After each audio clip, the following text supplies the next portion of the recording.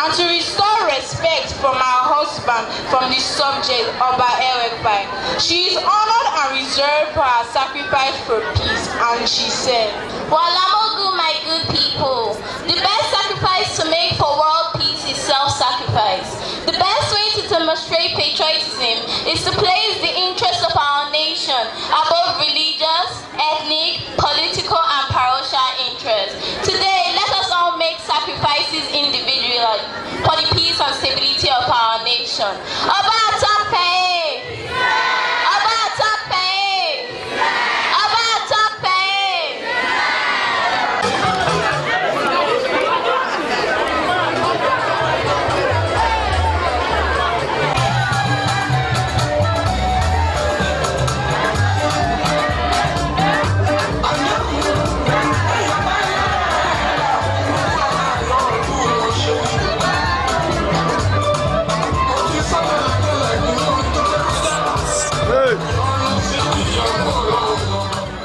First Premier of the Western region between 1954 to 1959.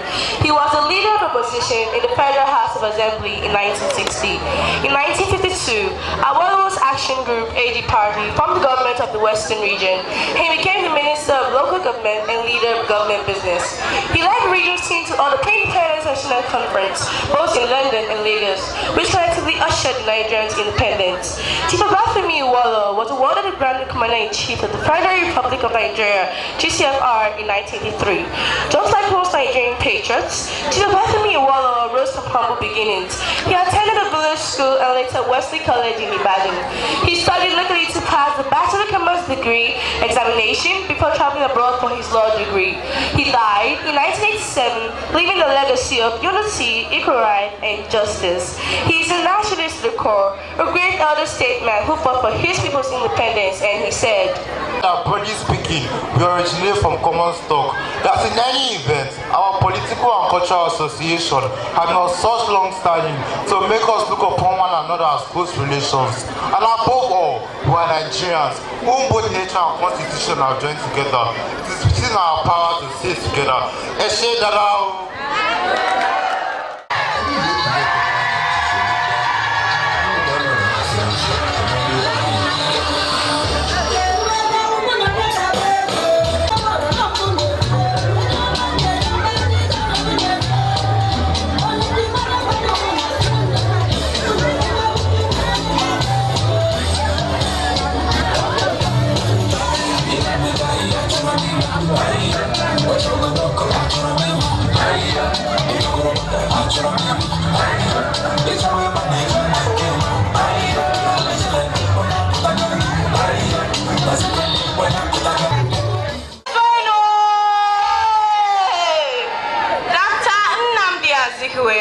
Zik of Africa, first indigenous Governor General of the Federation, 1960 to 1963.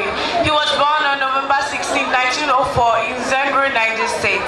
He received his early education in different parts of Nigeria before obtaining a higher degree at Howard University, Washington, D.C., USA. In 1963, when Nigeria gained a Republican status, Dr. Nnamdi Azikiwe was the first president of the Federal Republic of Nigeria. The OLA was a member of the Western House of Representatives between 1952 and 1953 and a member of the Eastern House of Representatives between 1954 and 1959. During this period, he became the Premier for the Eastern Nigeria. Prior to this, he became the Premier of Eastern Nigeria. He was a nationalist to the core. He was the regional minister of the local government, followed by he was appointed the Minister of Inter Affairs between 1955 to 1959. From 1959 to 1960, he became the President of the Federal Republic of Nigeria and also a member of the Federal Republic of Nigeria. He was a founding member of the National Council of Nigeria and Cameroon. He was the National Council of Nigeria and Cameroon. The OLE was the first Secretariat General of the party in 1944 and later became the president in 1946. The OLE attended attended the Lagos and London conferences that led to the independence of Nigeria.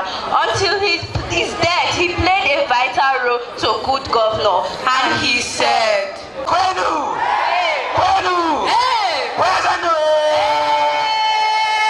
My good people, as a politician and a friend to my fellow colleagues, I'll say this to them: follow the rules of the game. I was awe-stricken and bowed my head in humility to those who died, that others may live and enjoy the good things of the earth. Faultlessly and fearlessly, and at the same time confront any person without becoming apologetic for taking a stand on any public issues.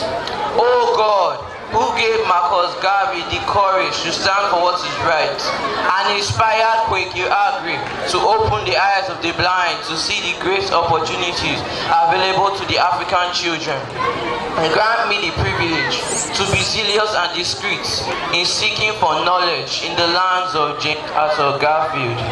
If Garvey could dream one God, one aim and one destiny in America and influence his contemporaries, and if Agri could dream that nothing but the very best was good enough for Africa, then not even death will stop me from reaching America in order to make my dreams come true. Cha cha cha, Kwenu! Kwenu! Kwenu!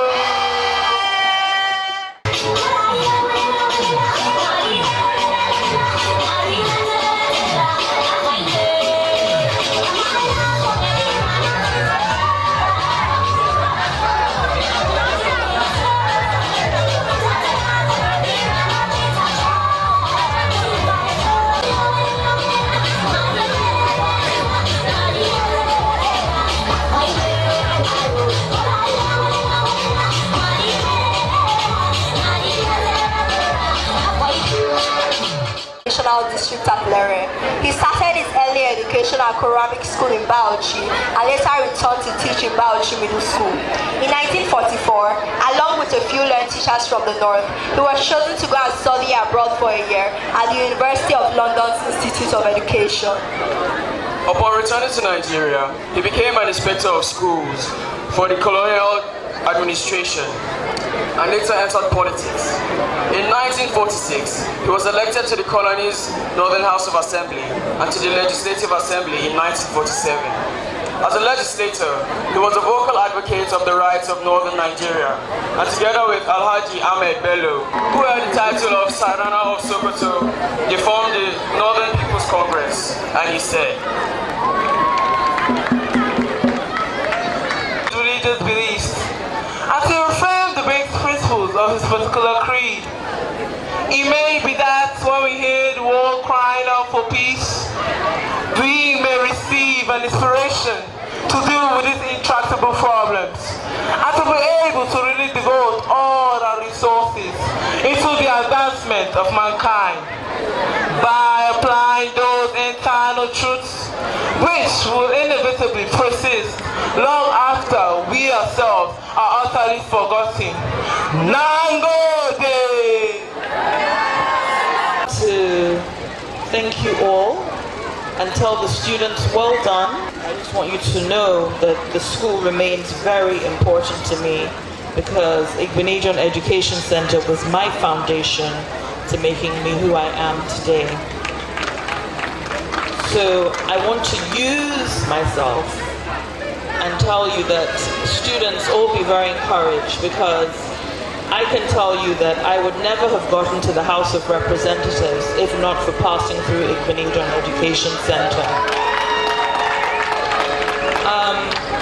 As some of you may have known, I actually happen to have been in school in England.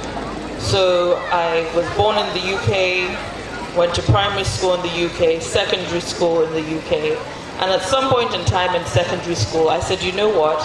I don't want to be in England anymore, I want to come to Nigeria. And people were doing the opposite. Everyone wanted to be in England, and there was I saying I wanted to be in Nigeria. And one of the things that propelled my decision was Martin Luther King Day.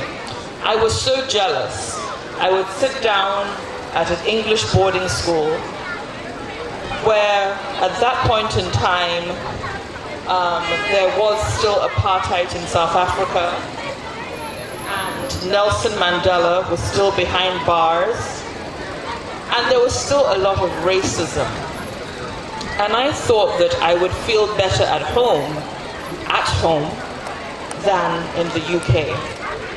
And therefore, I wrote several letters incessantly to my parents saying, look, I want to be back home.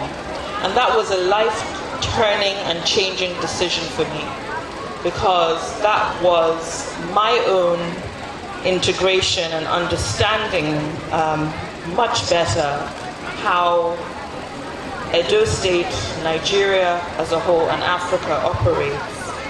And like I said, it's on that ground I was tough enough to weather the storms and decide to emerge as the first female House of Representative member representing the good people of Edo State, I can say, particularly of their federal constituency today, and emerging as the youngest female House of Representative member in Nigeria. So I give thanks to Igbenedion Education Center, and I want to tell you all, the students here, especially the girls, to encourage you that anything a man can do, a woman can do too. And if not, even better. And never give up. You know, some of you know of my political journey. Today, we gather to honor the life and legacy of Dr. Martin Luther King Jr., a man whose courage, conviction, and unwavering commitment to justice changed the course of history. Dr. King reminded the world that true leadership is rooted in service, that progress is achieved through unity, and that justice must never be delayed by fear or indifference. His dream was not just about equality in words, equality in opportunity, dignity, and access to better life for all. As we reflect on his message, let us remember that the work of justice is ongoing. Each generation is called to carry the torch by standing for what is right, by lifting the voices of the marginalized, by choosing love over hate, dialogue over division, and hope over despair. Today, we recommit ourselves to building communities that reflect Dr. King's dream. Communities where fairness prevails, peace is pursued, and every individual is valued. As we celebrate not just Dr. Martin Luther King, but Queen Idia, other great leaders who shared our world, like Queen Idia, whose bravery protected her people, Alhaji Tafawa Balewa, and Dr. Nnamdi Azikiwe, who helped build the foundation of our nation, Chief Obafemi Awolowo, a champion of education and progress, Dr. Nelson Mandela, who taught us forgiveness and resilience, Rosa Louise Macaulay Parks, whose quiet courage sparked a movement, and Ngozi Nkonjo-Iweala, who shows us that integrity, intelligence, and excellence can shape global leadership. To the students of Igbenedion Education Center, you are the next chapter of this great story. These leaders will want students like you, learning, dreaming, and preparing for their moment. Your education is your power, your character is your strength, and your courage will define your future. Believe in yourselves, work hard, stand for truth, be kind, and never forget that leadership begins with service. As we have honored these great men and women today, may you be inspired to dream boldly, act justly, and lead with integrity. Thank you, and happy Martin Luther King Jr. Day. And I must also thank and remember the chairman of this great institution, my father, His Excellency Sir Chief Dr. Gabriel Osawaru Igbenedion, the Isama of Benin Kingdom, who, of course, is here with us in spirit. And I know that he is also a man with a great legacy who we all look up to and appreciate. And I just want to say, well done, children, once again. Thank you. God bless you all. Oba Tokpe. Kuka Okonjo was the Obi of the Obahi royal family in Ogwashi Uku, Nigeria. She briefly attended Queen's School in Enugu and was later relocated to live and further her studies in St. Anne's Moli School, Ibadan, in Oyo State. She later moved to the USA to study at the Harvard University, where she learned economics and graduated magna cum laude in an AB in economics in 1976.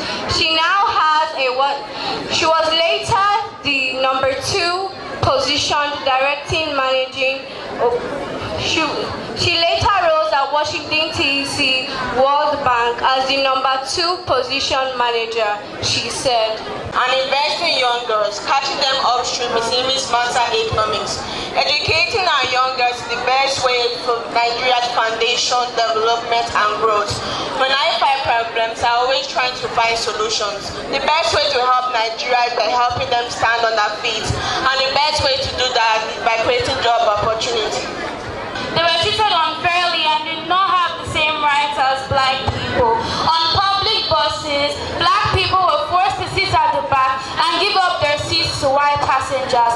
But on December 1st, 1955, on her way back from work as a seamstress, she refused to give up her seat on a bus in Montgomery, Alabama. She was arrested for this, but she stood to her right. Rosa Parks teaches us to be courageous and brave. Today we celebrate her not because she was disobedient, but because she fought for what was right.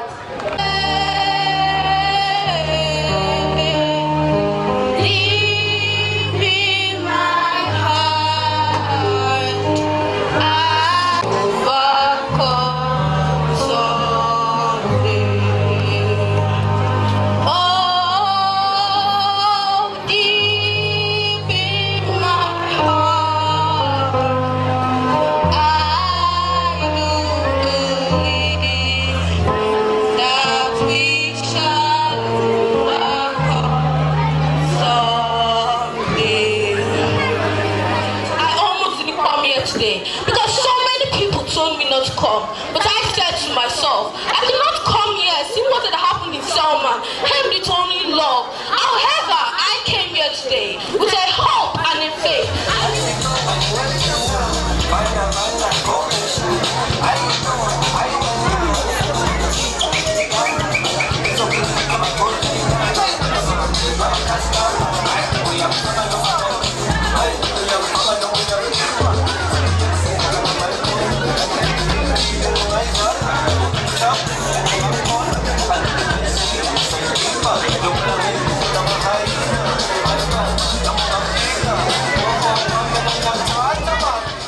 Congress Party, Outreach contested its segregation imposed by the whites on the indigenous black population. Mandela and his followers educated the world to recognize and to oppose the intolerable situation in his country where apartheid was the official government policy. He was put in prison and held captive on Robben Island for 27 years, but his spirit was never broken and inspired his followers to continue the struggle. In 1990, Mandela was released from prison by President F.W. de Klerk, with whom he established a multiracial government in South Africa by becoming the first black president in South Africa in 1994. He received the Nobel Peace Prize in 1993 in conjunction with F.W. de Klerk. He was a meme maker and told a story of freedom to his people and gave hope not just to a nation, but to the world. He said, as a representative to the millions of our people who dared rise up against the social system whose very essence is war, violence, racism, oppression, and repression. These countless human beings had the nobility of spirit to stand in the path of tyranny and injustice, recognize that an injury to one is an injury to all, and acted together in defense of justice and a common human decency.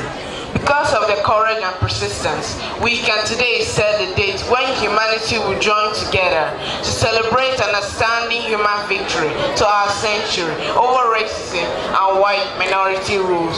Let future generations never say that indifference, cynicism, or selfishness cause us to fail the ideas of humanism, and let our collective striving prove that Martin Luther King Jr. was right when he said humanity is no longer bound to racism and war. And let our collective efforts to affirm the enduring value that genuine brotherhood and peace be more precious than silver or gold. Amandla!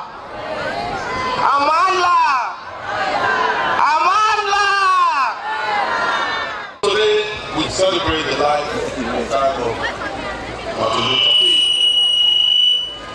who is highly famous with his "I Have a Dream" speech.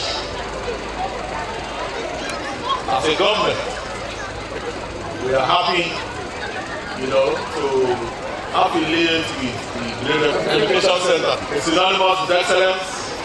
I think in the coming days, we are also going to be inviting Her Excellency to join us, as a distinguished personality, where we are going to be awarding you, let me give you that expo in advance for all yourself and Daddy have been doing in the education space. So thank you very much, and a round of applause for our mother and of course our father. Very simple. I have a dream. Let me quote from one of his popular lines. I have a dream that one day we will not be judged by the color of our skin, but by the content of our character. And in those states, we are building our students both in learning and in character. And I want to implore you, my students, on this special day, to ensure that you do not allow your dreams to die. As a government, we continually support you, and of course, we have utmost confidence in our mother and the Millennium Education Center continually instill discipline in all our students, so we can have fully baked students, both in terms of knowledge and in terms of character. In the world today, we have a lot of vices. You go on the internet, you see a lot of things, and sometimes it can be very disheartening. But with people, like the Millennium family, people like the governor of Edo State, Ramondo Bello, constantly developing policies and programs, we believe that the necessary tools we need to shape you and to shape your character is available to you. So please and please, as godly children, as children with dreams, avoid anything that can cut short that dream of yours. You see future doctors, future lawyers, future commissioners, future House of Representative members, future senators, and future captain of industries like Sir Dr. Gabriel Shawaru Benedict. It is possible, it is doable, it all depends on what you do today. A man with a dream, but without a strategy and without a plan, is only daydreaming. So this morning, or this afternoon rather, I encourage you all, to continually dream big and work each day, to ensure that you make plans to achieve your dreams. So our parents here, we want to thank you, we want to salute you, for helping our children. As they say, it takes a whole village to raise a child. So we want to thank you for standing in the gap of these young children, for helping them nurture their dreams and for not allowing their dreams to die. We want to implore you not to relent, but to continually improve and help the children to grow and become future leaders of tomorrow. It's achievable. I went somewhere 2 weeks ago and I was talking to some parents. I said, enough of the blame game. So many people in the world, you try to blame the government. As a parent, you have a significant role to play in the life of every child. When I was growing up as a young boy, you dare not stay outside the house until 9 p.m. because you go back home for the evening devotion. In the morning, you must gather, in the sitting room of my dad for the morning devotion. Let's go back to those good old days. Let's read the scriptures to our children. Let's encourage our children to pray. Let's encourage our children to read and avoid bad company. Because as I will always say, the company you keep as a child determines what accompanies you. So separate yourself from friends that will not help you to achieve your dreams, and go close to the one that will help you in studying and reading your books, burning the midnight candles, because that's the only pathway to progress. So I salute you, my children. I salute you, all the parents. I salute all the parents here present. I encourage you to continue in that light, to nurture these children, so that at the end of the day, as they say, if you do not nurture a child at his young age, it will temper your old age. May these children not temper our old age in Jesus' name. Amen. So collectively, let's develop policies, programs, plans to help these children achieve their dreams, so they can be notable in society and lead this country to the desired height. Martin Luther has done his time. He has finished his race. We are here now. We should do our bits, we should run our race, and let's finish well. Thank you very much once again. I love to serve Dr. Gabriel Lusawa with Benedium, our mother, Lady Sherry, and the Benedium family. We love you from the Ministry of Education. We love you from the Edo State government angle, and we wish you the best of today and the best of tomorrow. Thank you very much, and God bless you. We want our children to be encouraged, and we're happy you're here today, and that encouragement is going to start from now. Thank you. I know too that you're not just the Commissioner for Education for the government schools, but also the private schools, and we want to see more of you. We want to also benefit from His Excellency, our own Governor, Senator Monday Okpebholo, because anything that we do also reflects what Edo State does. The achievements of the children at Igbenedion Education Center are not just our achievements, they're your achievements, they're our governor's achievements. And for that very reason, we'd like us to have a better rapport. And that is why when they were choosing the special guest of honor, I told my mom, I said, no, it has to be you. And I want to salute you for everything you have done in the education sector in Edo State. You've made us indeed very proud. You've put Edo State on the map in terms of the educational strides that you have made, which have been so great in such a short space of time. And you could only do this with the help of our governor. So, Shan Bobo, I heard somebody. I'm not trying to be political, but you already know. So I just want to thank you and say Igbenedion Education Center is home to you. Please encourage our students as well. And anything that you can do to assist us, please don't hesitate. I'm just a phone call away. Mommy is a phone call away. She's your mommy too. And thank you for the very apt speech that was delivered here, which is very meaningful, because right beside you, you have Pastor Angela Igbenedion, who doesn't forget fellowship in her house. So I'm sure she appreciated those words, and it's good to know too that you were brought up with these very important Christian values, which of course, I'm sure, has led you thus far. So I just want to say a big thank you once again on behalf of the Igbenedion Education Center. Thank you and appreciate science at national level. On behalf of the Governor Those say we will give to you some of 500,000. Congratulations, Master Charles. I'm proud of you. I want to encourage you to keep it up. Continue that path. And bring home better. By the grace of God, we are here to support you. I will appreciate your mother and your father. And I'm honored. Father, we will not forget and those that know that. Out of the state government, give you 600,000.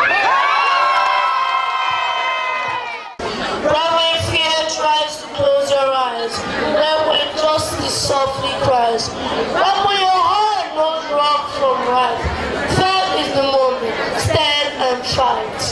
Small booty, double breakstone, a helping heart and outstretched hand. For every choice put dark and light, shapes are roared by what we choose as right. So rise, be true, be firm, be strong, even when the path goes wrong.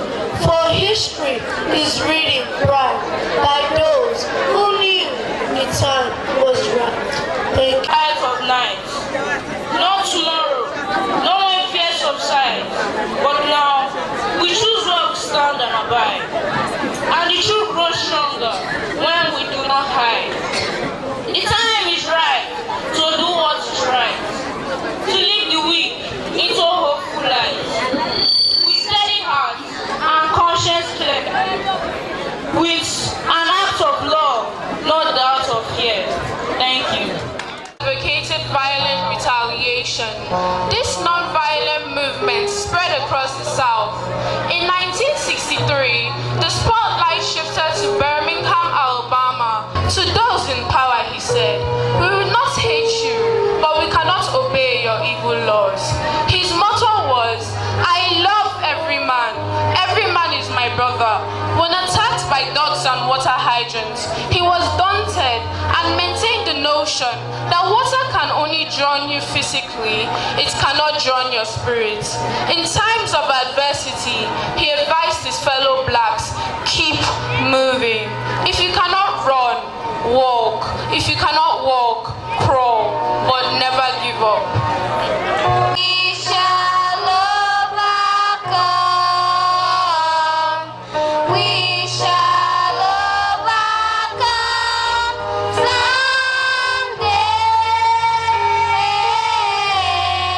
What he referred to as the iron feet of oppression, they will say enough is enough and fight back. In rising up against oppression, he advocated non-violence and passive resistance. He insisted that violence was self-defeating and he who lives by the sword dies by the sword. This is the light of mine. I'm gonna let it shine. This is the light of Like Christ, he asks us to love our enemies as ourselves. Dr. King was an optimist and a futurist. Even in the greatest adversity, he never despaired about the future. He said, "We'll win our freedom because it is a sacred heritage of our people, and it is the eternal will of the Almighty God." Dr. King spoke against injustice. I know you ask yourself today, how long, however difficult the moment, however frustrating the hour, it won't be long, because truth and trust will rise again. How long? Not long, because no one lives forever. How long? Not long, because you shall reap what you sow. How long? Not long, because you have seen the glory of the Lord. His truth is marching on. He has sounded forth the trumpet that shall never call for retreat. He's setting out the hearts of men on his judgment seat. Oh, be swift, my soul, to answer him. Be frivolous, our God is marching on.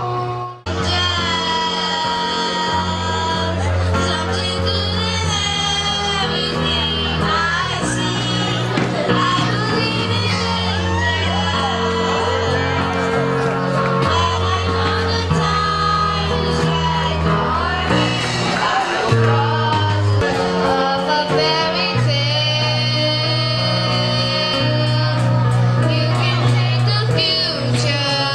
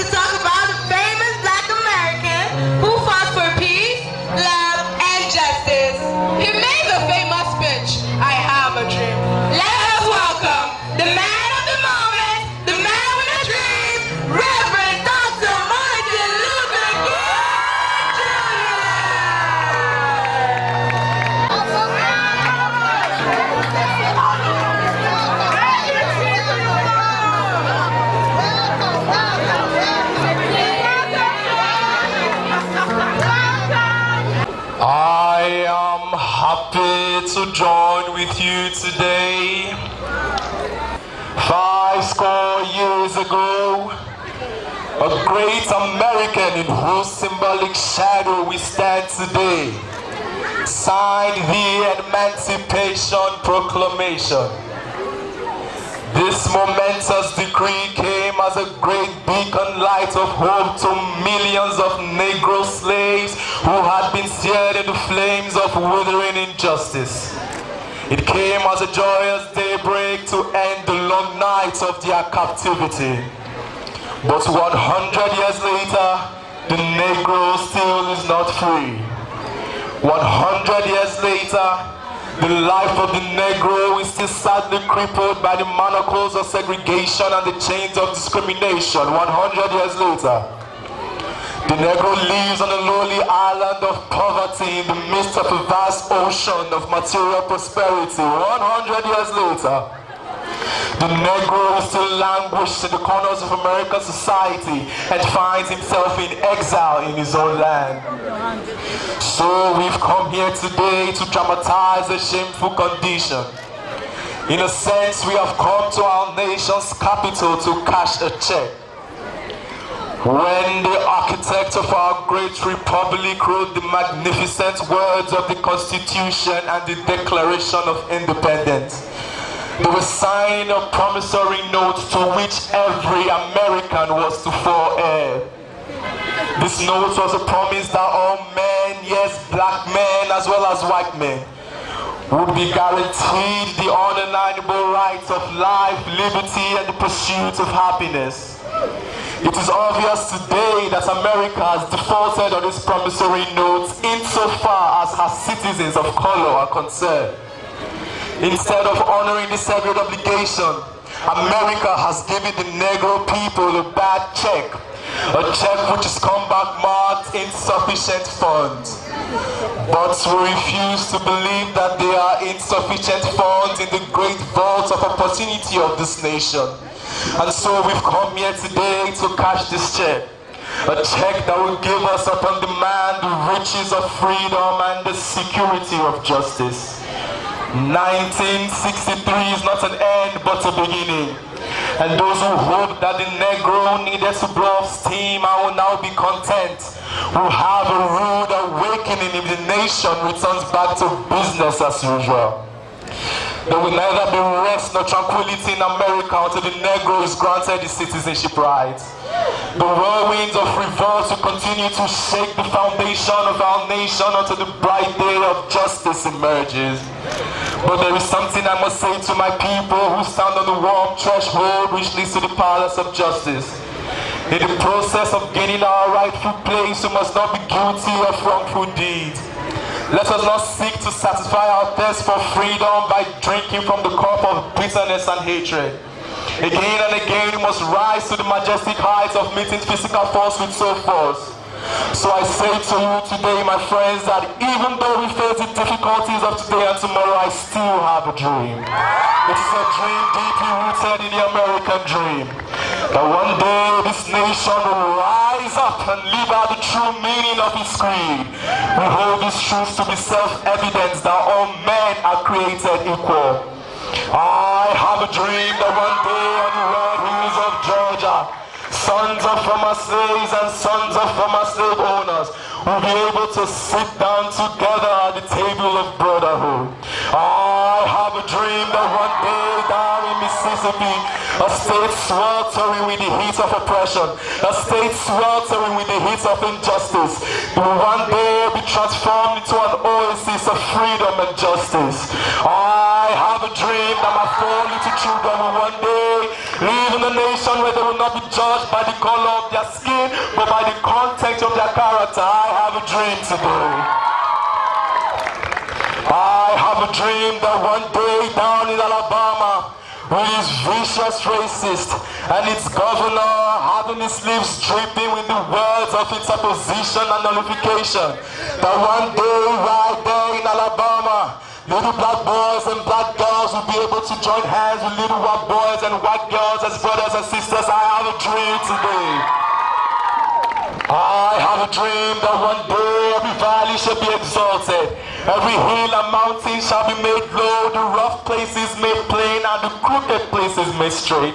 And the glory of God will be revealed, and all flesh shall see it together. This is our hope, this is my faith. This is the faith that I go back to the south with. With this faith, we'll be able to hew out of the mountain of despair a stone of hope. With this faith, we'll be able to transform the jangling discord of our nation into a beautiful symphony of brotherhood. With this faith, we'll be able to work together, to pray together, to struggle together, to go to jail together, to stand up for freedom together, knowing that we will be free one day. This should be the day when all of God's children will be able to sing with new meaning. My country, it is of thee, sweet land of liberty, of thee I sing. Land where my fathers died, land of the pilgrim spy, from every mountainside, let freedom reign. And if America is to become a great nation, this must become true. So let freedom reign from the prodigious hills of the hemisphere. Let freedom reign from the mighty mountains of New York. Let freedom reign from the snow-capped rock rubies of Colorado.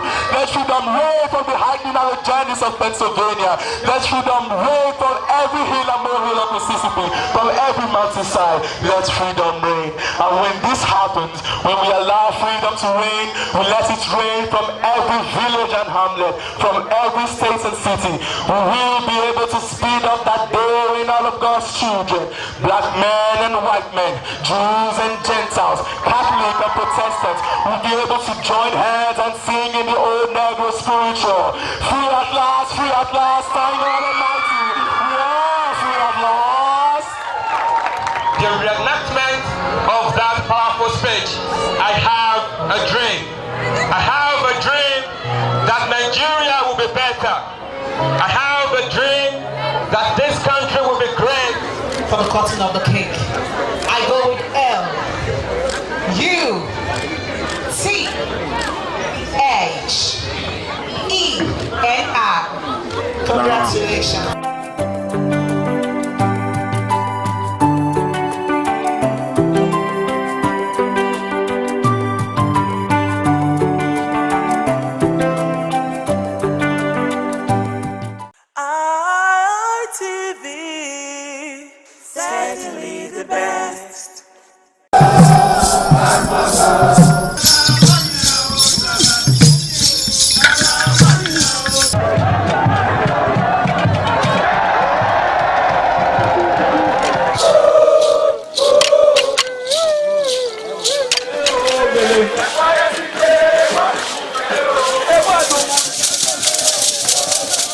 The Ugewe is the final ceremony of the series of festivals.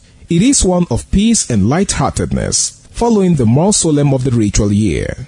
Ugewe is the festival of the Ewe leaves, a symbol of good luck and joy. It is the most popular of all that heralds the dawn of a Benin New Year, new vow, newness of life and freshness of life, and a new hope for the future.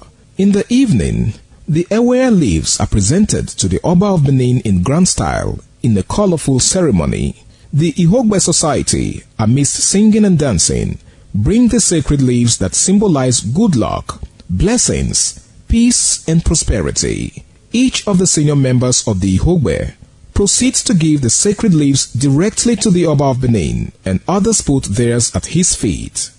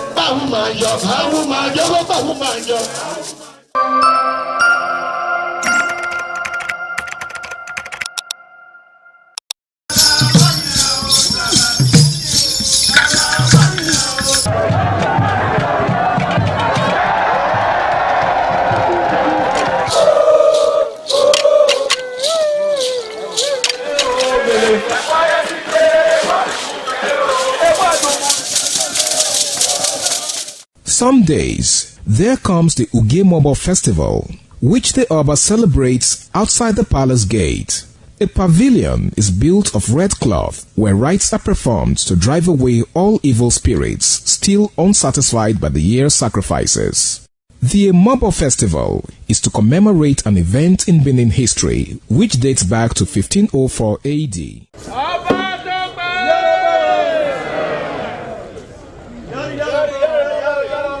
Yari yari, Ọba Tope.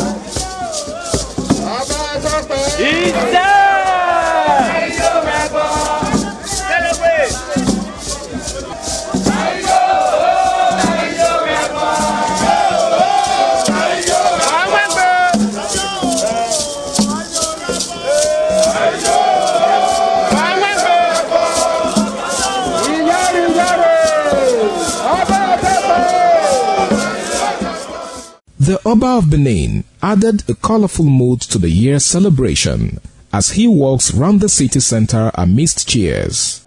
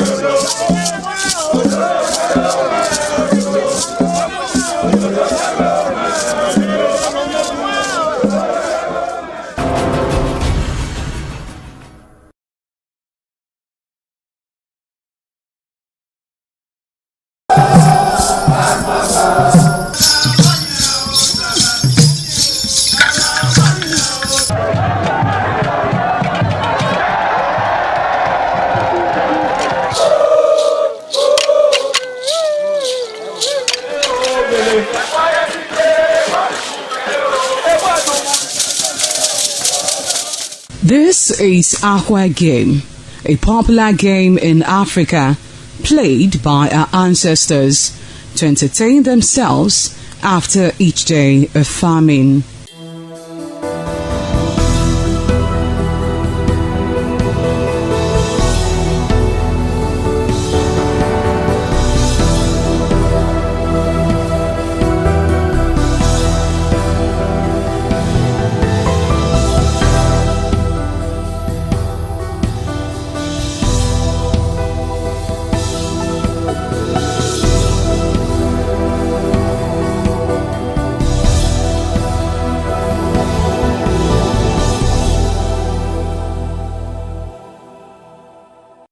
It is also relevant in our coronation in Africa. It is a sport and indeed very interesting, as every seed had a role in the game.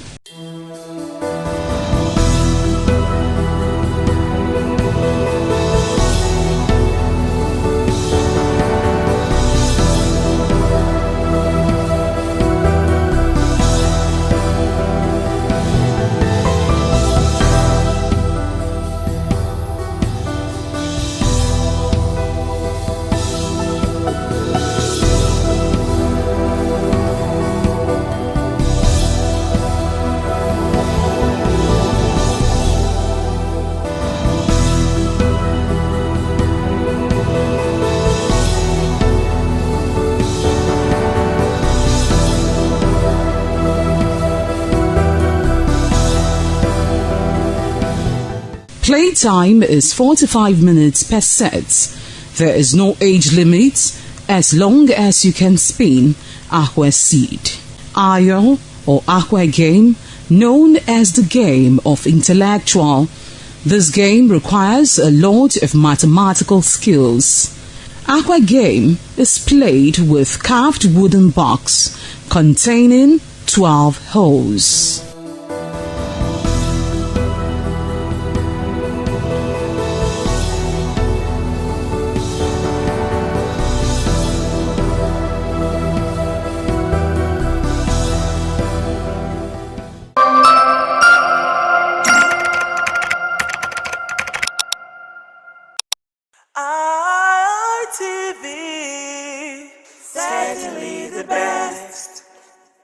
Hello viewers, I must say it is always a wonderful time to have you join me on Viewpoint on ITV.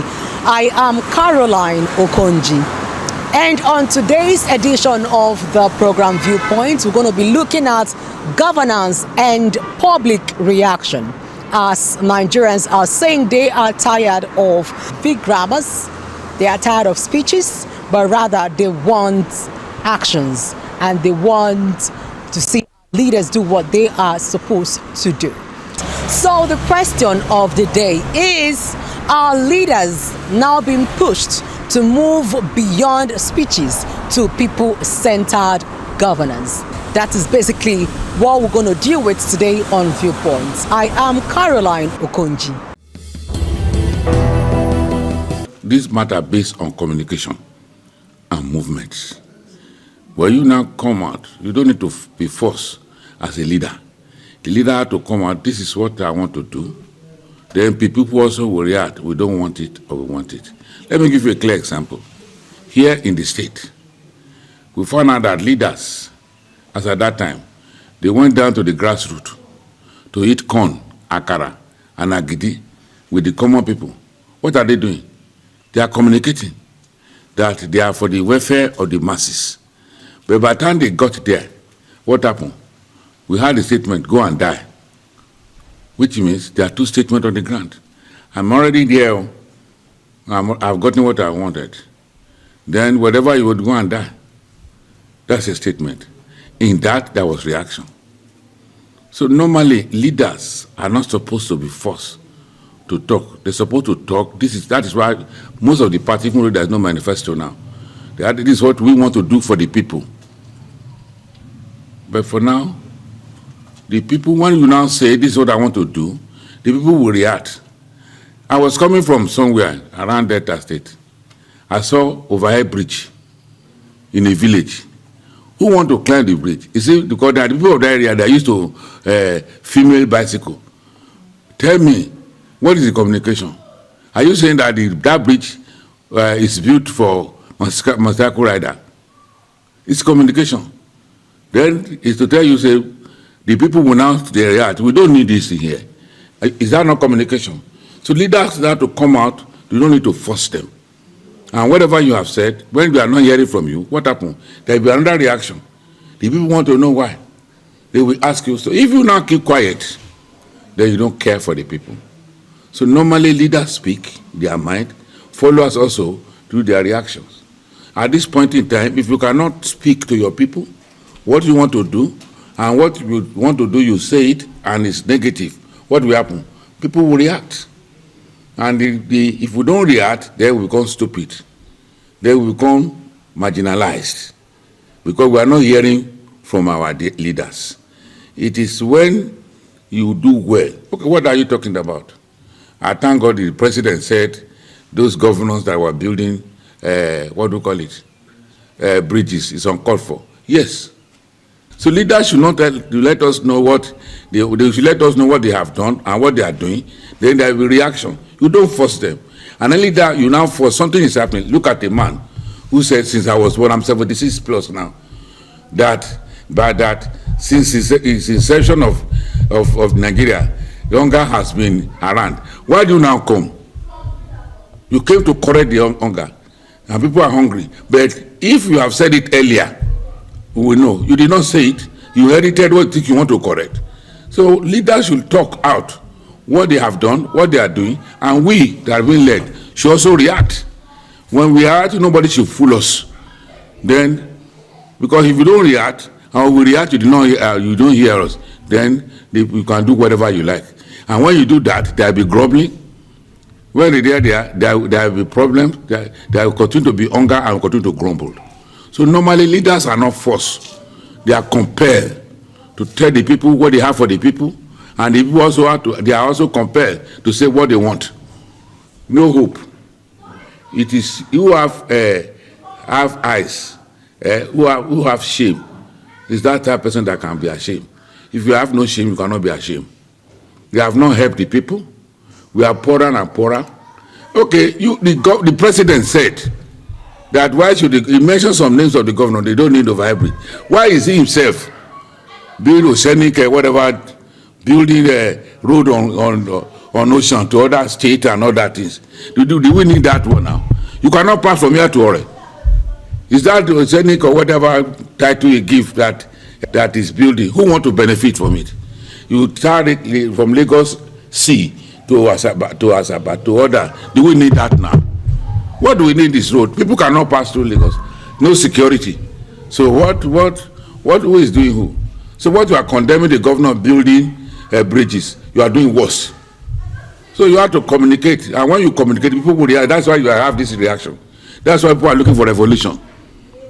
Because even the revolution, we have to pray because we are not in charge of police. We are not in charge of soldiers or army. We are just like that. No DSS. If you remember, that's a particular man who was in NIA, whatever, who was in charge of money. There's billions of dollars that were found in his house and others and his wife. They escaped. But today, such a man is an ambassador in another country. So what are we now preaching?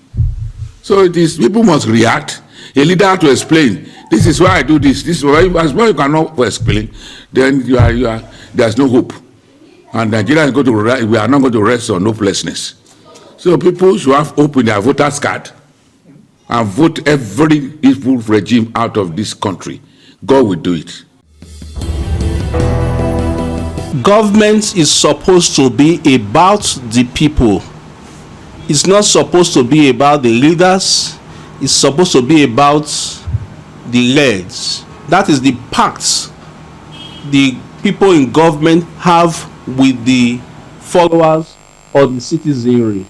I don't think that the people have done enough to compel the leaders to be more focused on governance, and governance which is basically for the welfare of the people. We just see the citizens full of hysteria over a particular situation, and after that they go to bed. Save for civil society organizations like SERAP, who are on the government's back and pushing them to do what they ought to do. Nigerians generally are laid back if they can just get their 3 square meals and that's all. The more, I think that even if they are trying to wake up to push government, they should do more. Nigerians should ensure that governance should be people-centric and not about the persons in government. We must ensure that we speak up and be involved, not just being card-carrying members of political parties, but by ensuring that we speak up and put government and political office holders on their toes. The government is people-centered because government seems to feel they know better. I believe that the leaders should come down from their high horse, have town hall meetings with the people. What do they want? What is the primary issue that you want us to focus on? We find out that every government simply comes with their own program, 3-point agenda, 7-point agenda, without carrying the people along. Renewed hope or all that sloganeering, without letting the people say, or without the input of the people. You find people having pages and pages of manifestos that they are not ready to implement. It's just for the paper, just for the records, for people to see that there's a manifesto. But they must carry the citizenry along. What is happening in rural areas? Do they have primary health centers? Do you know that the UBTH as a hospital is a tertiary hospital? Only very important health issues should be tackled there. If we have general hospitals in Benin City, general hospitals everywhere, UBTH will not be crowded up because it's a tertiary hospital. If you go to other tertiary hospitals in the country, except you have major referrals, you can't go there. So the government should look at what do the people want, where does it pinch these people, and try to ensure that they remedy that area. Like schools, we must ensure that time will come that people will be removing their children from private school and putting them in public schools because public schools have become very good. Children should not be sitting on the floor. Children should not be wearing tattered uniforms. Government should be able to do that for families, so that people will understand that they have a government who listens and cares for them. Take example for Edo State. There are other little things, that low-hanging fruits that you can grab, and people will see that you are doing something good for the people. See Ring Road. The road in Ring Road, just that city center, is bad. You pass there every day, you see that road is bad, nothing is being done, but you are putting on flyovers. That is a white elephant project that will take millions or billions of naira. Whereas primary health centers where children will be born, where children will be treated, where people will run to first before being referred to general hospital, they are not functional. Those are the very important things. Primary schools where our children of the poorest of the poor can go free of charge or paying little sums of money, they are not functional. Healthcare is not affordable for anybody. People are dying because they cannot pay out of pocket expenses to pay for hospital. They go to chemists, they go to one auntie nurse who treats them. But if all these things are being tackled by the government, then the people will be very happy. Not major projects like flyovers, which will not touch the people personally. Very soon the flyovers will be underground bridges for criminals to be hiding. Those are not the primary issues of government. You see, people need practical. People are tired. Before this government, a lot of policies has been made, and those policies were not implemented. And those policies that were not implemented, people are fed up about it. Nigerian leaders and government should go beyond making policies, but implementations is becoming our problem. And the masses are tired of hearing policies and no implementations. And this has been making the masses to disbelieve every policies that the government are making. And that is why the masses are saying that they are tired, they are fed up. When governments make policies, they pay less concern about it because they are not seeing the implementations. And this time, the government should wake up to their responsibility. In the developed nations, governments have their agendas, and it is the agendas that is the scorecard of the administrations, in the sense that when they don't need to be reminded on what to do, as they brought out their manifestos, they start their implementation immediately. But in the developing nations, not only in Nigeria, most third world implementations, when there are implementations, people will begin to rejoice. You see, today there is high cost of living. Government should take proactive steps on how to cushion all these issues so that the environment and everyone will be happy. I know the government are trying their best, but they should go beyond because the people are expecting a lot from them. Nigeria is a big country compounded with a lot of problems. Even when the present administration came in, they came to meet problem. Rome wasn't built in one day. It takes a gradual process. If the masses will support this present government to bring out what he has proposed to do, I believe things will be done. There are various facets. There are some areas that things are working well, while there are some other areas things are not also working well. But let our praise, our encouragement, we make them to put their interest to ensure those areas that are not working well will begin to work well. When you look at Edo State in particular, the governor of this state, a lot of people said, oh, this governor will not be able to work because they are looking at him as a very calm governor, and they are looking at him that because of his disposition, this governor, this fire approach is not in him. Based on that, they expect that the governor cannot be able to do something.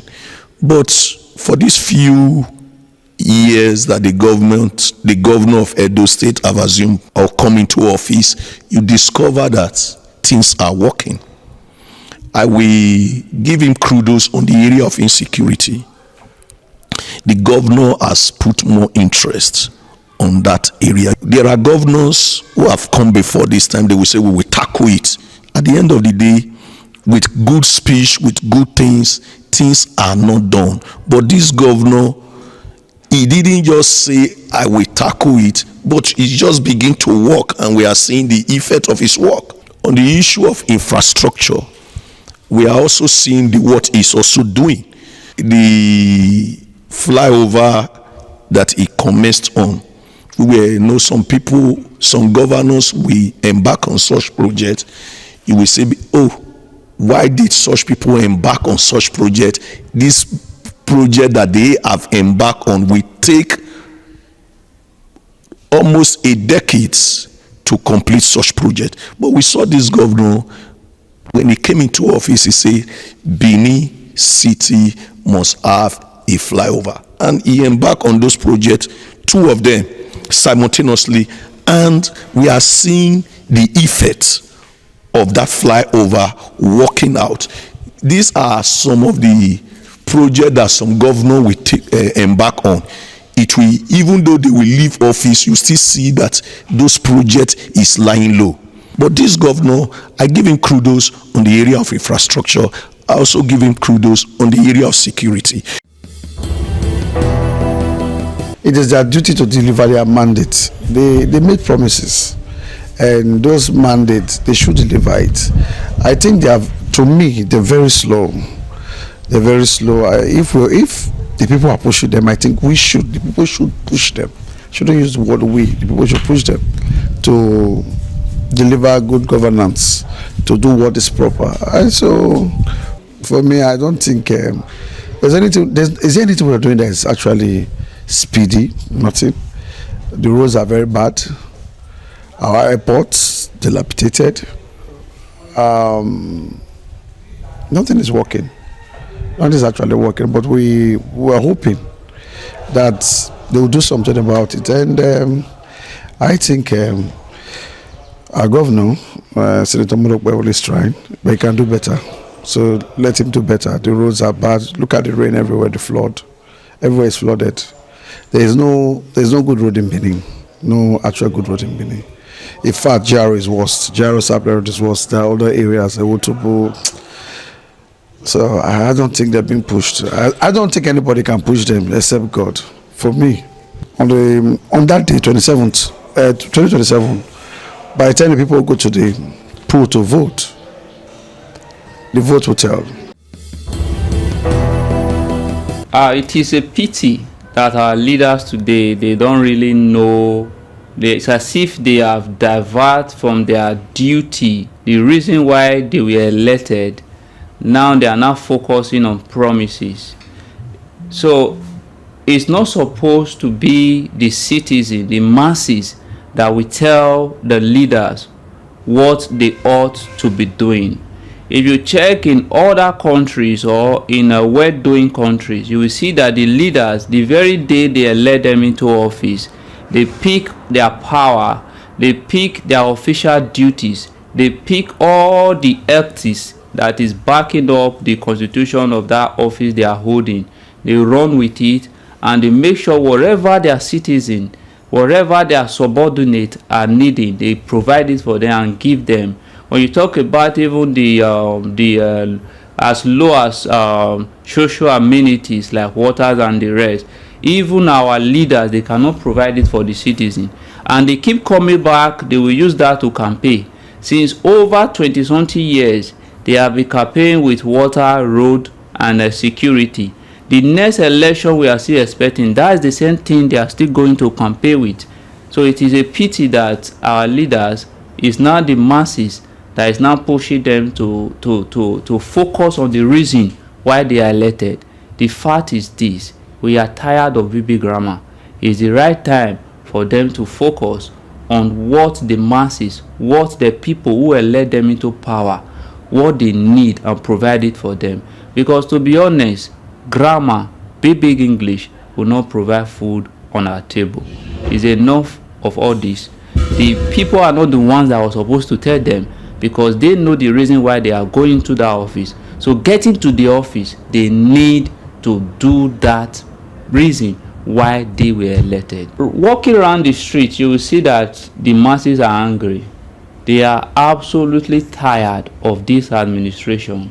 On day-to-day life, it's not so difficult for us to even live. If you check the minimum wage of average Nigeria, it's not able to buy a bag of rice. Talk less about the transportation. If you check the high cost of transportation in the past maybe 18 months to our present state, many persons are waking up, going to office just to pay their transport, or for them not to be idle at home. The salary is not even enough to pay their transport, or to pay hospital bill, or to pay their children academic. If we continue like this, it's going to be terrible in the next administration. The federal government are supposed to do what they are expected to do and fulfill their promise, not because anybody is pushing them to do it. Because I believe if you make a promise, you are supposed to fulfill it. And you are not supposed to be reminded by doing what you promised to do. Because just take, for example, now, if God call you to do something, nobody will push you to do it. You have to make sure that everything works out. Well, thank God, I will use let me use those state governor as example, because it's somebody that I've seen, not that we are all seeing something that is making difference. Because you don't push him, you just want to make the people happy and try to fulfill his promise, and making sure that whatever he says, he makes sure he did it and it came to pass. He did not just say it, but he fulfilled it. The area where I'm driving to, the land that was taken from us long ago by the previous administration, this governor came and said to us that we'll get our land back. And to the glory of God, our land has been given to us. And I personally have gotten my own. And you have done well, because Edo State was on safe ground. But today you have made it a safe ground. And this is what we are saying when it comes to doing what you promise. And government is supposed to be like that. And this is what we are praying for, and this is what we want our leaders to be doing, whereby nobody is reminding them to do what they are supposed to do, but yet they are just doing it and making sure that what they came there for, they fulfill it. and make sure everything goes well for the people, because they are there for the people, not there for themselves. The new scorecard isn't about grammar. It's, did food get cheap? Is the road safe? Is there light? It's basically what citizens are saying that they expect from the federal government in order for citizens and Nigerians at large to enjoy life. And they expect the federal government to do all of the promises that they have made during their campaign before they emerged and occupied their offices. That is why they are saying that grammar and personalities, political party will not provide them with the basic amenities that they need, but rather they need a result-oriented kind of person. It is a Viewpoint on ITV. I am Caroline Okonji, saying to you many thanks for watching. Bye for now. ITV, certainly the best.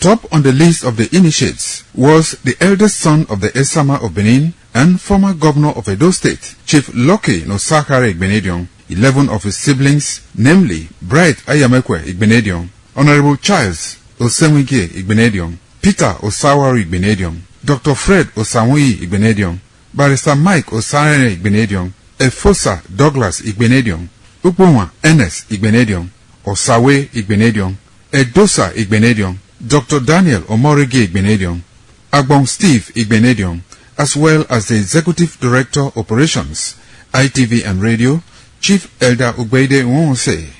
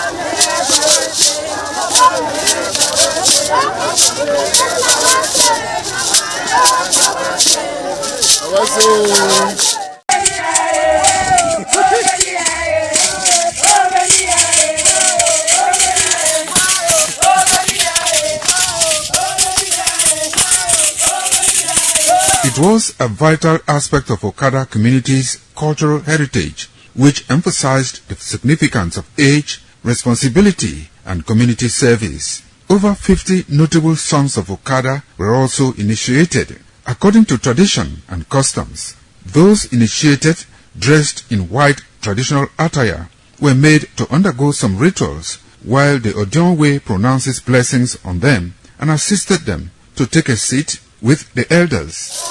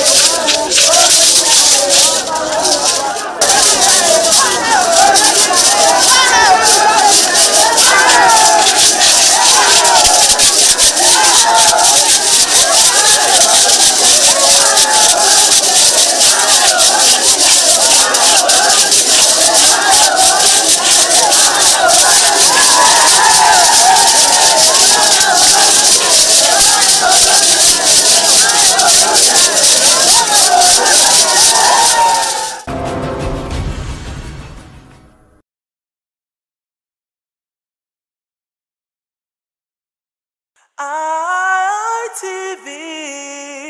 certainly the best. Joining us on this week's edition of the program, Icons. Icon is a program designed where we showcase individuals and personalities who have made a mark in their chosen profession. And so you learn from their story to enhance your productivity, your efficiency, your effectiveness, and your output generally. The program was designed to ensure that we give value to life from the experiences of those who are contemporaries, those who have gone ahead of us to achieve so much in the society. And I'm Sonny Duke Okosun, your host on the program. My guest is Chief Henry Iyobosa Legema, the iconic Legema, I must say. Good to have you on the program. Good to have you on the program.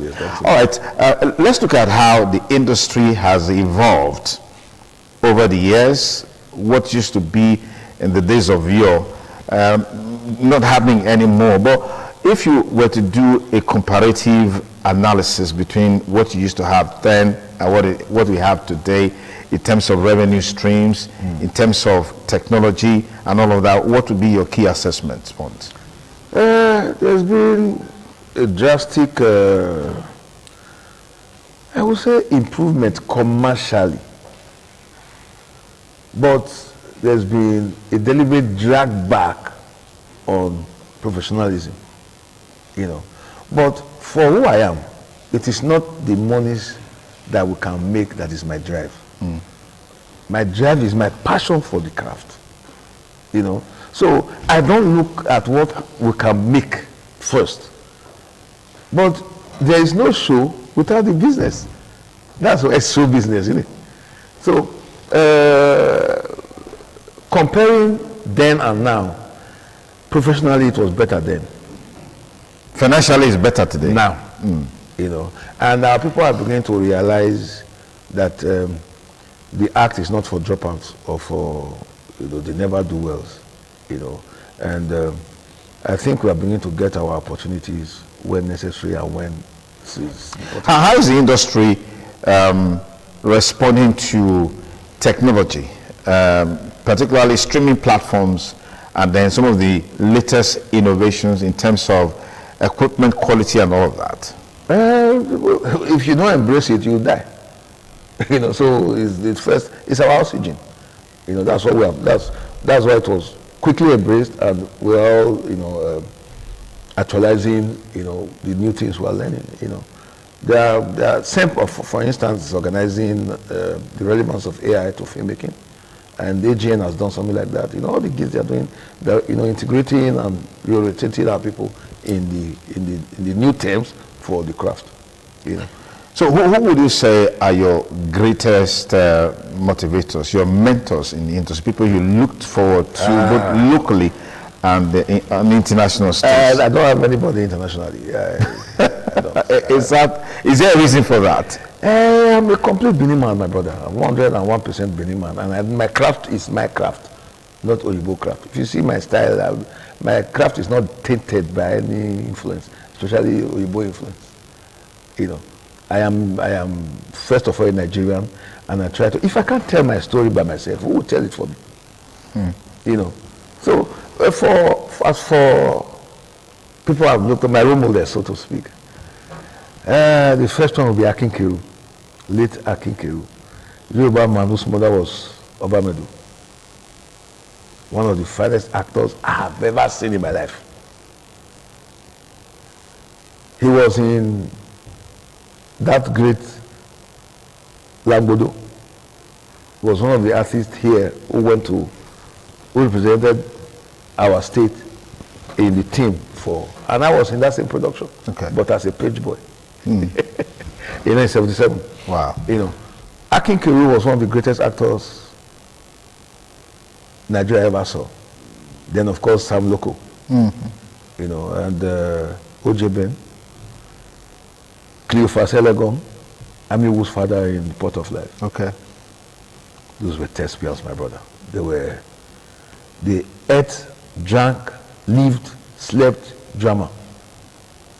You know, even Felix Ogie, Kasma Suleiman, you know, Then in the nowadays, RMD, my contemporary, another fine actor, was here in Benin. My small cousin, Pedro Baseki, was an inspiration. You know, he was the first person who made me play a clown, a village jester in The Prince. Somebody was the prince. And it was the first time I was playing that kind of role. I never believed I could carry it. You know. But he told me, "Pa, there is nothing you that I know cannot do."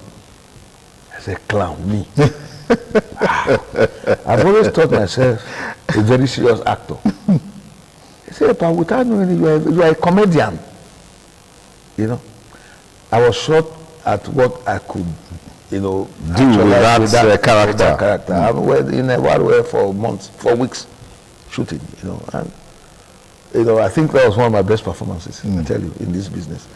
Then you may think Pedro Baseki is a young man.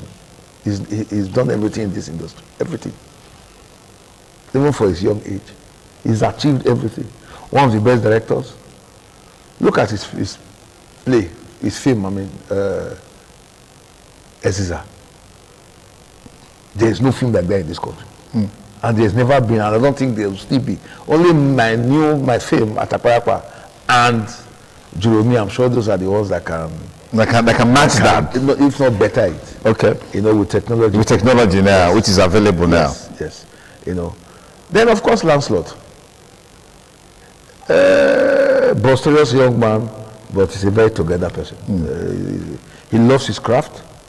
And he does not shy away from talking about it and shouting from the highest mountains about it, you know.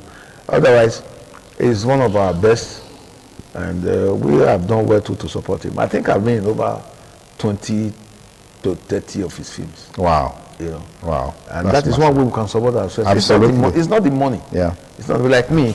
I don't think, maybe one or two persons have paid me for acting for them, you know. I finish with you and walk away because I feel it's one way to encourage you. You know, it's not because I have too much, but it's one way. I didn't have anything to start this business.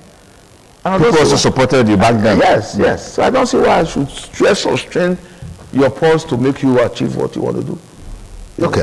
What would you say are those values? Some of them you highlighted, but I just want us to talk a bit more about those values and virtues that you head on to that has kept you thus far in the industry, which I believe strongly younger people, younger actors, actresses need to learn from. First thing first is know who you are and believe in you. That's one. It's like the foundation. Know the talent you have. Know, you know, the strength of your talent. Okay. Then hone it properly. Because it's you. There shouldn't be shortcuts or cutting corners to it. You must go through the mill. That's the only way you can actually be, you know, when they say wet your whistle, that's the only way you can actually clean your pipe. Or like cleaning your lungs for fresh and clean breath, you know. Then two, you must be dedicated to the craft. Otherwise it will leave you. It's like a guitarist who leaves his guitar for 1 month. The guitar craft will leave you. To start again, you will learn, you start to learn all over again. That's how the act is. You must practice it every day. Whether you are alone, whether you are in a production situation. And don't let money be your focus. Don't let the glitz, the glamour be your focus. Otherwise you'll be a flash in the pan. It's like fashion. It has its season. Yeah. That's how it is. But if you are in for the craft, and you are an absolute practitioner of the craft, you may not have that kind of fame, but you will be there. Consistently. You will just be a necessary evil there. I like that word. Anybody who's coming to shoot anywhere will say, where is that leg? Well, because you have made yourself relevant. You know, and don't ever go on set and be a problem. What do you mean by that? You know, some people come and they come with all sorts of excuses, especially if they are collected monies. You know, he will know that he's having another shoot in 5 days' time. He will collect the money. He will collect the money, and 3 days to the 5th day, he starts to give you problem with, I'm not well, my mother is in the hospital. You know, those kind of excuses, you know. You may get away with it first, second time, but you may not have another job from that same because that would be people's perception of you, and then use it against you. So we try, you know, we follow that, our slogan that says the show must go on. Go on. You know, so whatever. I pulled a tooth. I pulled a tooth to go on the set. Wow. I was on set when my immediate elder brother died. I finished. I didn't talk. That's commitment, dedication to the contract, to the craft, just like you said. You know, and the minute you can have that dedication to the craft, the sky will just be your threshold. Okay. As we round up now quickly, what should we expect from you? What do you have? In the pipeline? Yes, in the pipeline. What are you doing? Do you still act? Do you still shoot? Do you still produce? Do you still direct? And when you look back, how many movies would you give credit to as your personal production? Whoa. Movies. Maybe like my personal movies. Maybe like 47, 48. Wow. That's huge. Then I produced for others about 50 something. That's huge. You know. Right now, we are starting a new phase of filmmaking. Why do you say new phase? Because it's not what we have been doing or what we did before now. It's completing the movie and then animating the movies. You know, it's a new deal we are starting with the Chinese. Okay. And we are starting with our own stories, epic stories. You know, Joromi, Kwase, what do you call it? Atakpayakpa, Ise Nazoloa, then Nikidi, you know, all those movies of way back, yeah. You know, so that's what we are doing. All the scripts already. We are doing our creation artists and dotting our eyes. Okay. By tomorrow, Pedi is starting his own, the cartoon version of Ikoka. Tomorrow, you know, and I'm playing with him. You know, so he's the director. I'm just an actor. Okay, in that sense. But I'll be there tomorrow, and I'm thinking to take some deal of this week for that. Okay. You know. Okay. So that's where we are. So right now, I have 2 films to release in the next couple of days. Interesting. You know, Mother Dearest and A Woman of Virtue. But now we're back to the theaters. I mean, the return of theaters. Yeah. How is that adding value to the industry? Well, it should add value because it's a plus. But it looks like it's not adding value from that. Because that's why I said we have no actors anymore. The crop of actors we have now don't know stage, and they are not interested because there's no glamour, there's no glitz, and according to them, no money. You know, so glamour, glitz, fashion, and money. Okay, money is their push. Okay. Only very few actors like myself, Tete Negiabi, Rajo Sawaru, Uniso Morigi, Cliff Benovia, Sonny Duboy, and a few others. Eli Abaseki, Jennifer Abaseki, you know, those are the ones who have the, you know, the drive for, or the passion for stage, you know. And of course, what do you call this girl?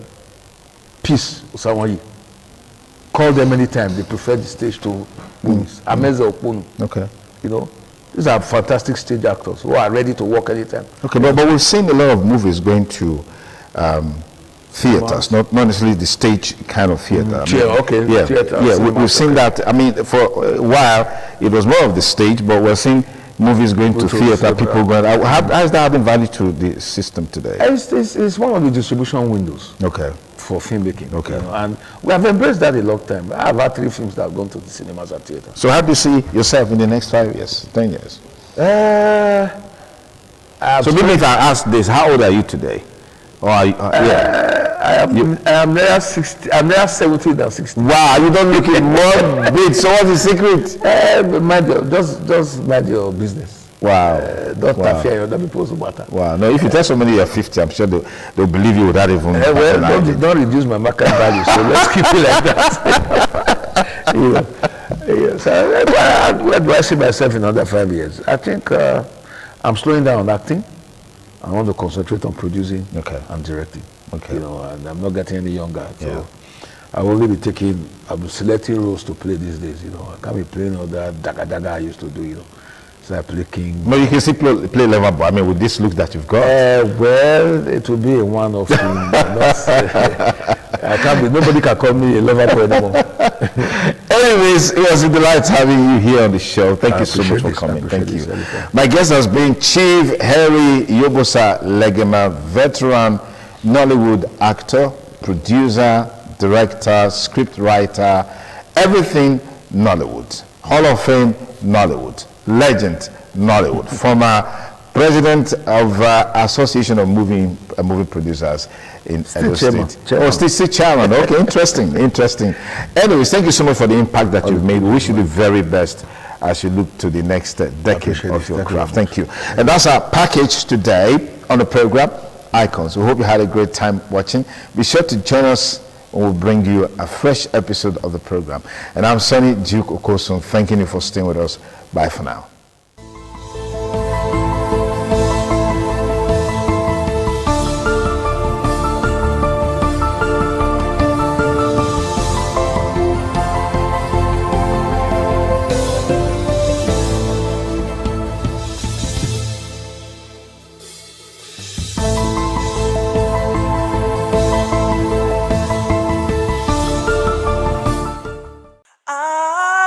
ITV, certainly the best.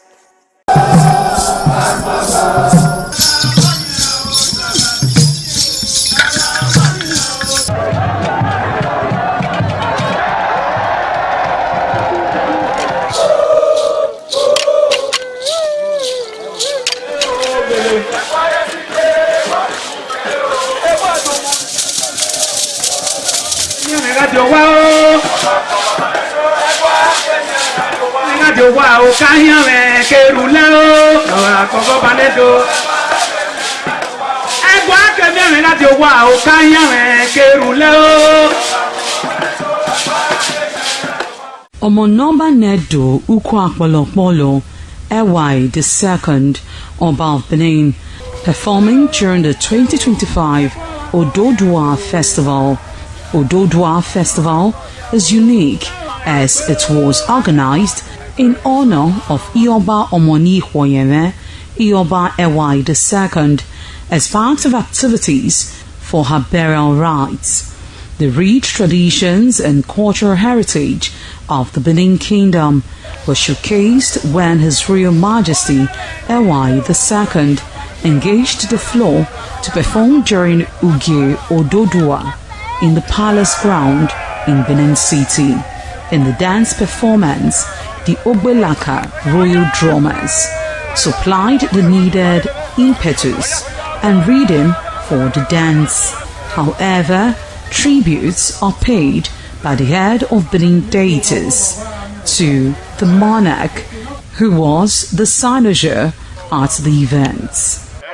The event can best be imagined as the spiritual rejuvenation, stunned, spectaculars and guests at the colorful ceremony.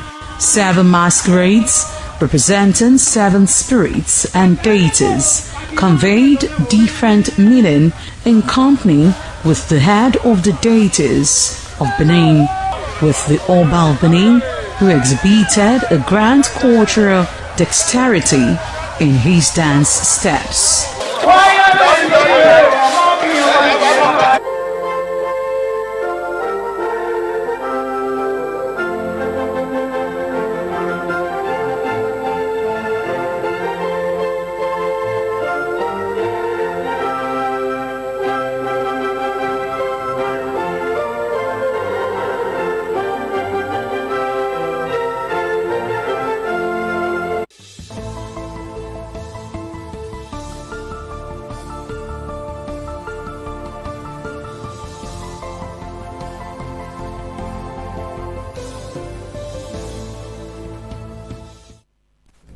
A very beautiful afternoon to you and welcome to the news update at this hour. I am Amarachuku Azuka. You can watch ITV live online at www.itvradioNG.com/live. You can also follow us on all our social media platforms on Facebook, X, Instagram, YouTube, and TikTok at ITV Radio NG.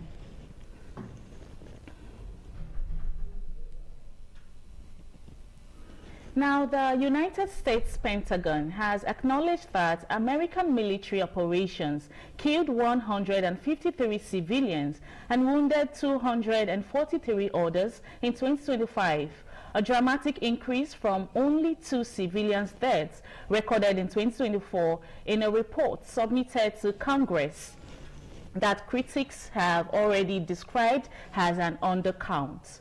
All 153 deaths and the 243 injuries recorded in the report were linked to the 3 American airstrikes conducted in Yemen in April 2025 during Operation Rough Rider, the U.S. military campaign against Iran-backed Houthi rebels.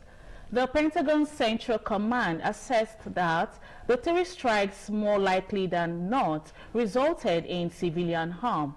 As of February 2026, CENTCOM was still reviewing 15 other incidents in Yemen following reports submitted by non-governmental organizations. The organization Air Wars, which independently tracks civilian harm in armed conflicts, reported that at least 238 civilians may have been killed in Operation Rough Rider alone.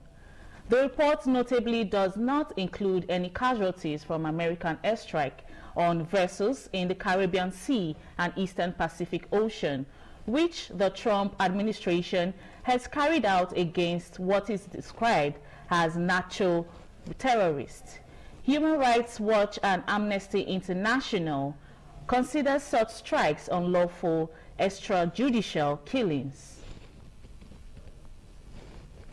Now, personnel of the National Genetering Station at Hilia Aleifa in Cameroon's far north region under Section 1 of the Multi-International Joint Task Force has arrested a suspected terrorist, logistics carrier, and recovered a substantial quantity of ammunition during a patrol operation in the Dongom-Silio area of the Longon. The acting chief military public information officer of the Multi-International Joint Task Force, Lieutenant Colonel Iwela Ikedichi Onyenonachi, in a statement said the suspect, identified as Musa Godja, was arrested on 10 August 2026 while in possession of 3 containers disguised as petroleum product containers containing approximately 21,000 rounds of 7.26 times 39mm ammunition. According to Lieutenant Colonel Onyenonachi, preliminary investigations indicated that the suspect was transporting the ammunition from onward delivery to Amdego, where he was intercepted, and he is currently in the custody of one of the national security agencies for further investigation. The force commander asked all sectors to intensify patrols and clearance operations to disrupt all terrorist networks and secure the Lake Chad Basin area to enhance peace and security in the region. Now moving on to Kaduna State, where the Kaduna State government has commenced the distribution of free fertilizer to wet season farmers across the state, following the flag-off of 500 truckloads of farm inputs by Governor Uba Sani. Farmers in various local government areas have continued to receive the fertilizer, describing the intervention as timely support for increased food production. Umar Mohammed has details. The Kaduna State government has last month flagged off the distribution of 500 trucks of free fertilizer to wet season farmers as part of measures to strengthen agricultural production and support farmers. The exercise has now moved to the local government areas where beneficiaries are collecting bags of NPK, urea and other agricultural inputs. At Kachia and Igabi local government areas, farmers were seen as designated redemption centers, receiving their allocations. Although some farmers describe the distribution as coming late in the farming season, they said the inputs will still help improve the cultivation of various crops and reduce the cost of production. Speaking on the exercise, Kaduna State Commissioner for Agriculture, Murtala Muhammad Dabo, said 69 redemption centers have been established across the state's 23 local government areas. He explained that each local government has 3 redemption centers, with every qualified farmer entitled to 2 bags of fertilizer. Where we started with where we saw food redemption exercise smoothly. The same with the Euro Redemption Center. Visited and to see farmers doing their life. Here in Gadagan, which is the third local government, they are just offloading the goods. Tomorrow morning, they've already started receiving taxes. Tomorrow morning, they are up and running.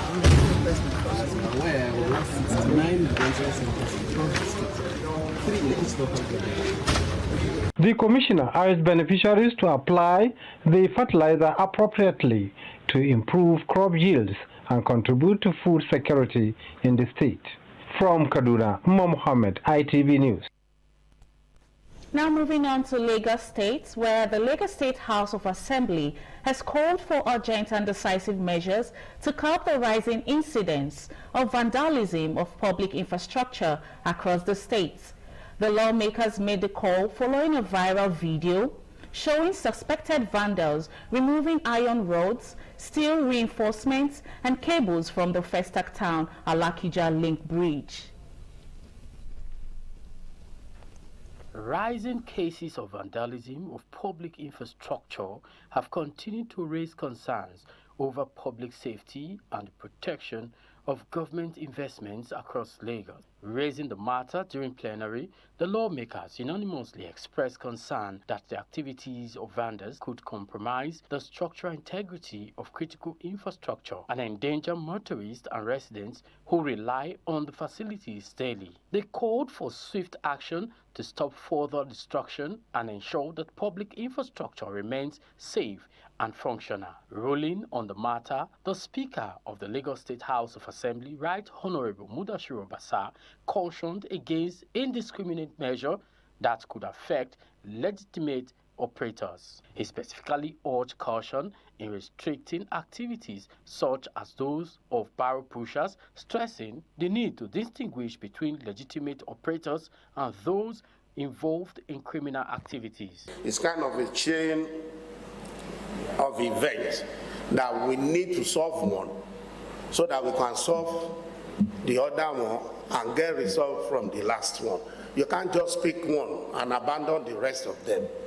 The Speaker also expressed concern that the prosecution and incarceration of offenders could be complicated. We just have to continue to call on the executive to do more. Because where there's a fear of making arrests because of where we have to keep them, it's a challenge. At the end of the day, the criminal will now become victim. Honorable Obasa further called for improved standards and increased capacity within the Lagos Neighborhood Safety Corps, urging the Corps to strengthen its role in identifying, preventing and reporting acts of vandalism. The motion was moved by Honorable Moshood Aro.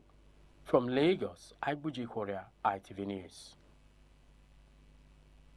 Now moving on to Japan, where the Japanese government has released $3.5 million grant to Nigeria for rice seed production across the country.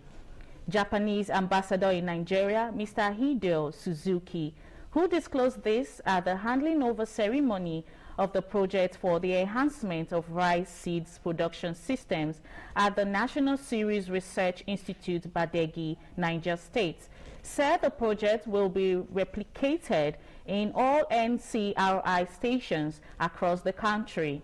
He added that the grant would finance procurement of 20 modern agricultural equipment comprising 20 medium-sized tractors, 3 rice transplanters, 4 small combine harvesters, and 2 excavators for seed cultivation and production. The Minister of State for Agriculture and Food Security, Alhaji Aliyu Sabi Abdullahi, commended the government and people of Japan and the Japan International Cooperation Agency for their consistent support for Nigerians' agricultural development.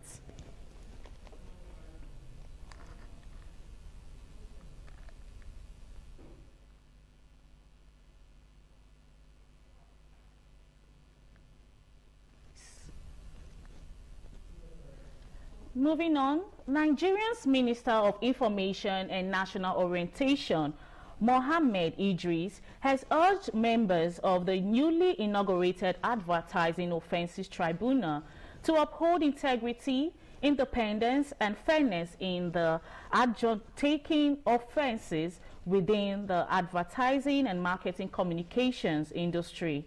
The minister gave the charge in Abuja while inaugurating the newly constituted tribunal, noting that the specialized body was established to strengthen regulation, protect consumers, and promote professionalism in the advertising sector. Idris said the federal government recognized advertising as more than the promotion of products and services, describing it as a powerful communication instrument capable of contributing significantly to economic growth, employment, innovation, and investment. He said the Advertising Offences Tribunal, established under Section 37, subsection 1 of the Act, would provide a specialized mechanism for adjudicating offences within the advertising ecosystem. The Information Minister disclosed that the tenure of the first panel of the tribunal expired in May 2026, after which the new panel was nominated and appointed in accordance with the law. Idris urged them to discharge their responsibilities without fear or favor, as well as see their appointment as a call to service rather than merely an honor.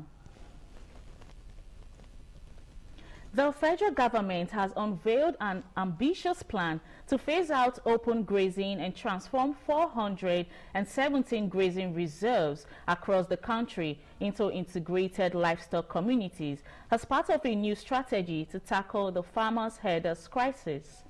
The Minister of Livestock Development, Idi Maihar, disclosed this after briefing President Bola Tinubu at the State House, Abuja, on the activities of his ministry and progress on the implementation of the National Ranching Policy.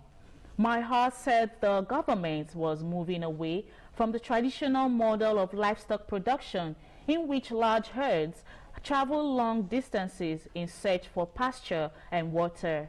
The minister said the government had adopted ranching as a major component of its response to the farmers' herders crisis, while simultaneously seeking to transform livestock production into a modern commercial enterprise. Moving on, the Assistant Inspector General of Police in charge of Zone 5, Mr. Monday Agbonika, on Monday, formally handed over to Patrick Daho as the new Edo State Commissioner of Police. Adeze Ibe reports that the handing over ceremony took place at the headquarters of Edo State Police Command in Benin City. The report is presented by Joy Obarisi Agbon.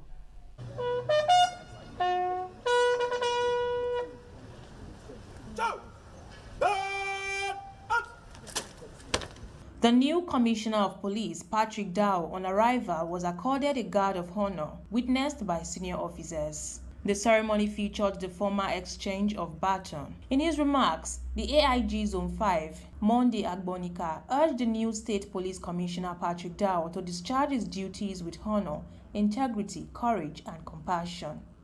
Today, Edo State proudly ranks among the safest states in Nigeria. These achievements are not mine alone. They belong to every officer and man of this command who served with integrity and sacrifice. As I take my leave today, I have one request: do not relent. Continue to serve with honor, integrity, courage, and compassion.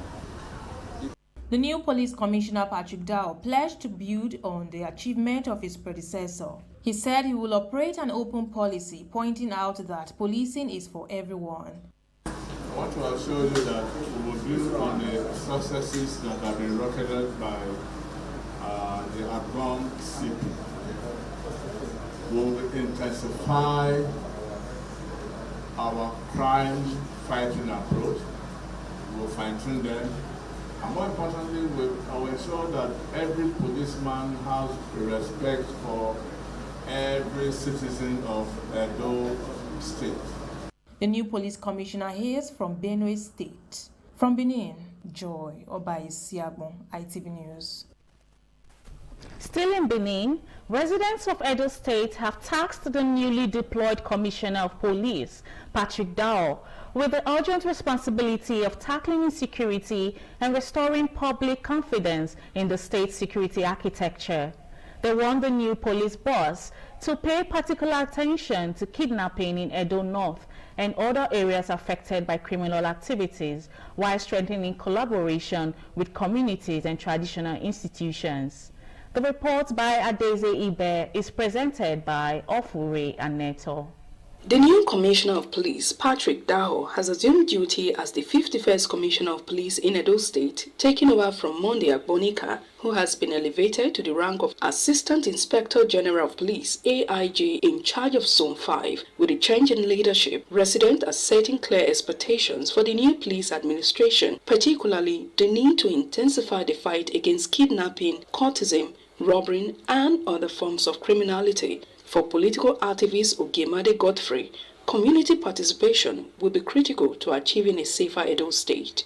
It's to collaborate with the communities when it comes to community policing, to checkmate crime in society so that the state can be free from crime. He also called on the new commissioner to undertake a comprehensive review of the state security situation, work closely with the Edo State government, and strengthen collaboration with traditional rulers and community leaders. For Honorable Alonge Tunde, improving security must also involve helping alleged misconduct by some police personnel. He urged the new commissioner to tackle extortion, unnecessary roadblocks, and alleged collaboration between some officers and criminals, stressing that such practices undermine public trust in the police. The CP should talk to his officers, because most of his officers are collaborators with most of the perpetrators of all those evils. Make sure say all those police when collect illegal money for youth hand for road block, when we say now Yahoo boys now be their problem. Make him talk to them so that may not go cause problem for ground. As the new police leadership settles in, residents are looking forward to a more effective security strategy that will protect lives and property, strengthen community policing, and bring criminal activities to the barest minimum. From Benin, Ofure Aneto, ITV News. Now talking sports, the Nigerian Football Federation has apologized to President Bola Tinubu and Nigerians following the Super Falcons' failure to secure direct qualification for the 2027 FIFA Women's World Cup. NFF President Ibrahim Gusau tendered an apology on behalf of the Federation, the Super Falcons, and the entire Nigerian football family in a statement issued on Tuesday. Gusau said the Federation recognized the disappointment caused to millions of Nigerians who passionately supported the team throughout the ongoing Women's Africa Cup of Nations in Morocco. He acknowledged the federal government's support for the Super Falcons, particularly the recognition and rewards given to the team following their previous WAFCON triumph. He also apologized to the National Assembly, National Sports Commission, sponsors, stakeholders, and millions of Nigerian supporters at home and abroad for the disappointing outcome. The NFF president, however, said the Super Falcons still had an opportunity to qualify for the 2027 FIFA Women's World Cup through the CAF playoff pathway. Gusau said the NFF technical team and players remain committed to securing Nigerians' place at the 2027 FIFA Women's World Cup through the available qualification routes. And that brings us to the end of the news at this hour. Many thanks for watching. I am Amara Chukwu Azuka. Good afternoon.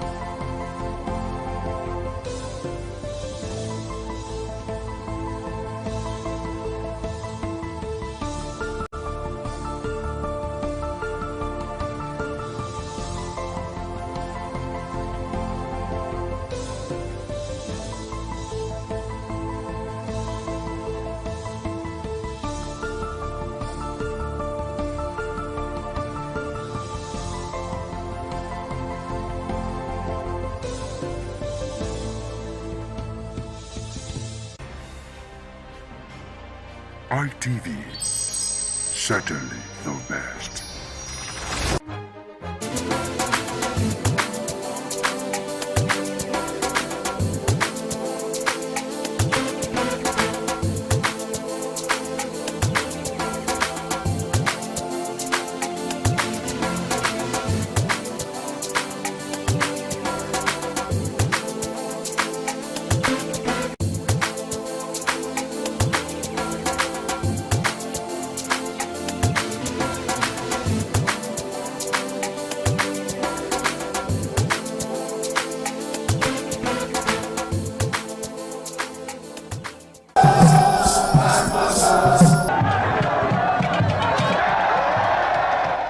Onwa is rich in culture and traditions. The people are a mixture of traditional worshippers, Muslims and Christians. Onwa is located at the northern part of Edo State. It consists of two local government areas, that is Onwa West and Onwa East.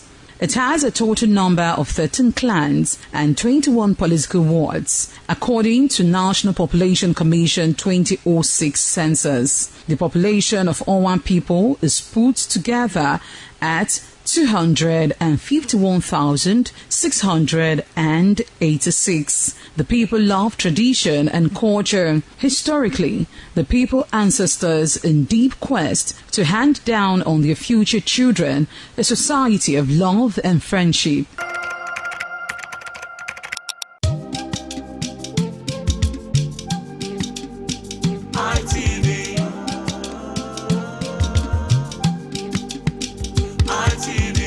ITV, certainly the best.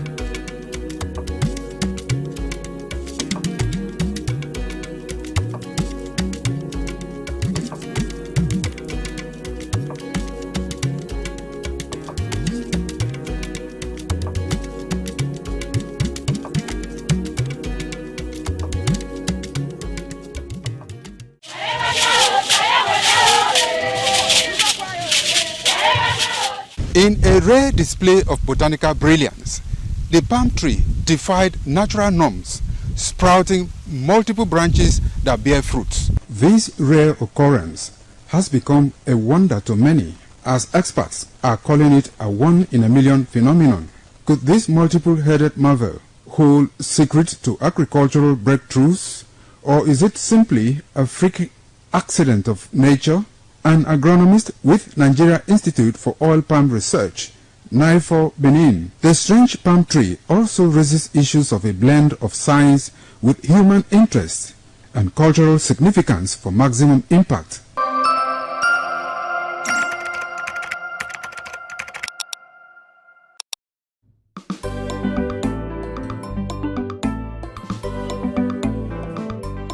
Thank you very much for joining us on the program Healthy Living. What is the kidney? The kidney is an excretory organ in the body which is for metabolism. Tuberculosis affects many organs in the body, but the common ones it usually affects is the lungs. Epilepsy is a neurological problem. Okay. It is an injury in the brain which causes someone to begin to convulse, to go into fits. It is curable, but the cure is a long-term thing. If you eat well and avoid those risk factors that will make your immunity to be down, then the risk of contracting tuberculosis will be reduced. If you're healthy, then you're wealthy.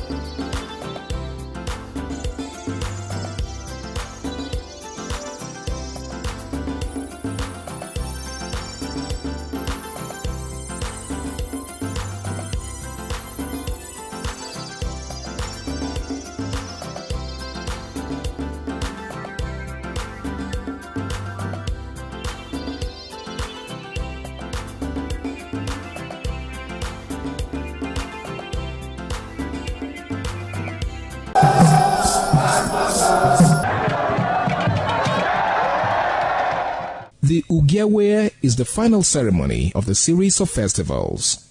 It is one of peace and lightheartedness, following the more solemn of the ritual year.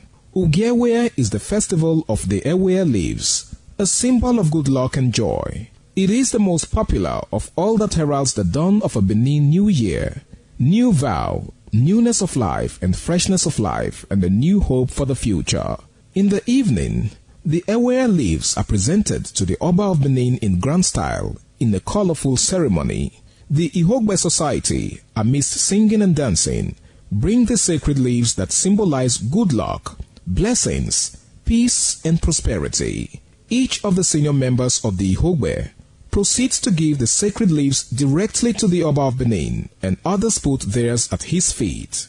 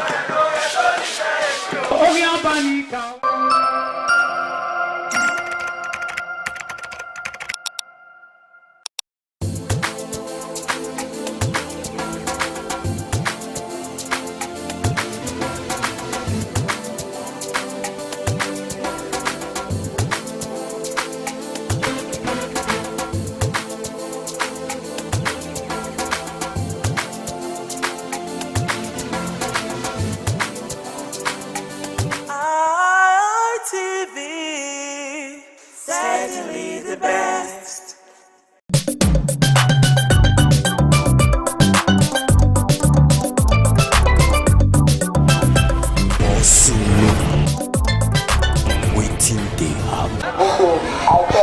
Passengers! Not the kind minibus and the kind car where you dey enter. Passenger, not be every bus or car you see you go enter. Look at well. What happened? All the bus, Ministry of Transport. Yellow and red, but no number, no code. No code. Now code be the problem. You know, yeah. Say for this level, this area when I did so Iki happened last 2 weeks. You know they see the way that the road be, so they talk about government not they do road for any season. Now dry season I government they do road. Talk on those guys. Okay, government not they do road for any season. Mommy, how are you? Nice to see you. You know what to make me call here? Yes. We get one report to say make passenger now if they want enter bus. Yes. Maybe they know the kind bus. Because they wanted to come put some kind of allegation for our head for here. No. Kidnapper and bandits said that they load for this place. Okay. Now I said no, make I come. Yes. Me confirm. As you confirm, they see this year. No, if passenger want enter bus for this junction. May they look their face well. Very important. Old school na old school. Like you so they know you now. Old school na old school. As I dey say, mama. Passenger know me, I know passenger. I know my own know me. All those who carry motor from other side to call here, they load, they carry motor to go. Other people they talk so. Other people that they work for dancing and Benin. For evening they will come and they work for their route they don't get. Now they carry apart for the kind of people. No, you won't tell me say the people where they work here, the chairman, when people they organize here, they know the bus driver where they work here. Yes. See the list. See the list. All of you. The list all your number. I mean, but you know, yes, so Iki happen here. You know, yeah. Yes, yes. So let me happen when they walk. Let me hear they walk. They walk here. Now they tell you so they walk here. They go carry for back. They load for back. Yeah, let me our line. They carry to go for business. That's how they load. Other than be dancing motor and new motor. And they call it load. If I won't go power now, power Uniben now. Now tell us the boss now confirm. If you see me there, I confirm. That mean that.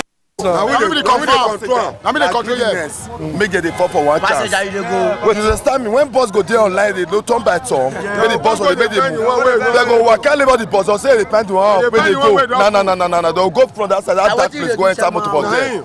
And maybe motor when they enter, there are only 2 people there inside. There 2 people na thief. Doesn't they go there enter? They'll go up there for that. So if passengers see say one bus they load, they enter here na genuine. No, if passengers see where they load. Make them make sure say they food that bus and enter the next bus. They go front, they want go enter the one. Maybe say if they blow, they go for this area here. It don't concern us. Yes, no, no. I true that.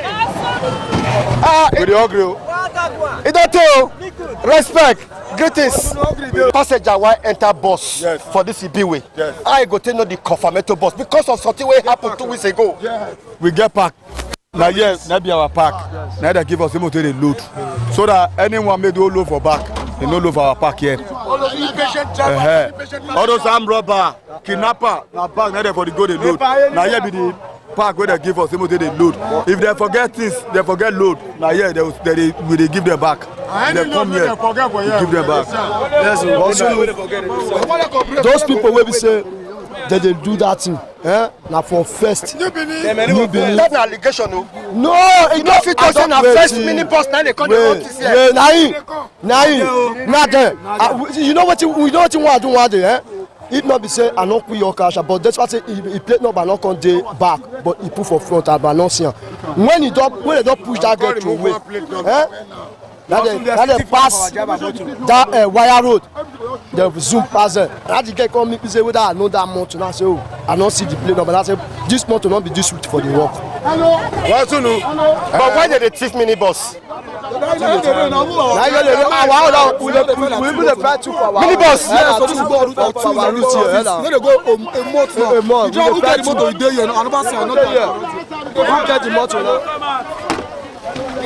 Now here you dey walk? No, no be at the walk. Now I come out road, but when you go watch it for here.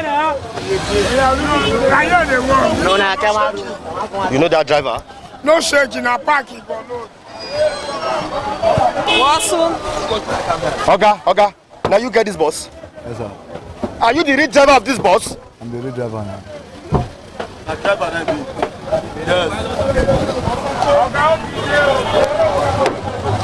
Are you the driver of this bus? Yes, sir. Are you sure? Yes, sir. Because you know, yes, say one day say some kidnappers use this level to take operate. I hear now. Why you hide your face? Sit down well. But now your boss be this? Yes. Sit down well. Now, why code not there your back? Which code be that one? That number. They never do and come out now. I just spray my motor now. What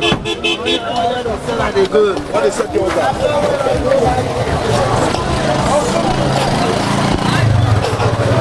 okay. Now they pursue all of them. Now they pursue all of them. They're not fit back here. No. Who back here? No way to go see now. Don't say Martin, no way to go see. Who knows they get make up time here? Nobody talk about my make up put on. You go no say yes. Minibus no fit load for you. You want that? You want that now? Why you go no say yes eh? Kaki no be leather. Make up pack on. Dirty. Dirty. Dirty.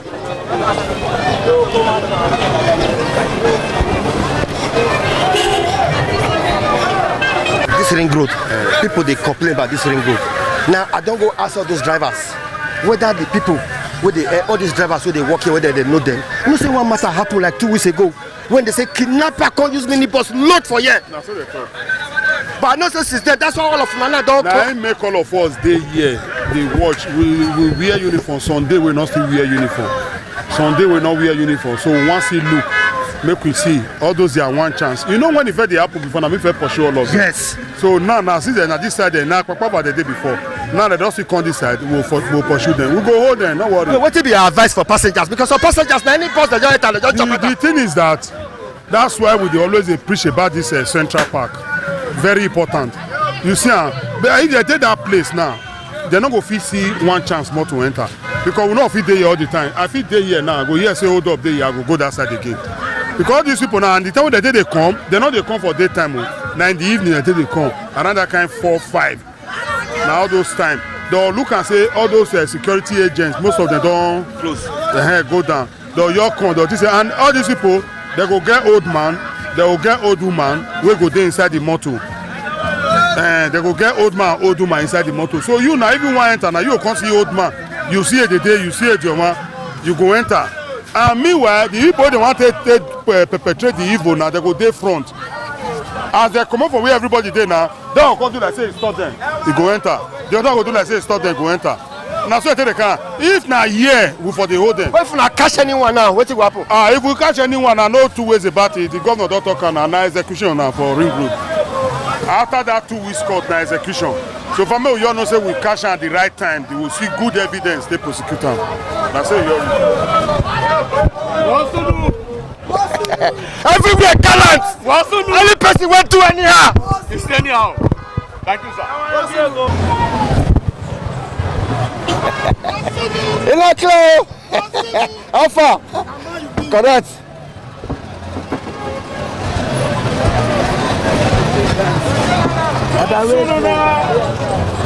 I don't suffer, not be small. Opposite, I guess sense. Poverty no good at all. Oh. Now you make I join this business. However,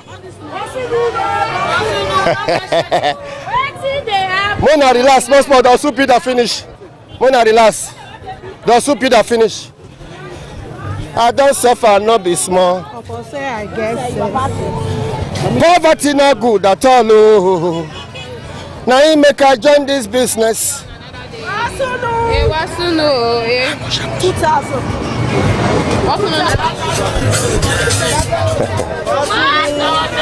I see you now. Manicure and pedicure. Manicure and pedicure. I see you now. They're everywhere. Manicure and pedicure. They're everywhere. Manicure and pedicure. Now what?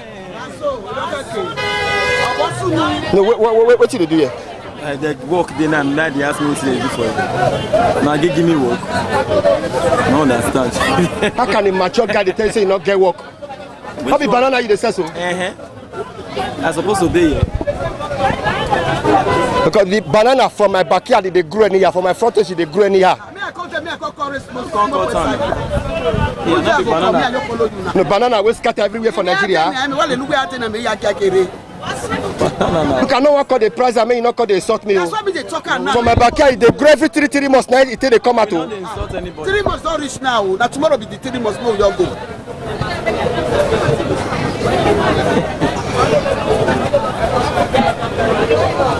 Not the person here. Like how much this one? Only 2 million. That's 2,000. Only 2 million. That is cold. I give you West Alako. I give you West Alako. I give you West Alako. 2,000 naira. You know where you are there? That one with my backyard go Surat. You know Surat make something. What did they happen? Also know you. But you know America. You okay? We never. I they see you all the time. They admire your program. Waiting they happen soon. Now waiting they happen. Now waiting they happen. Now waiting they happen. Waiting they happen. Never so be a disappear. Who they drive the motor? Who they drive the motor? No, I want to know who they drive the motor. About so many waitress minibus not everywhere. Who the driver of the motor? Clear. Now get the bus. No, some boys, some minibus go kidnap. All they show for the unit. No, I want to show for the unit. That conductor with the shadow duster, you know. Yes, the thing about the work for check now. You know. The thing now where this thing for the happen, you know those Oluku Road. They say battery no dey abeg madam borrow me your format make up. Before you know, when you give them say our battery no good. Before you say bypass. What do you dey see na suma? You know say minibus na agent. E be like zoomile. When they mark guard, they help everybody where you see oh. Mark your guard. Now you dey show they help with your phone, your item, your phone accessories. You have go. No, make the passenger mark the guard. No, don't match your guard. No go let the hard way. Oh. No go let the hard way. Passenger match your guard. Oh. Passenger hold your outside. Passenger match your guard. Oh. Do small.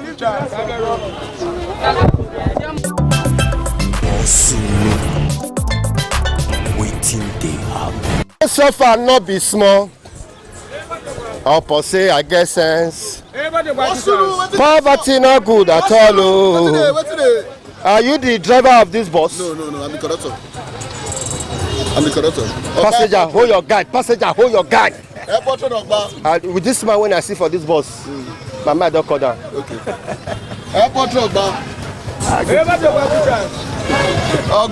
They cover your eye. If they kidnap you now, I will tell no say you dey inside the bus. If they kidnap you now, I will tell no say now you dey inside the bus. Passenger, hold yourself. Oh.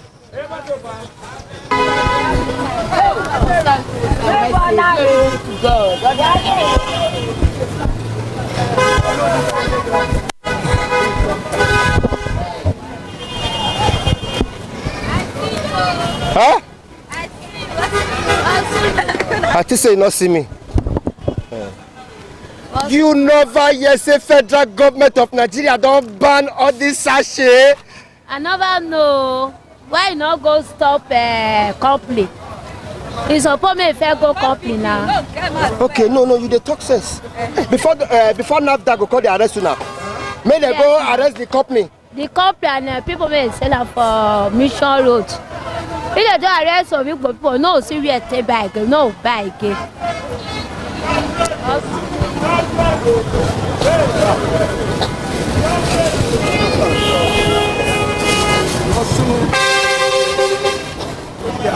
You never hear say federal government don't give NAFDAC power. Any man, any woman, where they sell this sachet drink, make them arrest them. No, I never hear. I never hear. Now first time when I hear them for your mouth. Okay, it's not the first time when you hear them for my mouth. Truth. I never hear them. Say they don't ban all this drink that they put for sachet. I never hear them truth. I don't feel like give you. I never hear them. And where you they buy and they see they sell them? They sell. Mission Road they sell am. They sell them. The Mission Road and company they sell them. If they arrest they stop a company. All these are real companies. They want to people tell us say they don't ban them, but they don't tell us. Me no know. Now first time. No. If you go stop am. No. Go stop am. No, Nigerians they drink all this sachet where? You don't know. You know fit also you don't know. Sorry, let me pick up my guy. So you don't know say if they stop company, of you go start to dey buy for company.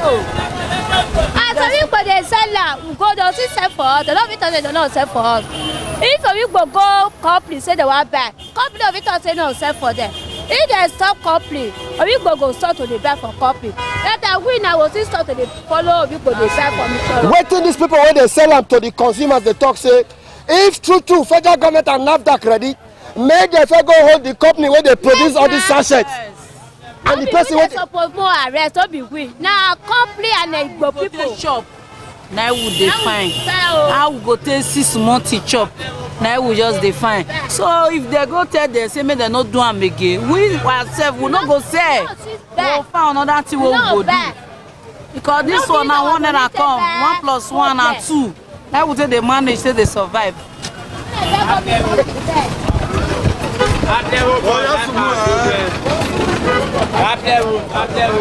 Where is the driver of this bus?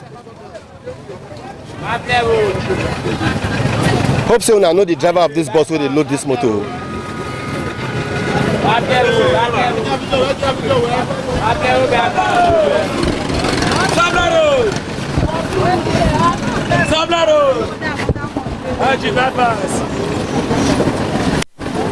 Now people tell they enter one chance, so you say you don't go. Passenger go enter, they go jump enter, they go enter one chance. They don't go no say na kidnapper bus, they don't enter. Wow. Oga, respect boss. Are you the driver of this bus? Yes, sir.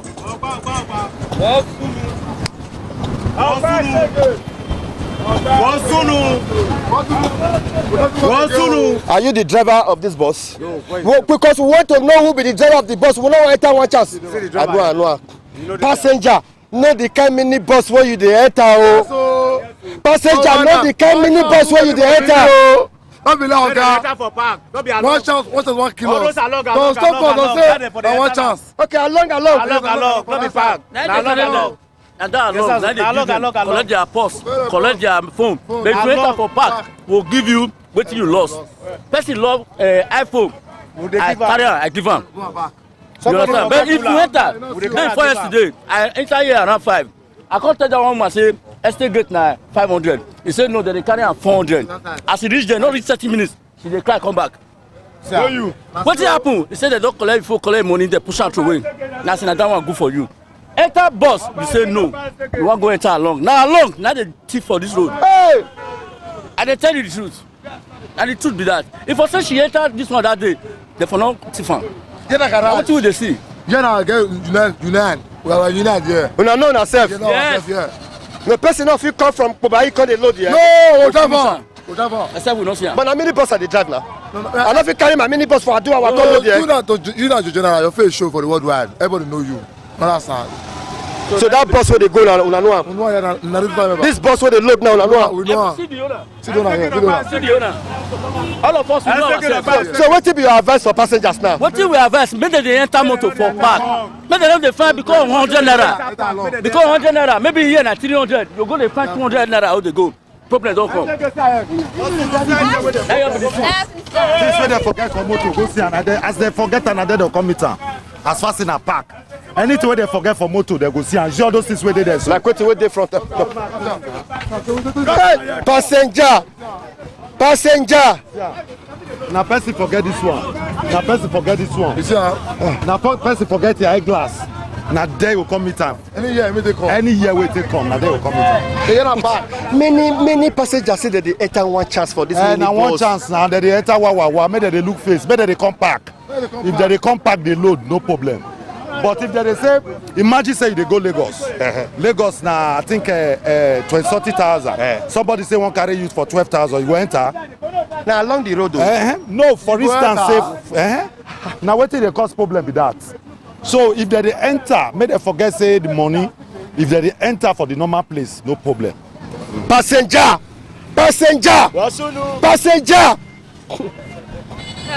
How are you? Passenger. How are you? I greet you, sir. How business now? Sir, fine. People they buy them. They buy them. Small. No say they wasn't a food they want. The food. They say they never chop the food. They say they want buy perfume. Now man, they patronize them. If not, they not go buy. You can't give them some ladies. I tell you. You talk, preach. Say good me body they sent. Yes. Go say but never. Say money not reach to buy food for Bele. What if they want use perfume? Do I go they beg them? Oga was soon not be smart you. But if you get opportunity to make you take get work way better pass this one. Hey, Baba God don't do well. Now you leader. Nah. What you talk soon and better thing? No, you believe say God will locate your help and I mean you get better work. Just now, yeah, if God bring better locator, who go locate me, go favor me. I don't boom that one because wisdom there, I tell the. I will tell you. Me. If you reach me, I'll give you your man. Give me your number. People they watch us online. Just now, man. But if anytime I come this place, I'll see you. Just now, every day. Now they also they preach when they buy this perfume. Every day, I tell you. But you say if you see walk way past this one. Sharply, I move. Give me your number. Okay, my number now is 0. Okay, my quick. Sharp. Now God just bless me so. My helper don't locate me. 081 186 414 97. Ogban. Don't know one. Can flash me inside. You feel work any work? Yeah, Tom Mandala. I go work. Any work? I say you know see us everywhere. Cause there's everywhere they hot. Any work even on a clear, even on a like bouquet, I don't go. That's all. What do you want to use this money do? This money, if you reach me, but get small picky for us where I see they also go they feed. Money your corner, open business, also they. I be tell you, only say I don't see money to open shop. Now I come there also like this. I learn and work. Stop this your number. Learn hand work. Yes now. I like machine. You like me? You get machine, abi? Yes now. Machine. Hey, what be your name? My name is Faith. Or Nyeme. What are you doing? We do pataki. Faith perfume. So you believe say through this talk when me talk so God will locate your helper for work? In fact, God already locates me. As I always say so, God already locates me. Any work you work? Yes. I don't go. Even though anyone will just give me now, I clean you and I sweep you, I don't go. But in fact, as me and you they talk so God don't locate me. I thank God and I thank God where I thank RTV. God go bless RTV. God go bless RTV.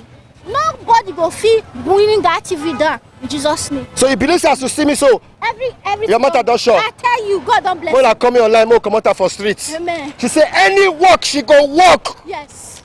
Come along. I don't suffer, not be small. Upon say I get sense. Only God can do what no man can do. Unchangeable. Unchangeable God. Reliable God. Only God can do. Only God can do what no man can do. God will locate you. Will locate you. Will locate you. Hey, whoa.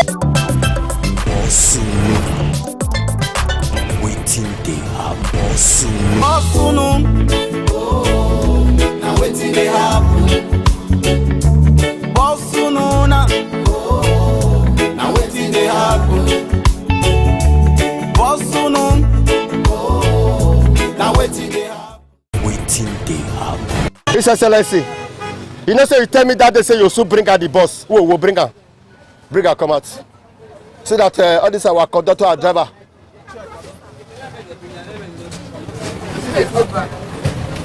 One of the biggest problems when Nigerians they face na transportation. Transportation don't chop their salary. Transportation don't chop 60 to 70% of their salary. The January 16. That boss, may I tell you the name?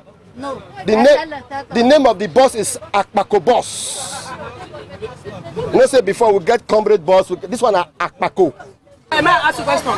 Why is it that waiting people talk, waiting we talk for our mouth, you don't chat for TV? Why? No, this one where you talk so. Why don't they chat for TV? No, this one where you talk so I must break her come out. Why don't they chat for TV? I must break her come out. People go talk waiting there, but no, we don't say for news. You know, look at them off. Why? Why no they do like when they do like that?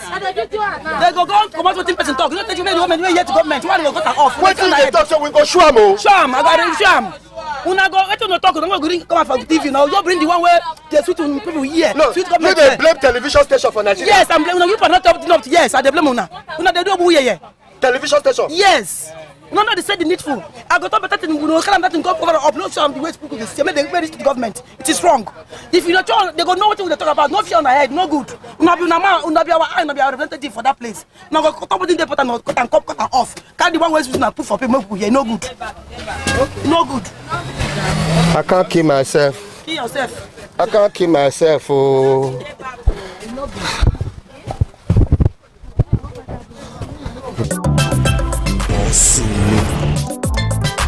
Waiting they happen. Okay, we're there for Benin City, Edo State, South Nigeria. And we're there for King Square. Hey, you know what's happened? I beg, I'm waiting at the top of this country now. I want to know. I want to know what did they happen for. Okay, what's your problem? What's your problem? The problem now, what did they happen for this country now? I want to know. How much you take back for today? For now, 1,350 for this country now. Me, I don't tell you. I don't tell you. No. I won't go Libya. This Libya now, I won't go now. I want to leave this country. When people they talk, say, Makuna, Wakana, you say you want to go Libya. I say, I won't go Libya. This country don't tire me. It don't tire me. From that, tomorrow now, I go Libya. Because I don't know as this country they be now. Every day. Things they there. Every day. You know yesterday they used this guy boss do kidnapping yesterday. For which state? He got a distribution number. I'm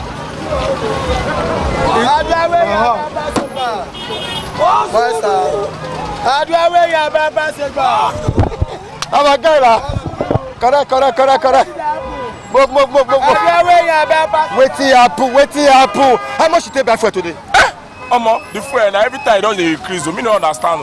I want 1,330. You know yesterday because of American Iran when they fight, you know yeah. Because of American Iran they fight. That because they buy fuel high. They can't go just 1,150 just now. No. I won't buy fuel. They see 1,330. My brother, you buy for me. Who be these people where you carry so? Now passenger now.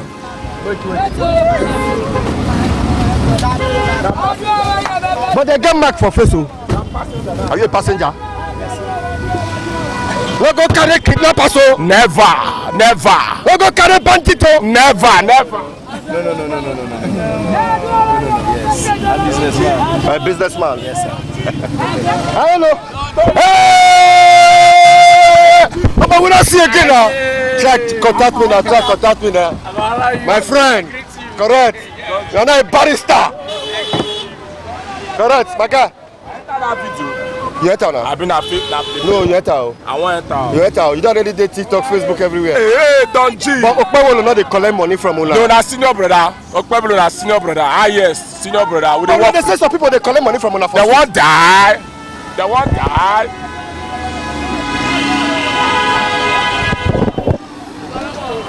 Hey, all this guy na street. See ya. Na street they do. Bosunun. they happen? Boss Sununa. Now waiting they happen. Boss Sunun. Now waiting they happen. Waiting they happen. ITV, certainly the best.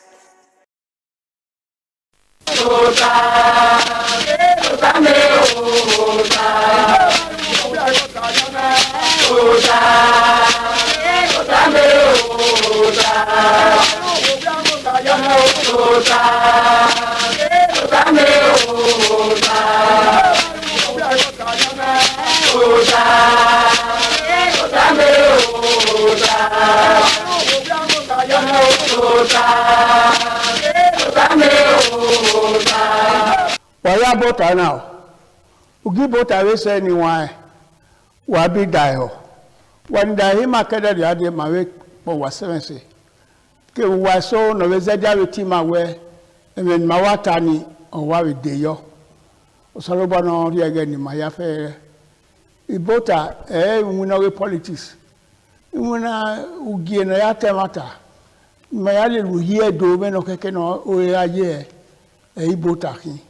O hagedo, ariogedo, elinoideka, o hage, o maavekeya, o bota, maruegenede, egeni, egena yena, anyone yevana, arie, ariane, iviemo, atuhamaya, oha, atabota, ema yeveta mananiwa. Dene nania, any magwaka, okay, igogbe.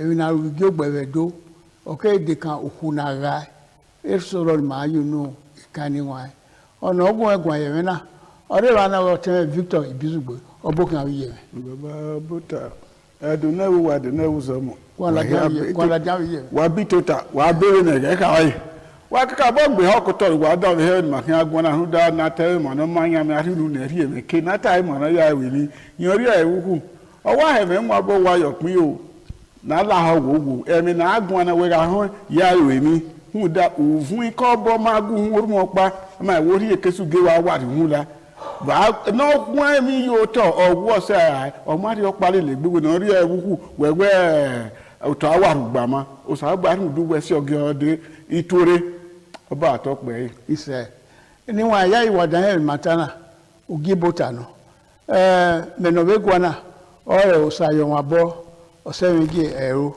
nori edoba yoka ogedo ya fe ina be kagbe oriwe oya worldwide o saroba ola wo no gumeto no eduwa no da hime mana meto niwa lewe nta ba emi gogbe oyesu fun awoto ezo bu no yere court ba me gogbe igbina yero ni ara gwo igbo are mo ni ase oku ayo to eri no sofa yare opa ye pase ama ugwe no ri ewuku era ya sitime bo wa ye moto zebi salbu aka no uku na ga o me no ye ebedo o teme bo uku na ga edo owa ọmọ náà tọ̀ sọ́nà wẹ̀sí ọmọsọ̀ ẹ̀sùn làpá mami ẹ̀wẹ̀ ọwọ́ ọ̀nà bíẹ́ ọmọ awú tó fi ìyá húdàwẹ̀ dẹ́rẹ́ àgbọ̀nyá wọ ẹ̀dọ́gba àgbọ̀nrẹ́ ìrarọ̀ alátẹ̀wẹ̀ nọ́mọ awú ẹ̀họ́ dárí abẹ́ yìí ọwọ́ náà pa ọ̀nà yàhẹ̀wẹ̀ wọ́n ní múnà sábà agé ẹni ẹ̀ bá gbọ̀n èmi náà yóò bọ́ọ̀lù náà yóò tọ̀ èèmọ̀ náà ṣe àì ọwẹ́ ugbo ní rọ́mà gbé ẹ̀bùn wà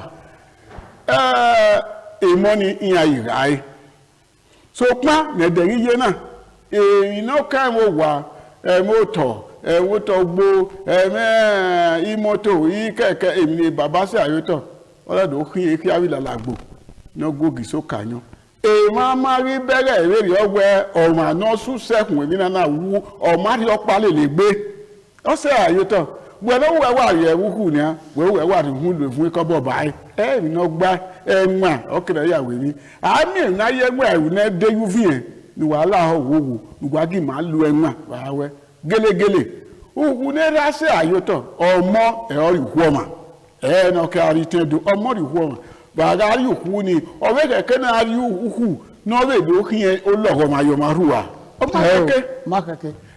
ọmọ náà rí òkú àhó bàárí ní kí ẹ̀rọ ìyẹ́yẹ ní ẹ̀rọ akáwọn ètò ìwé àwùrà sọ̀rẹ́ húdàwẹ̀ ẹrúwẹ̀ máa fi àrówà àrùwẹ̀ tó fi hàn bẹ̀rẹ̀ náà mẹ́nuwẹ̀ yìí mi wọ̀ rí bèèrè mẹ́wọ̀n àrìbè sẹ́ni èrùwẹ̀ àwọ̀ ọ̀bẹ̀ sọ̀rẹ́ nuwẹ̀ tó wà ní uyọ́dún yàwó ẹ̀ àwí ayífie táyà ẹmu gbó hẹ̀ húdọ̀nù wẹ́rì òní ọjọ́ wẹ́rà wọ́pọ̀ àwọn àfìyé ya ní ẹ̀rọ náà mẹ́rin òrònà sẹ́bà bí ha ra èèmọ̀ náà bí wàá ìwàsẹ́ èèhàn ìhìn ọ̀rẹ́ ẹ̀ àìgbé wẹ́n náà bí wẹ̀sẹ̀ èrè àwọn ìbí náà pàṣẹ rúdà wọ́n rí wẹ́ orun ọ̀pá mọ́kà ọ̀ náà rè mú kó gèvà ọ̀sàgbà náà gì máa kí ẹ̀ alùkàn wúyàn ọ̀pá ọ̀rọ̀ agbọ̀n òwò àdánẹ́ òwò àpèdẹ sọ̀rọ̀ bọ́ adọ́ fún àgbọ̀n tí màá mi ò rí ọ̀nà ọ̀ma yàgà mi rí màá sẹ́ àyótọ́ nẹ́kẹ́ náà sí olóògùn ọmọ yìí máa gbé ọba àtọ́pẹ́. ìṣe wọ́n ṣe ni wọn máa yùn ní kan sọ̀wọ́ kùnà ẹ̀ má sọ̀rọ̀ ọbẹ̀ òrèvá àwòrán ọbẹ̀ lẹ́nu yèyí wú ọ̀nà anábìgà bìyẹn òwànìyẹ wúkú ẹ̀rá bọ̀ yèyí rẹ̀ wúkú yà yèyí náà bẹ̀ bọ́ bẹ̀ rí ètò bìyẹn ọ̀nà bọ̀ ọ̀wá yìí ọbẹ̀ urevana uropa na wa ikuku eva ya aine no pana be ai pe no si sense ya oku opa la be aruwe buya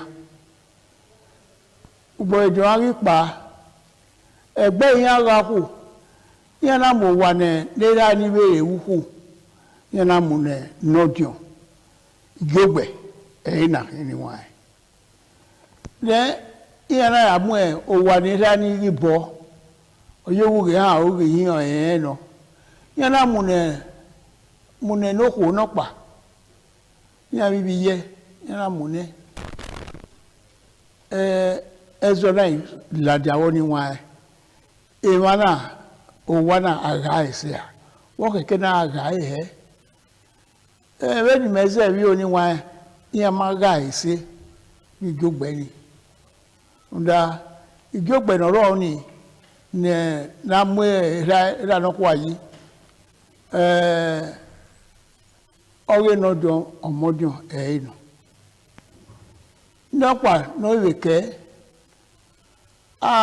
àwègà ní ìkòkè nígbà ní àná ìbíra ìkò hànà ìkò nínú àwègà ní àwọ ayèwèrè ní nígbà níkẹ́ ní èmi máa sọ̀rọ̀ bọ̀ ẹ̀yìn náà wà fìọ́ ẹ̀ ní ìkúkú nòwúrọ̀ bí ẹni rí yà àìwàsẹ̀ níkẹ́ ẹ̀ ẹ̀yìn táwọn ní ẹni gọ́ tí a gà ìjọgbẹ̀ ìyẹn máa ń sọ́dọ̀ ìmí ẹ̀wọ́ ẹ̀zọ́ náà dé ní wọn ẹ̀zọ́ ní ìró tọ̀ ọ̀yẹ́ ní àgbẹ̀náyọ́ ìhàn ẹ̀ ọ̀sẹ̀ náà tàbí náà kẹ́kẹ́ náà gà ẹ̀mẹ̀rẹ̀ ọ̀tẹ̀ ìlú kan kiri wọ́n kẹ́kẹ́ náà gà bá nìyẹn. ẹ̀dùn náà wù wá mami ẹ̀rẹ́ náà ta ẹ̀ náà ọwọ́ kan náà bò yẹn ẹ̀rín ìrìn ẹ̀bẹ̀rẹ̀ yọ bí kàn náà yẹ ọ̀hún kótó kìnìún náà yẹ ọ̀hún àwa gun àmì ni bí màá gun àmì náà náà ká wà yá yìí ìlàwẹ̀ atẹ́nà bẹ́ẹ̀ni kò yẹn màá yẹ ti gbẹ̀mẹ̀ bẹ́ẹ̀ni gẹ́lẹ́gẹ́lẹ́ òpè àná náà kún èmi náà ọ̀rí ọ̀rẹ́ rà ní ọ̀rí ẹ̀wùkù ọ̀rẹ́ nìkan àgá ìkànnì òbọ̀ kẹ̀wèsì yẹn kéré ìyẹn náà bẹ̀tẹ̀ kí bọ̀rẹ́ ọ̀rí bọ̀rẹ́ ìyẹn náà dọ̀gá mẹ́ òrèva nìyẹn bọ́ ni ẹ̀ á na fi hàn náà èèmàníkẹ́ náírà nìyẹn ni ọ̀rẹ́ ní ká ọ̀ní wàá gún ẹ ní ọ̀ní irúsùn náà á dówó lè gbé rà á nìyẹn wú ni àríga ni ọ̀rẹ́ ní wàá kí nìyẹn bọ́ náà déwù wì gbé ní ó wì ní ní ó wì hàn náà yẹn ga rí yẹ bọ́ ọ̀wọ́n náà wẹ́ ìwà abẹ́ yé mi we mo wa we mu na no da wo pala mo na ya fefe we ama mu hu ta gu ya o na ri yebo o ti etio eni ke na ure me ke na ga ru wepo yo na wa who we vana we vio no zeka a grace who we vana we vio o ti we ni ere me no be opu akra no be opu woge abiri ari ni iye ya be me kere wo ni je ke na wa gbi ho ye emi ni to boy ye o boy ni ra wu to ni wa fi abo we eyin me wo o ma de yu ono na eya na mu ni ra no ewuku eya na mu ni ra boy ni ra wa mu horo he e ti eni pe e ha ene wa roto ni mi ma so bo amaga ni a mbalage na we nesi egi boni no wa du poge vani oni ihu ni opa wa mu e wo yopa oni oke na ga ni la ebuku ni no we gene we so bien igi ogbeni wa oni le ba ni na mi we era do ba eni oni ahan do ga ai ga a be fi ani e ro we se da ma be fi ani o ma be me ma fi ani o do ye we okwera imagina bo oma eso pa ne eni wa e wa da e matana o we mi ro ni awa we kan yi owe aye o ye wa le o àwọn na mo o po oge yo ale oko ale o yo wa le o àwọn na mo o po oge yo ale o ye wa le o àwọn na mo o po oge yo ale le yo wa le o ọmọ na mo ọpọn oge yo ọ̀nà mo ima ya neru ọ̀nà mo ima ya fe ọmọ aru wa ya fe wa nda yi man ọmọ pe ọmọ mo ko ro yan adi aru wa we ha be to wa ya to dunu pe o ri na ge no we share zori ni abeje okra ore Lagos Street now isu ni ye ni wa no ori wu ona sukura uhu ni no se ani obie ona die uhu obie no die uhu na ona ira supo maiko amaiga ni iya me baba iya me ya iya me wago abe bigwe yen yire o mewe ko ona wu hey ẹ̀wọ̀n mọ́ sọ́kì ìfànà ìwà ẹ̀kọ́ àwà ọ̀rí wo ni a ẹgbẹ̀nàwọ̀ ẹwà máa rẹ̀ yẹ̀rẹ̀ rẹ̀ ọ̀ọ́tí ọ̀rí òbí yẹ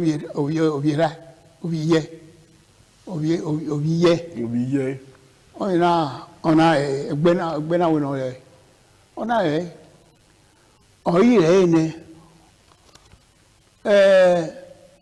obiera obi no ma ra ya ona wu onya wa ona gwe no ko wo ko se ti mu jogbe owe nyonya wa ge ona de wa wa ope ana ora aro ona era yegbe yi ona ira ori ira now ọmahiko ọmọ náà yóò mi ní ọ̀zẹ́wọ̀ mọ́dún àìwíwẹ̀ yá fi àyọ òkú ni ọ̀rẹ́ kìnnà sọ ìbọ̀ àrímíẹ́wẹ́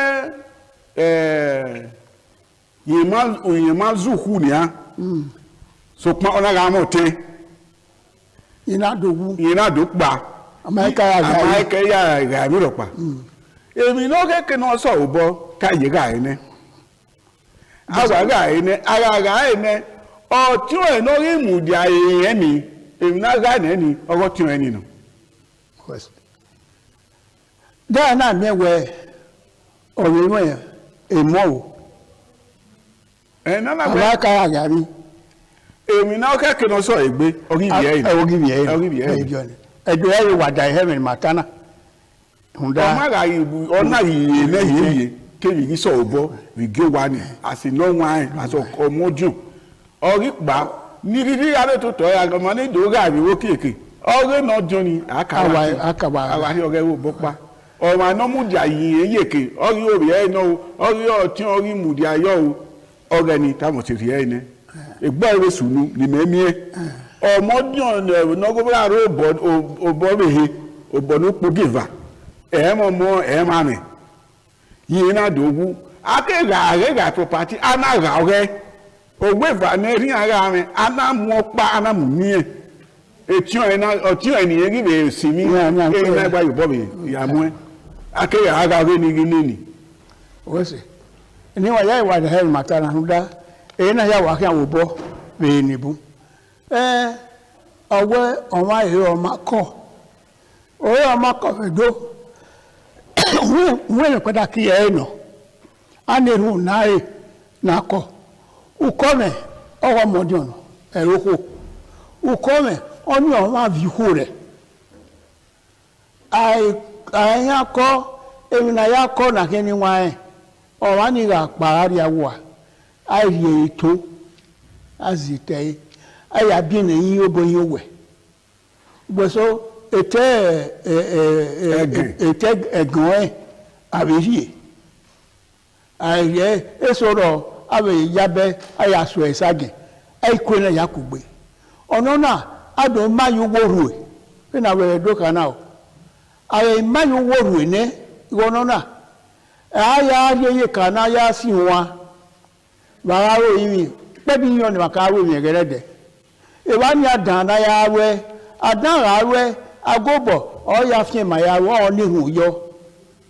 Wẹ́ ọ̀ra ìrìnàríyé ìwéwu ọ̀ra èmọ̀ nọ́sẹ̀ ẹ̀ yàrá tọ́ yàrá pẹ́ ilé ẹgbẹ́ náà tọ́ mu yàrá sì wọ́n lẹ̀ ká ìwú yíyan àásùn. Iye yóò wo àwẹ̀sùn yíyan nìyẹn àwẹ̀pẹ̀mà àdúrà wà. Ọ̀gbàwẹ̀ ìpẹ́jẹ́ rẹ̀ yíyàn náyà rẹ̀ èmi ni ohun ẹni àárírí èdè òwà àìdòwúyọ àṣẹ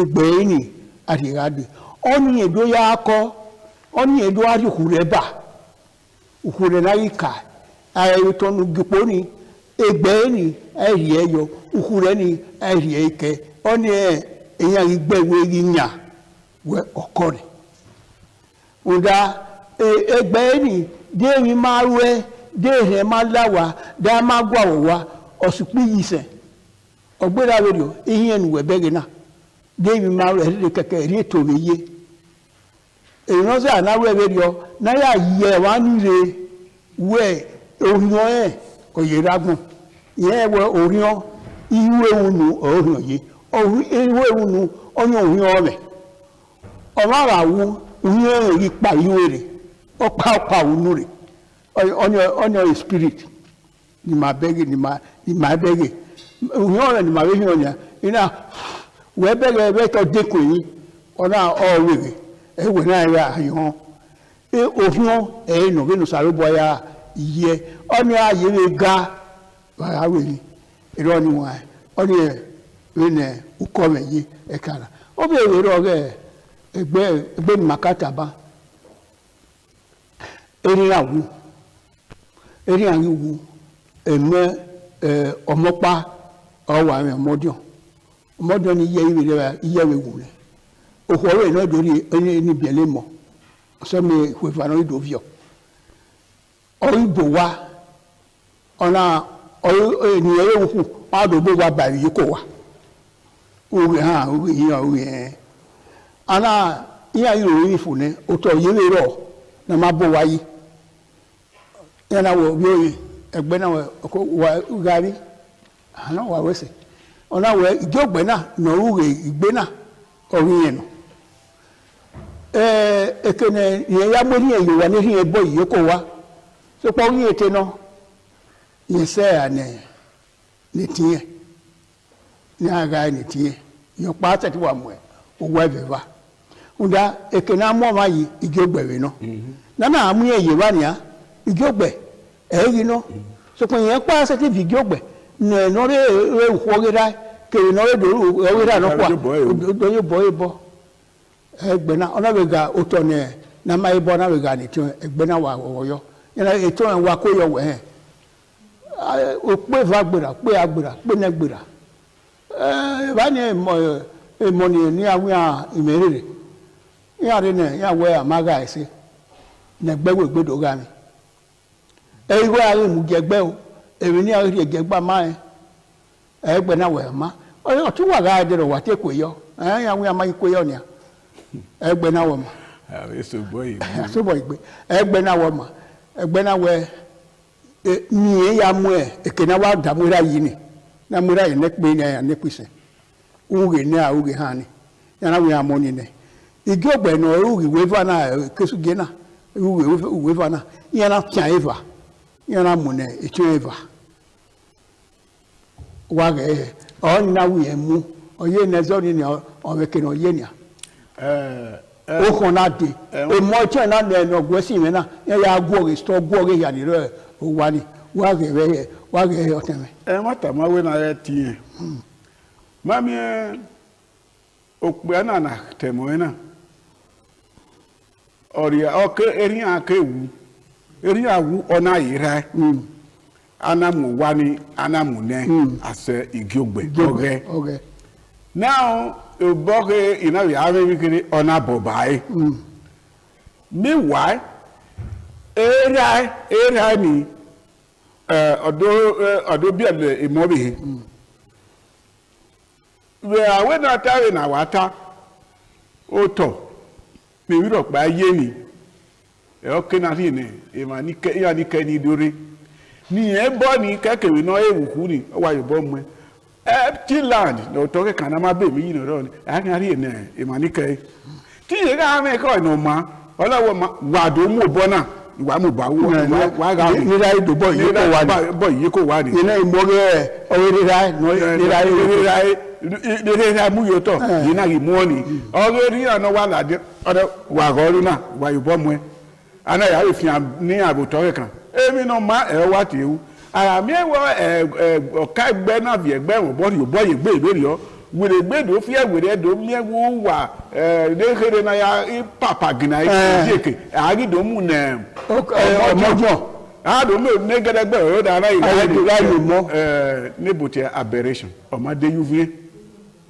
wo wi me oge e te wa no mami e no wi je ni ehu emu no gwa ni oga geto na ma bo wa yi ni o be fian ni ma no ma so bo e we ke ne ko be fun ya yi ma yi a si yo bi an lewu no we so ni aga ga gbin na ga kan egbe ne e ri hin aye de yu fi a ke na gbon mu re eyin mi mu re so bo no ki eyin mi mu jani ma we na no ma o ba to pe ise e de lo pe ya iwada yi ma nuda e mu ku na ga na o ma te we gbe so re ge ne de e so re ro ya iwada e onya e wa ni wa na de kan o wa na ka ga ne o bi no jo ga e ina ya we akoyo egbe we awe ko yan gogo wa ipe ne ipe ha ipe agbera e ba awu igbedo ga e aya ga e ni agbe yan do ga ni yan do mu wa ni ra do ba o wa ni bu yeke ure ne yana imu no modio ina do ga no wa igbe no wa ma da po no ro yan do ga ni bi ka e do lo pe wa he ni he ro da mu ra ye o wa ri ko wa e o igogbe ni no wa de ni emi so owo mojo ni no ne na we ya mu ra yi oge tebe no so po yo pa wa bi eva ana yi bi se ane ga ni anike ana ku eyan ni re awe na do ga igogbe egbe no we mi ni ya yi wa ma fiase do we wa gurwe money ma e o nda ogbe ya wa ya mi we oreye oko oyira e ba wa ya ka yo no e obi ya de ri obi no wo re oko ni agbera popa agbera pe agbera pe ya e ba wa ibe gege yi obi ya wa ma yari da ze da obi e aza da ri na ye ayari na ayari ro pa ni no mate abo ati uki eri ma ya ge o ni wan so de yo we ro ni mama e bi ni ma we la we no keke na ga wa ni na ni bu ro be voto ni wan o ye o wi hu gbe maka wetama oniro ogoro na oro o ni emi na we ga o ye na we o we ro egbe na o wi po wa mate na ko o mo bo yi ma mo na yoto we ukome o ke ka bo wa we lele ukome ni o egbe ni tama na na ri egbe na na ri emi gbe oyimi na ri no no ze ni mana ya gbogbo ayi yoko wa ye ezeke ado a si wa be ni ma re ne de e na ro yi pe di yan e ba na fi ma yi e ma ni a so fi mo yo we na no ye no ya kan ye bo ayi kan ga wo wo wi me akoni ọ̀ràn náà kọ́ ọmọ ẹ̀gbọ́ ni ma tí o mi kì í nà dùn awẹ́ ìlú wọ̀ yìí náà wọ́n kọ́ àyàwó ìlú wọ̀ yìí pa. ènìwà màdé jẹ ẹ̀yẹ̀wé gbà ní màdé wa tu ẹ̀ erima lórí àwa ẹ̀sọ́ ògbẹ́múdà Dr. ẹ̀sọ́ ògbẹ́múdà ní ọmọ UBTH gbọ̀ ní 1969 erima yẹ tu ẹ̀ Professor Greg Akenswa lọ́wọ́ ìwìnàwá wune se so le nguna ngelo yare wa ere ne Professor Dr. Udiwe Igedosa obe wa oten waka bo nguna sense ngunu wa to obe yagbon ya fere wa ni nguna we UBTH ere ne Dr. Osaho Inabulele ma be won huda sun doctor le egbon we utagun ya fere yen okay uteni edo mo sense uyo wo e ba nguna we nguna re no ne Vivian Aba uso doctor ni were ba e ko obi edo Vivian Aba wa obi edo Vivian Aba be wa obo owe hu na sense Professor Dr. Enwa Daliti Obaseki no we damu e upoyo tededo maka abo wa kon sense ruga ma we mi we hu na be ugbo woni be UBTH kate amanu do ya saiwe no ya gba upe 50 years na ngi mwe e ba ni gbo inu na se siwu na ma je we ye re o my Professor Idia se yamu na da ri na sare ba no ri onwe nu ka bo ya mu na be ni ani ke mu na so ko ma be yu ware ni wa we na ya na wata na ya fe ugbowo o ri oto ne UBTH na bolo wa na yi ropa ama ibi gbowo ropa lo ko mu na ba ero aye iyowe ya fe bote Nigeria eminari yaru ni ate 5% ari ene na bo wa yi ari ene ewo nya ba ugbowo UBTH gbowo yi de na ye ibi gbowo ma we ya ni we doctor ama mi ya ba o ye ya si ya ni poloto mewe meyona yo tin ma re Idia Professor Idia ise yamu no irona na mewe ebi gbowo na be yi unda utoni ama hasani ri mama hasani yima na moto ni no ugbo ya mo abaro ogbemuja Dr. Gbomdo gwo ya fe be ni wa ya to wa pe e ma ni we yesi ni muna ima ya be ayi are me mana be to salo ba tenika e ma na mu gibota we na yoto no sa bo se nyenu jotu wa ya fe ateme we adonabu zama wa ha wese wa ya dan he na sare bo ga gole o ma lare wa wese ga to ipon mo don we no re eyin no ragbon o tagegbe yo no me kina me we ni abi se ya ma ala o da wa ha mi ni ko ya kenu wa ye kenu ro wa kan ri si ọba ato pe ise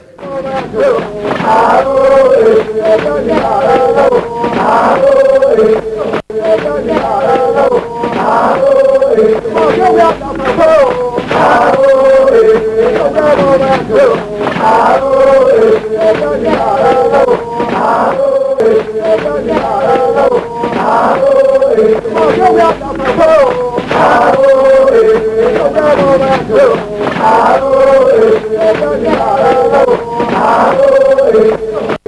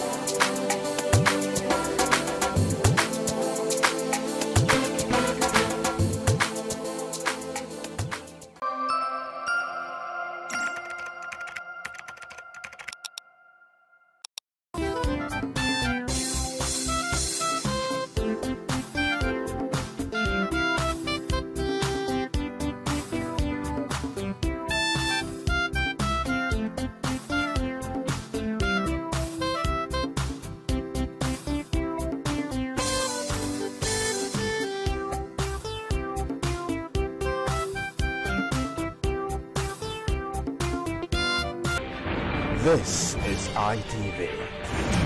Certainly the best.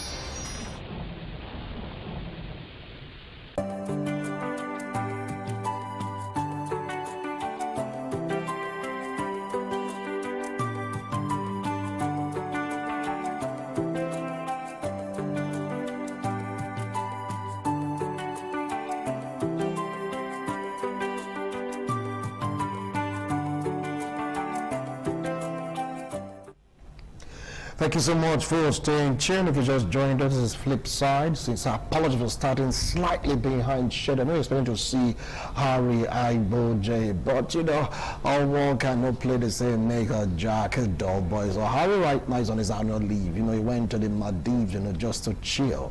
Yeah, from the Maldives, he's going to go to Cape Verde. You just name it, just to have a breath of fresh air. After that, definitely he will come back refreshed, rejuvenated to do what he knows how to do best, which is anchoring this particular segment for the show called Flipside. Well, I'm Wilson Marshall. I am not alone. Amarachi Azuka and I'll be doing justice to today's edition of Flipside. Amarachi, how are you doing this afternoon? Good afternoon. Like smiling and smiling, and like, you know, putting one or two together. Anyway, yeah. It's all about Flipside, the other side of, you know, those kind of hard talks. And I was just thinking about Osun State election, thinking about Nigerian politics in general, and something just came to mind: touting. Get to see youths, you know, gonna say, yes, boy, Babake, all your mandate, we shall stand. You're gonna see youths trying to prove their loyalty to swear fealty, and of course to prove their allegiance to any political party or a politician. Someone is saying that this is another form of employment. Media. Okay, we see. Yeah. Another form of employment, you say? Yeah. Oh, wow. You get to hear about, during the time of Ransom Week, about 200,000 SSA or SA, and right now in our state is about 4,000. Some are saying just swear allegiance to XYZ political party, or a political leader or a godfather somewhere, damn, you must have a job. And the youths are just pronging towards a particular dimension in their numbers. Anyway, we are expecting our guests to come, but they're answering so many questions. But for now, what do you feel about this trend? Well, I don't think maybe having so many SSAs is touting. I don't think that's what it is.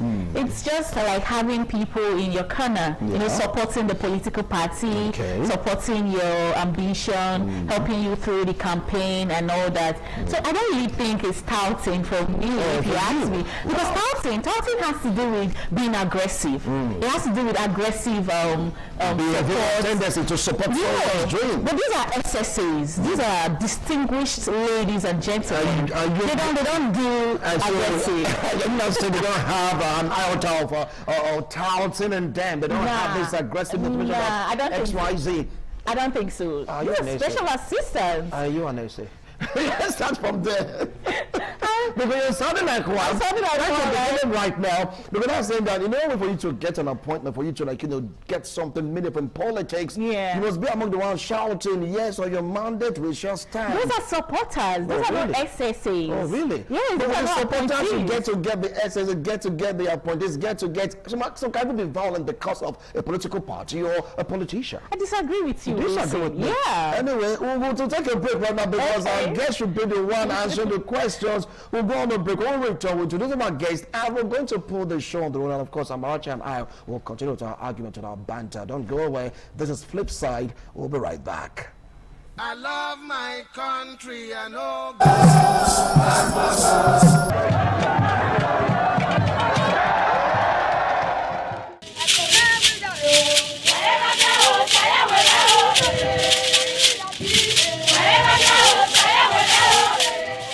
Benin Cultural Dance, a unique dance and quality dance steps of the Benin people. This dance is a vibrant mix of traditions, arts and beliefs, deeply rooted in the country's diverse ethnic groups and their rich history. The dance has artistic expressions depicting the people's history. Benin people have been famous for bronze and brass work, some of which is said to date back from the 13th century, especially ivory and wood carving.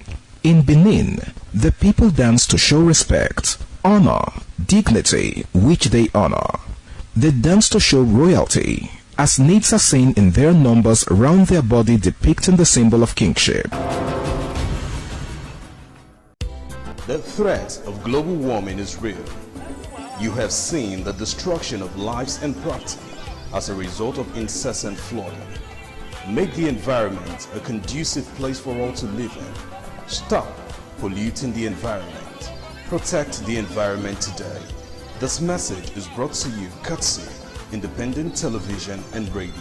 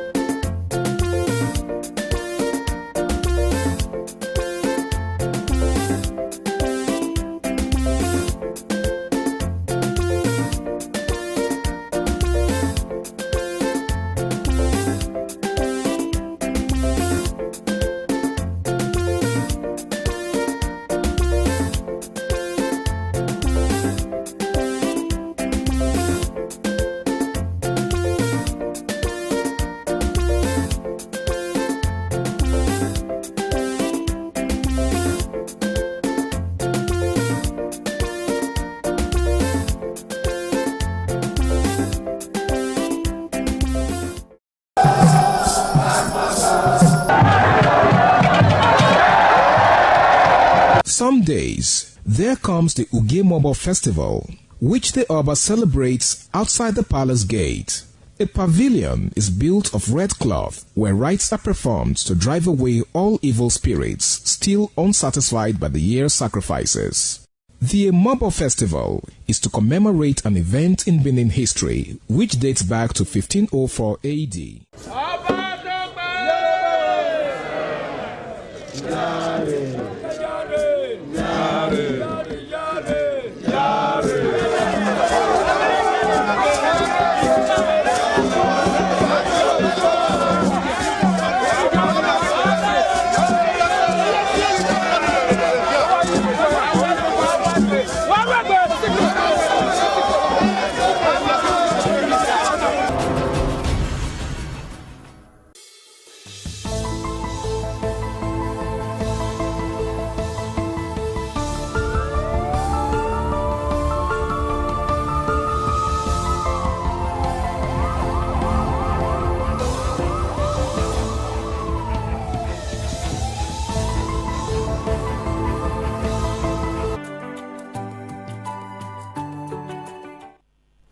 Thank you so much for staying tuned. If you just joined us, this is Flip Side, talking about the older side of some difficult situations, some difficult topics on this particular platform. We'll bring it down to the barest we get to understand the other side of the story behind politics, behind religion, behind anything we discuss in some serious topical discussions. Well, like I said before, Amarachi Azuka is with me in the studio, and joining us right now, he is a political analyst, political affairs commentator, a human rights activist, and of course the PRO of Oedo local government. Join me to welcome Comrade Osaho Okoro Obaraye. Thank you so much for making our time to join us. Thank you so much for listening. All right.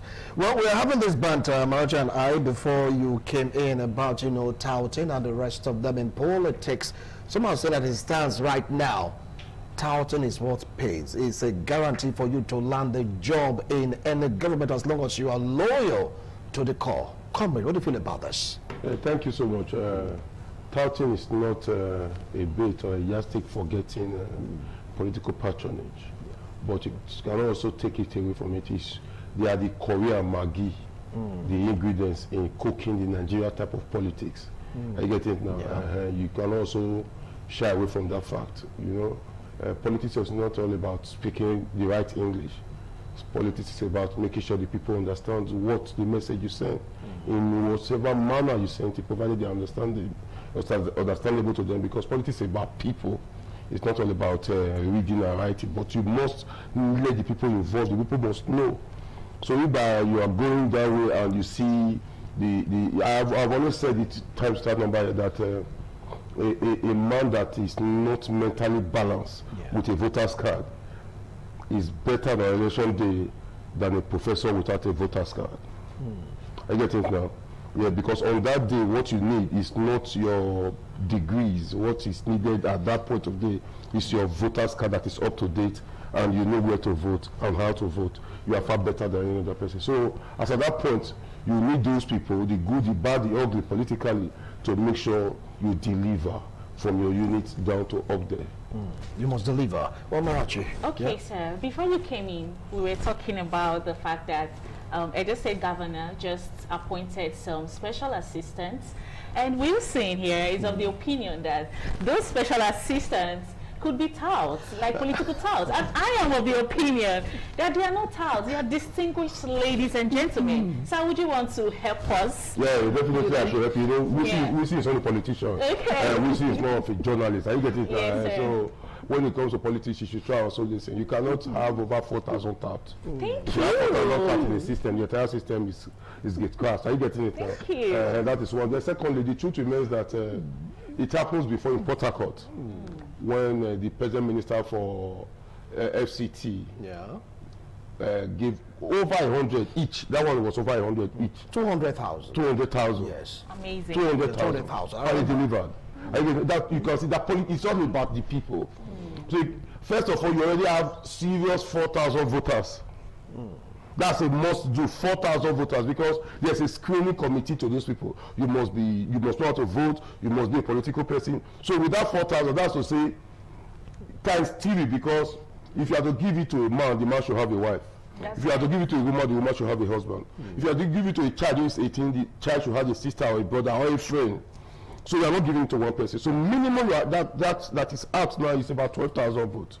With that 12,000 votes first, that is a sure call vote. Added to others, that is it. So you can see that plus or minus the winning is already showing itself, because politics is not just the way I said it. It's about number. You must show us for God. And you must not come here to start speaking English, because at the end we still know that the stomach comes first. I don't know that. I know about good governance. Yes. In good governance, if the road is tarred, everywhere is clear, and the man is hungry, the man can walk on that road. That's right. But if the man is hungry, the man can help clear the road. Take the debris off the drainage to make sure everything is working right. Are you getting that? You are going to see improvement in the entire working nature now in the state because of those people that are now involved. Amazing. Are you getting that? You are going to see it on your own. You are going to see it's going to start smelling within the next 3 months. The sales will truncate down to the nitty gritty. You start seeing, start booming. Are you getting that? Politics, you can see the joy on the faces of the people that were given those positions, or even those that will be given natives of those, for 25 each in each ward. 25 each in each ward. And I've told some of my friends who are chairmen to say, make sure you get to the unit. If it goes to the unit, you can't argue when it comes to deliverable issue. But it's also happened the second tenure, where Secretary of God, Obaseki, where SSAs, you can get it anywhere. It also happened, and it struck blow for him, because he pays the piper and he takes the tone. Yeah, you can't now say because you are working in John Holt and start receiving money in UAC. It's impossible.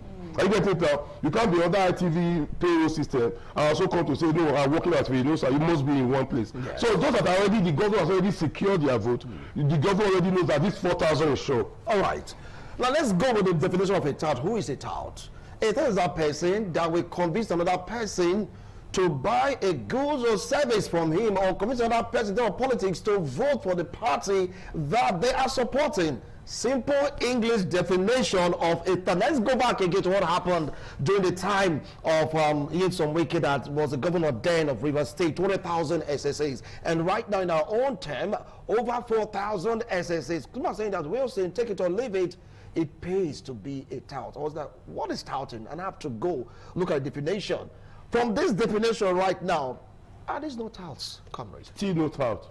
You know why? Your definition. How many of English definition of this is softer part of discussion. When I started, it's a soft part. Yeah, I know. When I started, I told you, I said politics is only about English. Yes. Sorry, but if it was English, I'm sure Professor Wole Soyinka would have been Nigeria's president now. I get it now. Yes. So it's not English. If it was English, Ighodalo would have been the governor of Edo State. But it's not English.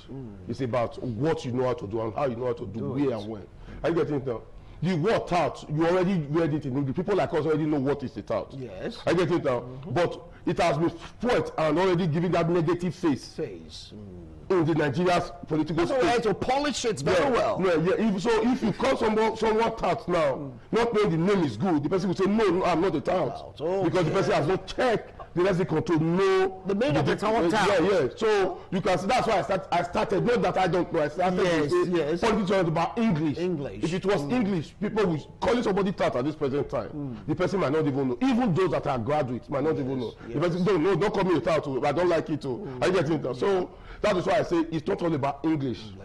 Now what the governor has done is has gone to show that the governor is a local quoted politician.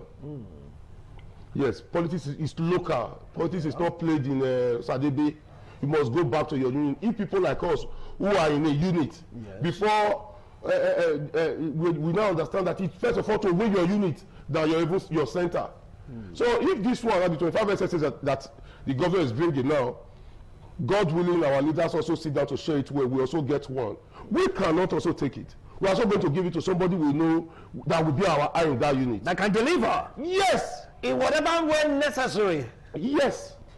Okay. The issue is about delivering. The issue is not about speaking English. I get it now because the truth is that we see, if I decide to sit here and say I'm a journalist, I might act it well, but at the end of the day, I might not lose your unit. So when it comes to politics, to winning your unit is what you sit down with paper and biro. To say, okay, I have let's say 300 persons in my unit. In this my unit, about 150 persons are no longer here. Some are late. So now we have 80 to 100 active voters. These 80 to 100, since we now have about 8 of us, 11 of us, now you go look for 10, you go look for 10, you go look for 10, you go look for 10. Don't look for my 10, I will look for your 10. These are their phone numbers, these are their addresses, let's go. Then you start knocking just like the Jehovah's Witness does, from door to door for your 10. Don't go more than 10. If I now secure my 10 that day to say, Madam, Oga, brother, sister, if you come on election day, now me, you won't come meet. I will tell you how, where, and we will take you on that day. Yes. So when that 10 of them come to meet me, plus me, we already have about 12 voters. There's people who don't canvass again. Just you cannot start telling somebody in your party about your party to vote for your party. So that's why when you get to that INEC register, you speak out. You are not picking me. You don't need somebody to preach to me. And you need me to preach to people. So I will not say, okay, come, Mama, so I will call her. How about this? Sit with her. How your market? How everything? We don't come again. You try to convince Mama to come vote for your party. That's my job. I get it now. Okay. Yeah, that's my job. At that point, I will not speak English of Mama Saho. True. I will speak their language. That she understands. So if Mama Saho says kind there, I cannot go there to ask for a muet. It's impossible.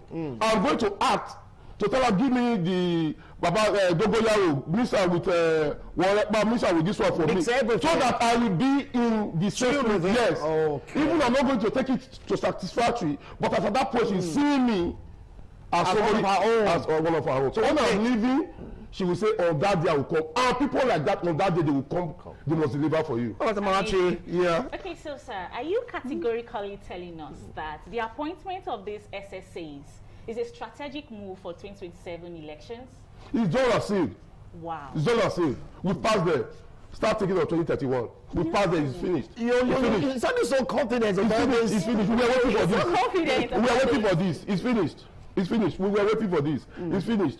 Politics is not, it's calculation. We've done our own politics to see if 25 voters in a ward, that 25, the assignment is, we are receiving money now, make sure you get 5. Don't make more than 5. So 5 times 25. First of all, these 25 persons, you must deliver 25 persons. That's your job. Don't bring 6. Wow. That's your job. So their job now, they go and make sure they have 5 friends. They are bringing that day. They are not going to meet me. They are not going to meet my own followers. Those are secure people. I cannot come to ITV to start preaching ITV to Wilson. Yeah. So go on. In this, we have, as a politician, you must have your unit, your center, INEC register. I have that. If somebody dies, you tick it out. You times it like, if somebody leaves, you mark it like this. So you understand. So when it's there, you already know, I have 95 people now, I have 45 people. So the SSA falls in my unit or my center. If for me to sit there, they say, come, let me be the use my mouse around before. You can go to meet my mouse around now. Let me go meet my mouse above. We'll share it out. Are you getting it down? Since you are closer to my mouse around, you just could go. Let my mouse around you are now an SSA. So that when you go there with your ID card to let her know that if you were given, she can be given, the daughter can be given, the child can be given. So she must come and deliver this time for her to also repress. So. All right, right. Now, you know, because I love this particular discussion because it's the softer part, so we can go at any level, at any level. So that by defining the meaning of the word tout, but some persons have already painted that word touting in the bad light. And I want to explain again, when you tout for someone, when you're touting, is to convince that person. You can be aggressive in it. You must vote on my party. You must buy this thing from me.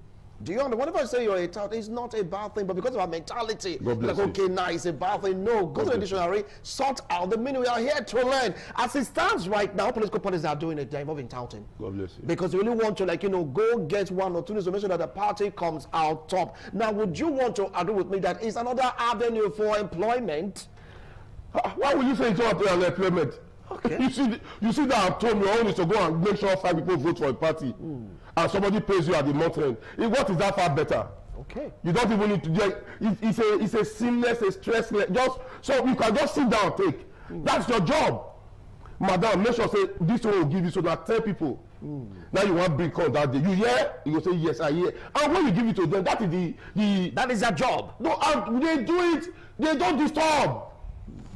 From next week Sunday, by the time they finish the screening now by August, September, yes, you start seeing thanksgiving in various churches. They are also going to their churches to give thanks to God. Because some of them never thought they can get governor's recognition in their entire life. Wow. So if you're auntie in the village, you have never gone to Benin. Politics now made that necessary. You that means in Benin speaking on your big grandma does not know government house. And she don't come with a ID card as SSA. You will get us, madam honorable, even she's not honorable, welcome to so if they will use more than their salary just to keep that name and that afloat. That recognition is what politicians are looking for, not your baby grandma. And you do something, somebody will say, it was good, though, this thing you did good, this is it. That is what, how much if you need their salary? Their salary sometimes we don't use that for a weekend. You can't even fill my tank. Their salary, you can't fill my tank. If it fills my tank, I will fill it again in 48 hours.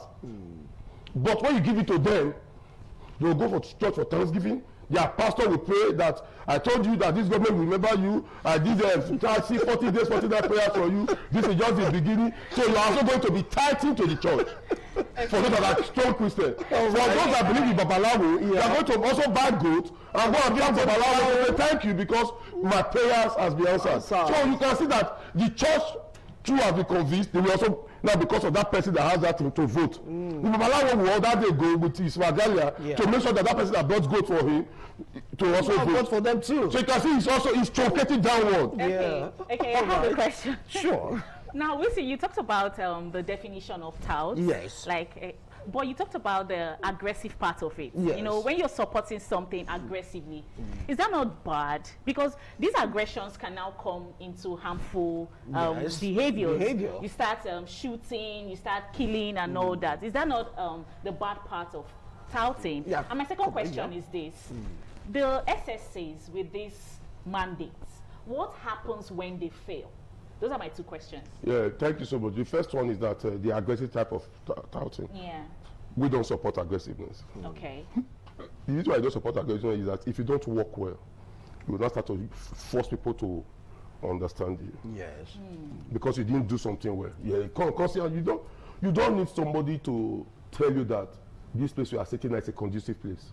Yeah. You don't need somebody to tell you. If the person comes and says the person needs conducive. So if you know you've worked well, you don't need to start shouting or forcing somebody. The election is seamless. People don't drag. You saw it that the past election that just passed, the local government election, other parties, they don't participate because they know that the work this government is doing, if you come out, it's like you are putting money into a basket. Are you getting it now? Yeah. So the government are not even relenting on that to say I'm working.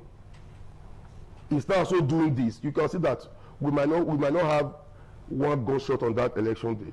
Amen. That we will not have it. And secondly, whenever we also don't do any prayer, we should pray for the governor. Why am I saying that is that this is the first time in 2 years we've not had court killing in Edo. Since I was, let's say, adult. For let's say 25, 30 years now. This is the first time in 2 years we didn't have court killings. I'm sure there's no home in Edo. Two things define any home in Edo. One, any home in Edo has somebody or a relative overseas. All home in Edo. Then two, all home in Edo have one or a relative that is a courtist or a court member. Three, all homes in Edo has one relative or somebody that has been killed via court war. Yeah. Then now, if that one has been struck out that for the past 2 years there has been no court war, I think the governor deserves a round of applause, because if the place wasn't conducive, even this one they are bringing now, the courtists would have hijacked this system. That's right. They hijacked the system. They will use their court war to hijack this. So when they are negotiating, they negotiate with power. So before the governor brought all this one to make sure these things will be given to the commoners, not to those people that call themselves Before the governor first of all sanitized the system. If the system was not sanitized, this type of issue can bring court war. Because then you have said, okay, we'll give one to Aye, we'll give one to Aye, we'll give one to Vikings, we'll give one to this. And by the time they are trying to bring who they want to bring it to, it causes minimal war within them. And for you could say Jacobison, year 14 to 8-11. Counting human beings. Yes, counting human beings. You just hold on, comrade. We want to take a break. When we return, we'll continue this discussion. The topic is touting in politics, an avenue for financial liberation. That is what we're taking a look at today. It's a question that we are asking. Of course, I have a comrade Osahon Korobaraye, the PRO to Oedo local government chairman, and of course, someone will join us right now talking about comrade. Yes, Ogun. That name is quite easy. Well, I say difficult to pronounce. I got the name right now, and he's a friend of mine, Oladele. Yes, Ogundele. All the time from this break, you're going to hear from him also. Don't go away, we'll be right back.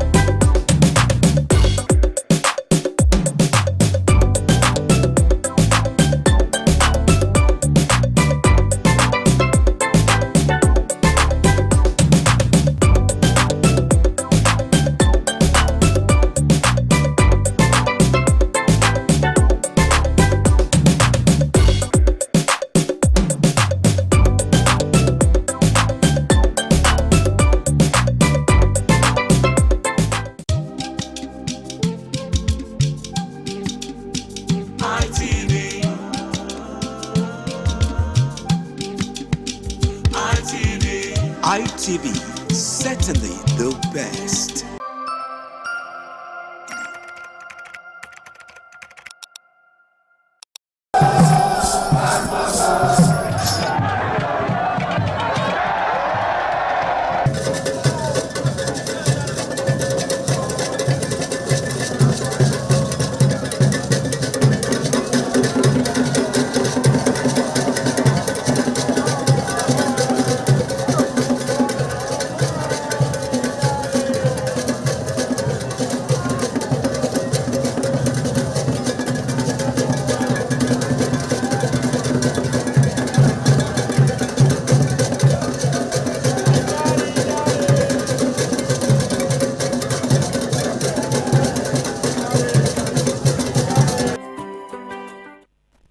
Thank you so much for staying tuned. If you just joined us, this is Flipside, talking about the softer part of politics, the softer part of education, the other side of tradition, culture. You just limit to see it all here on this platform, Flipside. I am Wilson Marshall, and of course I have Amarachi Azuka. Like I said, we went on that break. We have Comrade Oladele Ogundele join us in the studio. Comrade, thank you so much for making our time to be a part of this discussion. I believe we're following the discussion we're having with Comrade Okoro Osaho Obarite, the reason why this kind of a situation is happening right now, talking about the advantages of having some persons empowered by the government of the day to make sure that somehow, somewhere, it leads to good governance. After all, when money gets to a pocket of a man or a woman, others definitely will gain from each one way or the other. So now what do you have to say about the prospect of touting in politics? A way to financial freedom. Okay, thank you very much for having me. Good afternoon, viewers. First, just as a lot of things have been said about touting, it's not really bad words, depending on where you are, where it is being used. It has to do with like canvassing or trying to win persons or other persons to buy an idea or buy your market or support your party, your person, and as it were. Unfortunately, the word is, once you hear touting or you hear tout, it's like, it seems to be negative. It seems to. But I think if you, this is an avenue for people to already understand that tout doesn't really necessarily mean negative, as it were.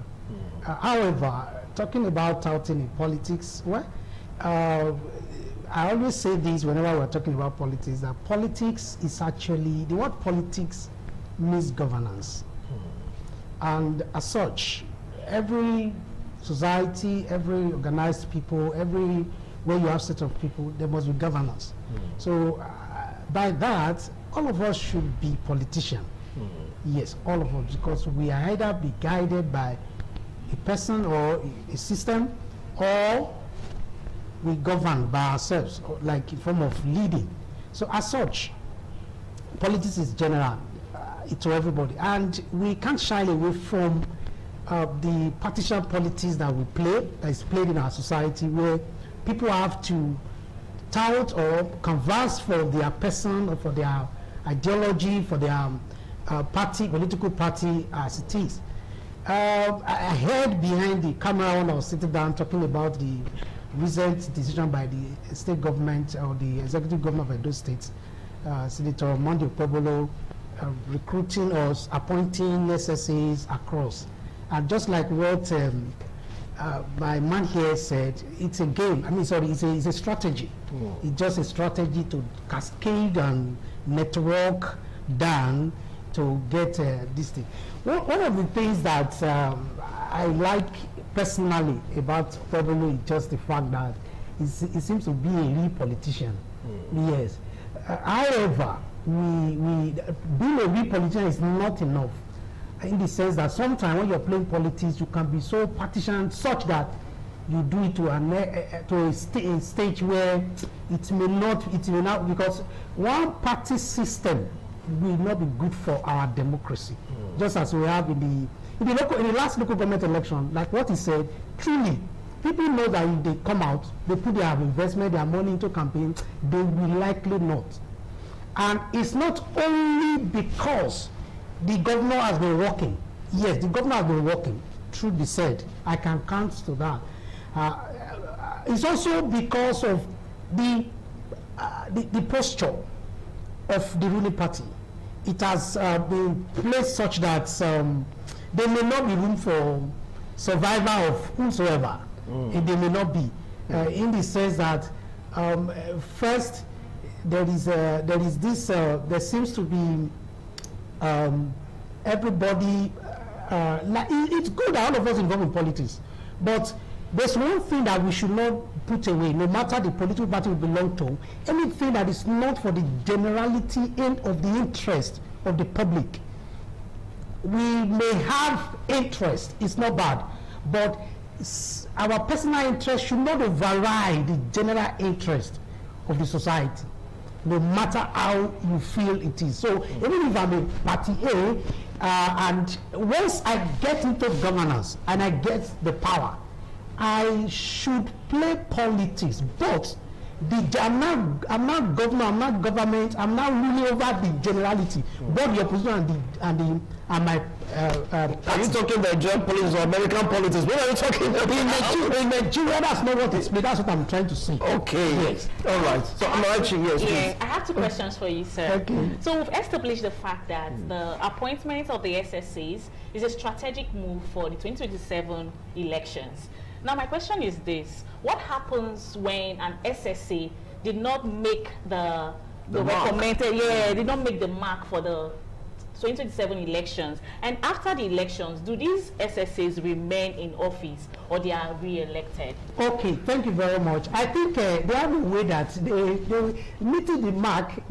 Once they are well equipped with enough resources, capacity, funding, which I know that this government will do from all education, they will meet up.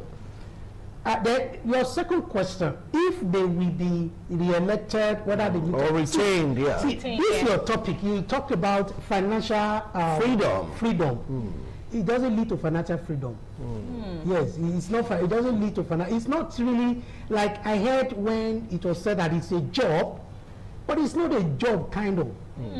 You know, in the past administration, by God's grace, I've had an opportunity to go into that part of this same mapping was done by Governor Baseki. It was done, and the only thing that happened during that time was that the then governor did that thing very close to election, and it was a strategy. After the election, they were all back to the street. Wow! So it doesn't even lead to financial, except if we are promising that it will keep, because like this election in the Edo State, the next state government election is going to be 2028. Yeah. So as such, if it's something that we keep, then possibly maybe that could be sustained. All right, comrade, you heard me said it's not a part of financial freedom, because sometimes after they're being used right now in quotes, don't be dumped. We made it clear that being a tout is not a bad thing following the definition. It's not what we have at the back of our mind. No, it's for you to convince another person to buy into your idea. Some are aggressive about it, some are tactical about it. We're talking about the aggressive type right now. They're saying, Wilson, if I'm like Wilson, don't want to be an SSA. I was like, I have a job. He said, well, you can still have your job, be an SSA. What are you talking about? So, is it a way to financial freedom? A lead way. On a pathway. A lead on a pathway, but he said it's not true. Must I say what I said is true? Must you also say man? No. So please explain to us. You don't know the value of 50,000 until you see a woman that will give it to sell pure water. That increases from pure water after a week. Now start selling mineral to it. From there, add a biscuit to it. Yeah. From there, opening a kiosk. People don't go to Lapo to ask for $1 million, for $2 million. Some is for 100,000. So 150 to start a petty business. So if tomorrow their salary, let's say, is 100,000 or 150. Yeah. When you give it to the man who has a small table outside, because that job does not really make her go anywhere. That job is within her terrain to work and do whatever she do. And she goes to the market after receiving her first salary, maybe for 3 months, 1 to 3 months, and they give her 300,000. That will be her first 300,000 in her entire life. Wow. And she gets it, she now gets a fridge to start cooling the water instead of walking to Nibini to come. That's a way, a pathway everybody must not become a billionaire. I've told you I cannot also maintain that job. Yeah. Are you getting it now? I'm not sure anybody in my office receives what the essence of the governor receives, what to say me. Yeah. But I know it. Are you getting it? But it's a pathway. It's a better way. Instead of just living there with nothing.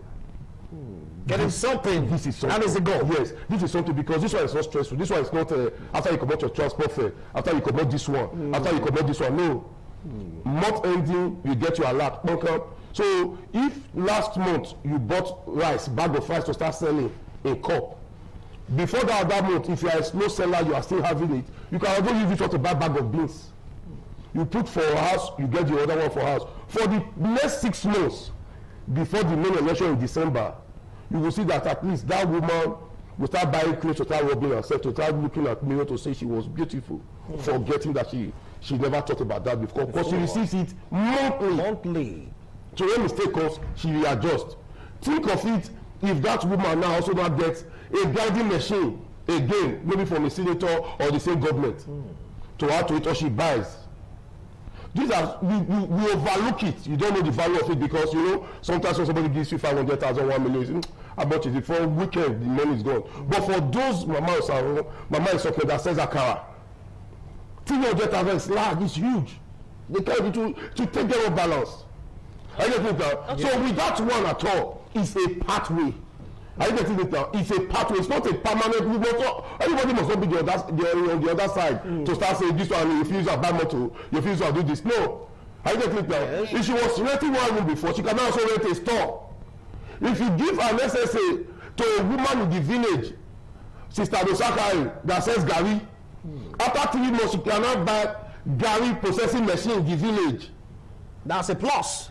Times 10. So after the government, if she access, she already has a pathway because this one is just coming for you to be doing. It's like sometimes when we are broke, you get your cash will drop you somewhere. Your cash will drop you somewhere.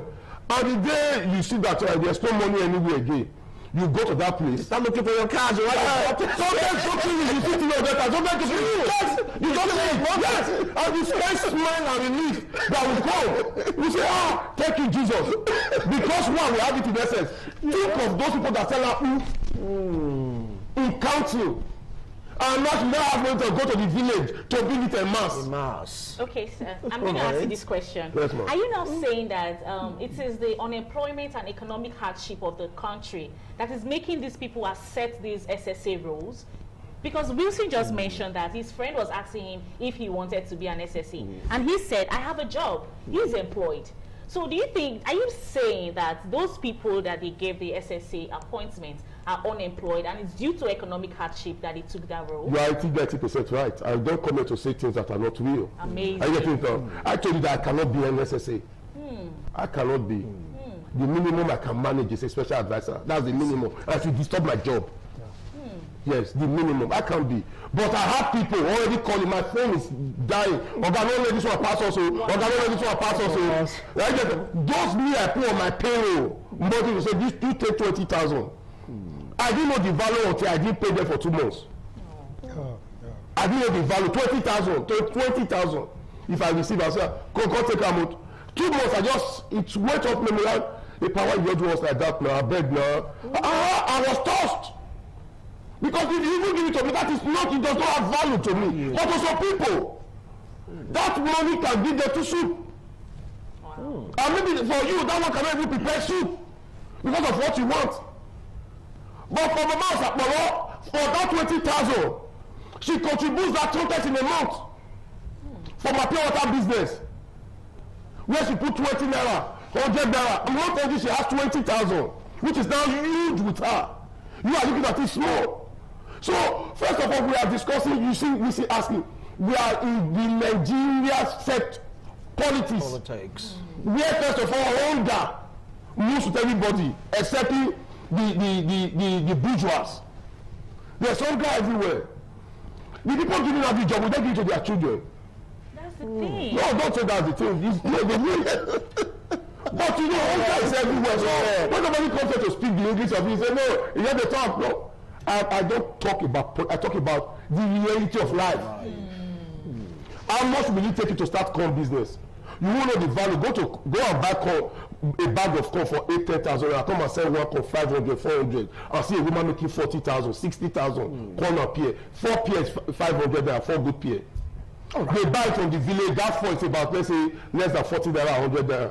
But they sell it for you for 1,000. So you can see that because we look big, this money will help those people you think don't look big.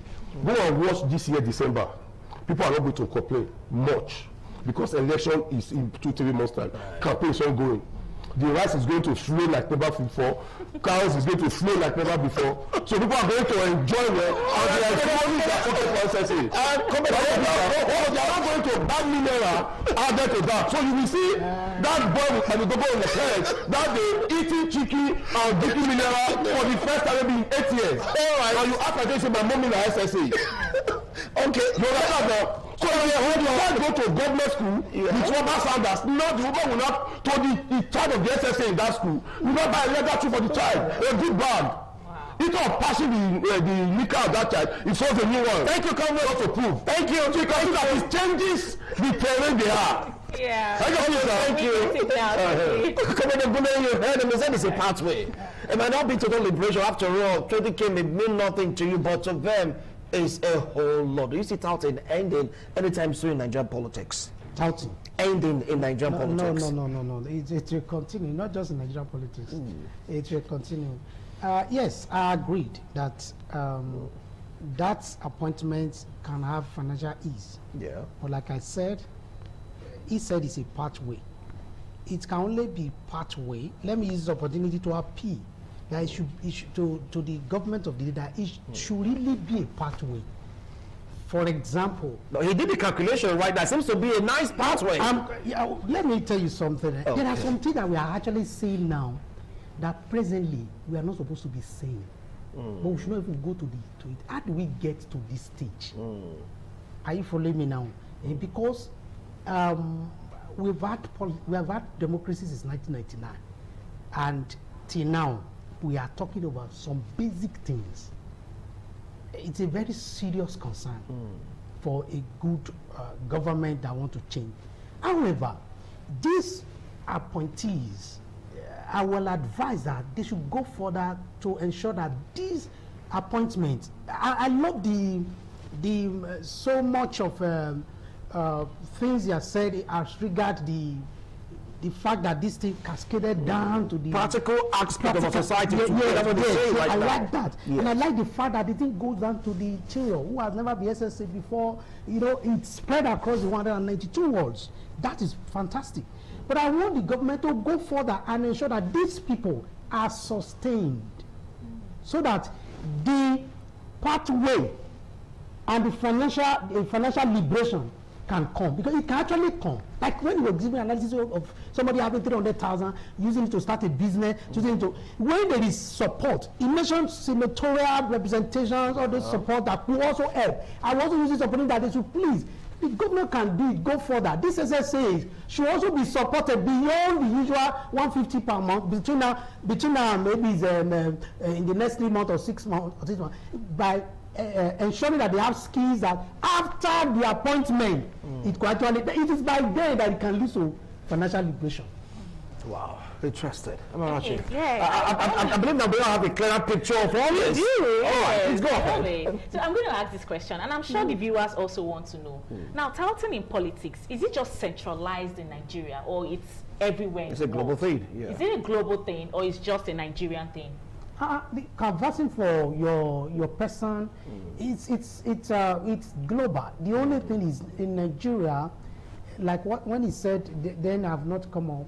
He mentioned something that it doesn't support the aggressive type of thing.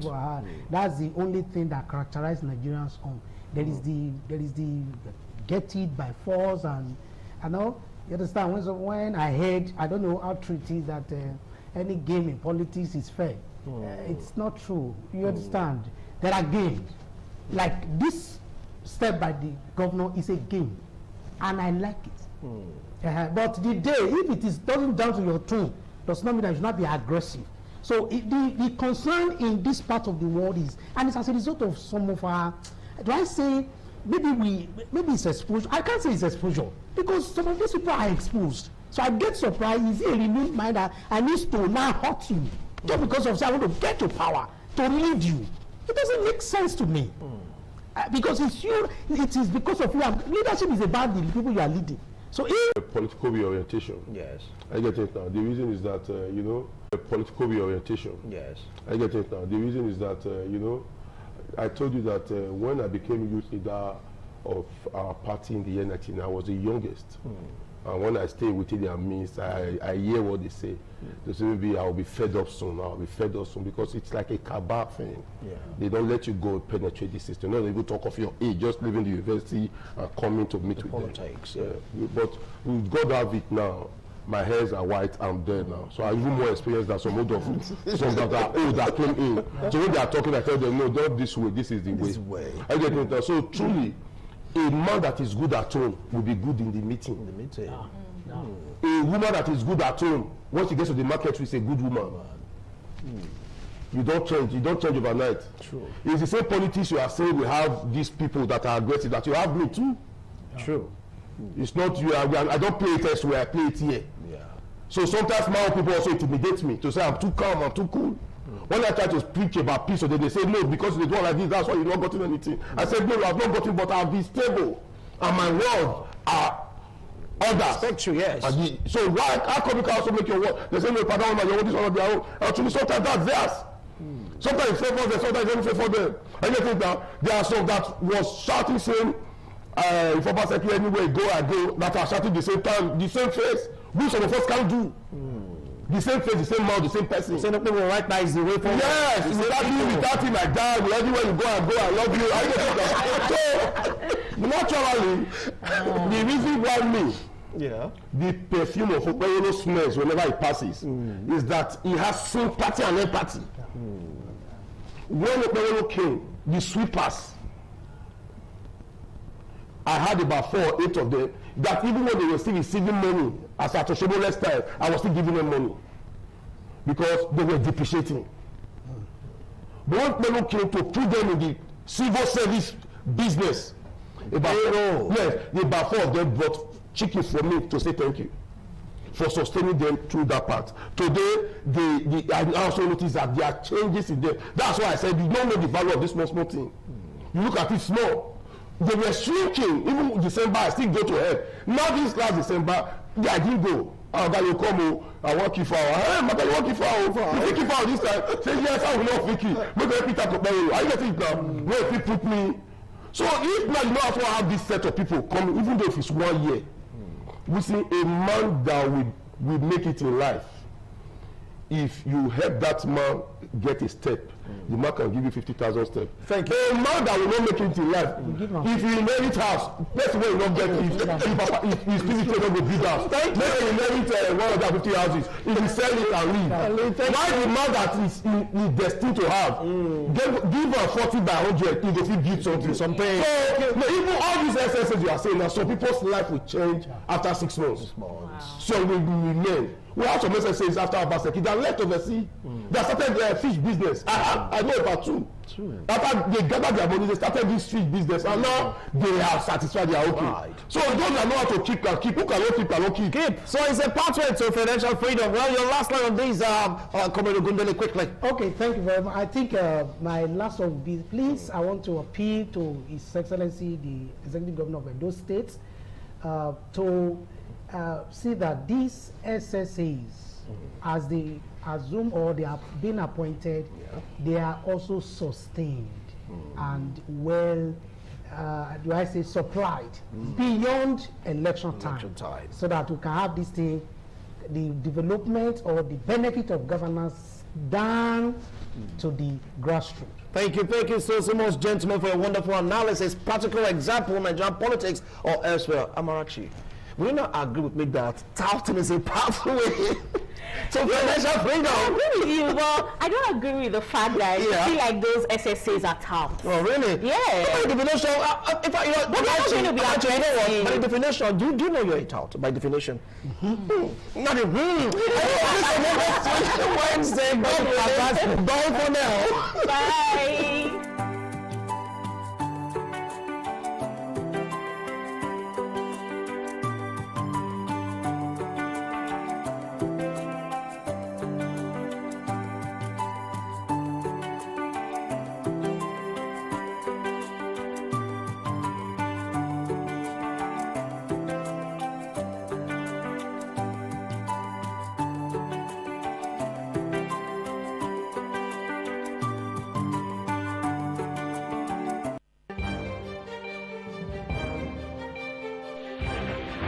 This is ITV.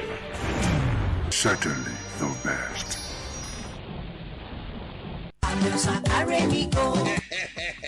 Oh yes, Ameosa Motosi don't roll out to new Shabe buses and Ukazi. Where country people go fit to.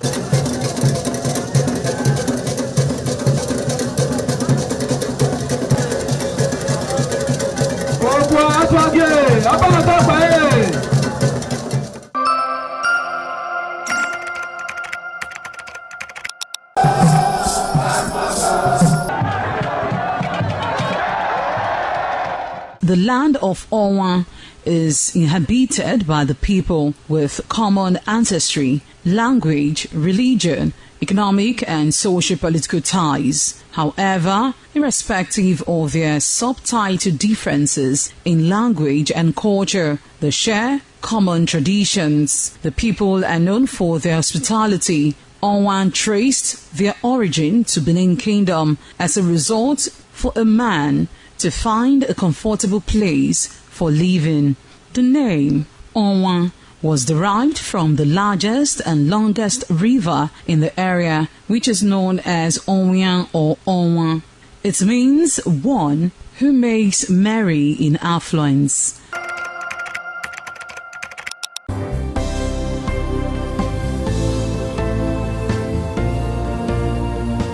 Thank you very much for joining us on the program, Healthy Living. What is the kidney? The kidney is an excretory organ in the body, which is for metabolism. Tuberculosis affects many organs in the body, but the common ones it usually affects is the lungs. Epilepsy is a neurological problem. Okay. It is ITV, certainly the best.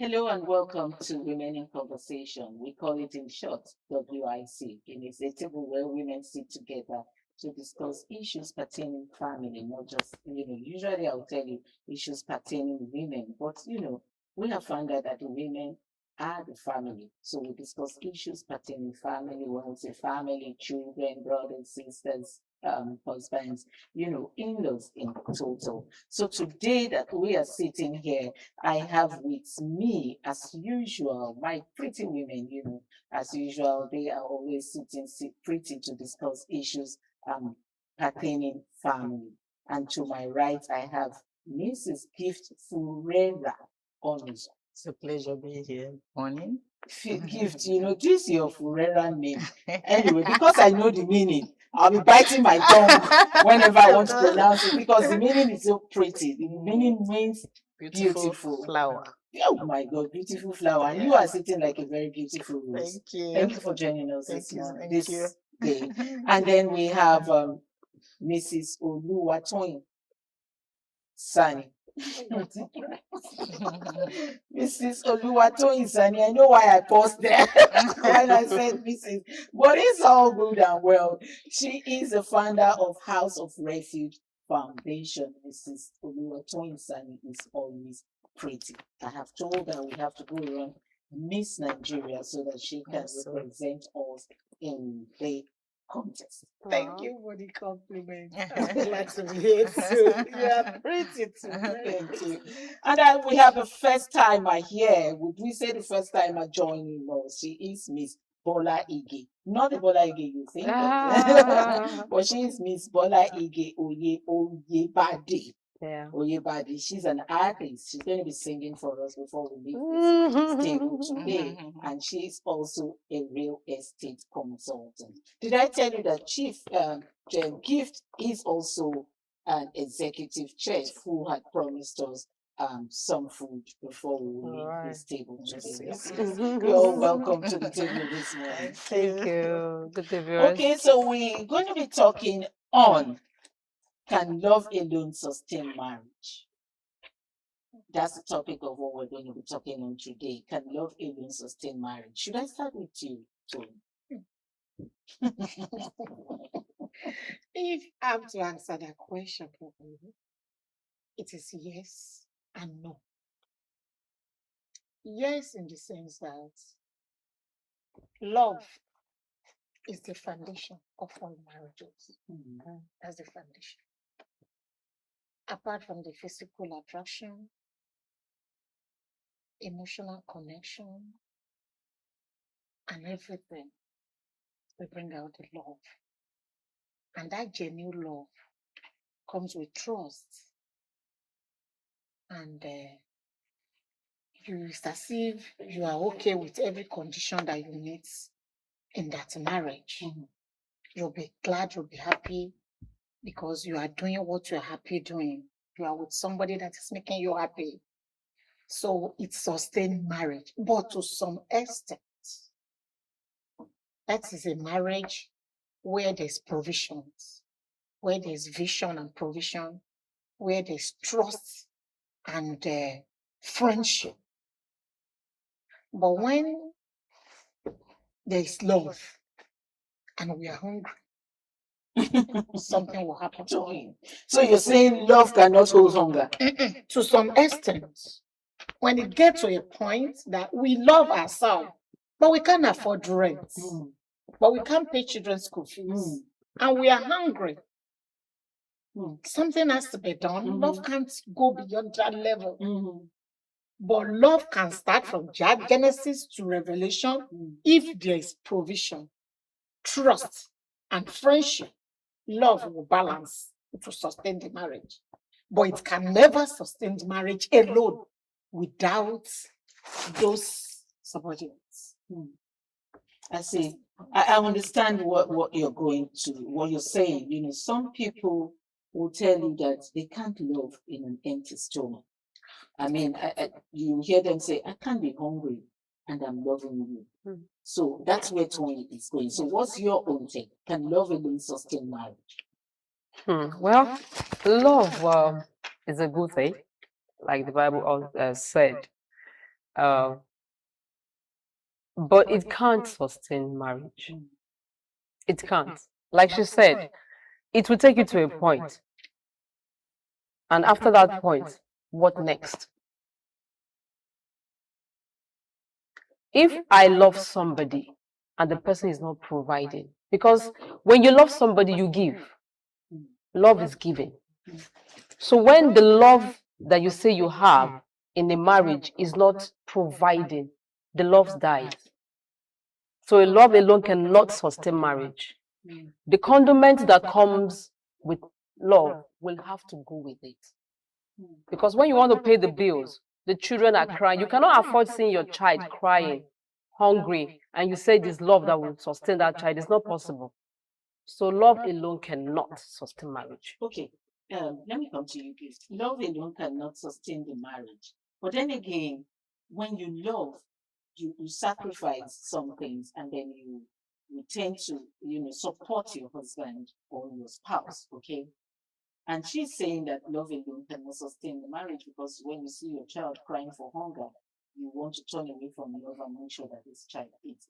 But supporting your spouse, maybe you have enough to bring to support him. Will you still be in love when you're the only one, bringing out, dishing it out, paying the bills and trying to run the family? Will that love still be there? I think the woman should understand that the man is going through process.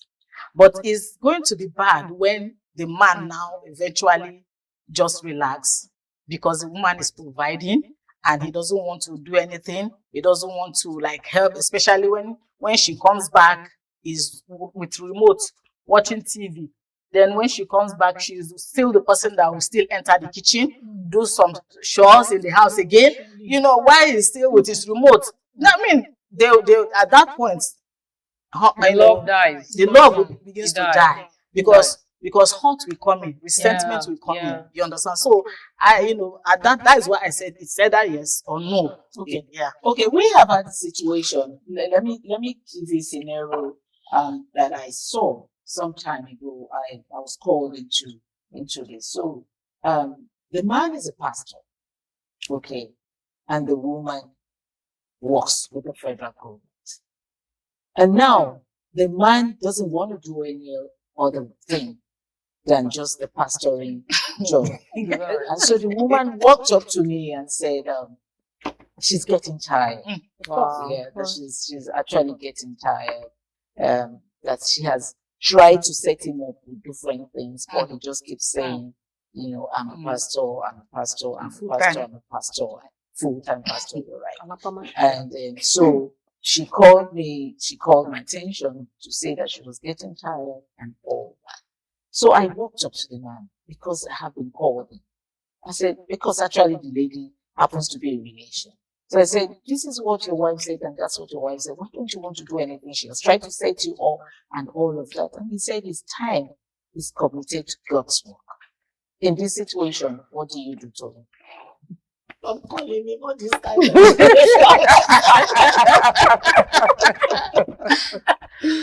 Oh my God. No. Because, let's go to the Bible. In the Genesis, God called Moses. Take Israelite, my people, out of this land to another land. It is Moses that have direct relationship with God, not the Israelites. It's because of the love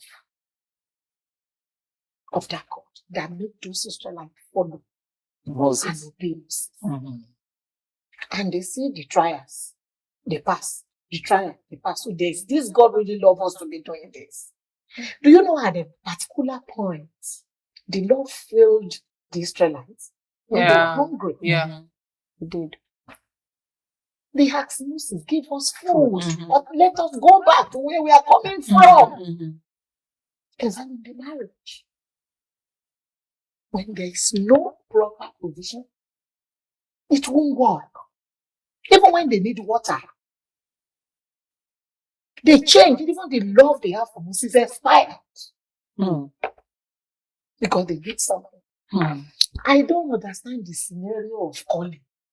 Because everybody has a calling. It is for you to discover your own. Thank God I know my own calling from the calling of my own dear pastor. I pick my God directly, put me in my own calling, and I'm okay with it. But I have no heard that God said, drop your hoe and cutlass and follow me. I am not the disciple. It's only the disciple, 12, that Jesus Christ called. You know, they were doing something. It's not as if they were just dormant. They were doing something. And he called them, follow me. And they obeyed. Because that call is with provision. They were doing something, and God called them. Jesus called them, follow me. And immediately provision for them. I never read where they lack till the very end. But you were not doing something. God knows they call lazy man. No, God, I don't understand. God cannot call a lazy man. You must be doing something. God must have trusted you with what you are doing with your life and with your career before you can now assign a duty to you. When you are failing yourself, how would you fail God? You can't manage any resources. You can't bring anything to the table. God will now pick disciple and put in your hand to trust you with disciples. It's not possible. How will you take it? So me, it's a zero. That man, they will not come my way. They will not come to the generation's way. That you will tell me God. Toyin, that's okay. That's fine. That's Toyin,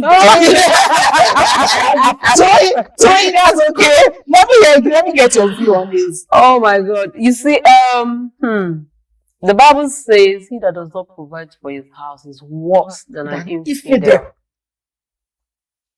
So, but in this case, he has been called and is working for God. He is working for God.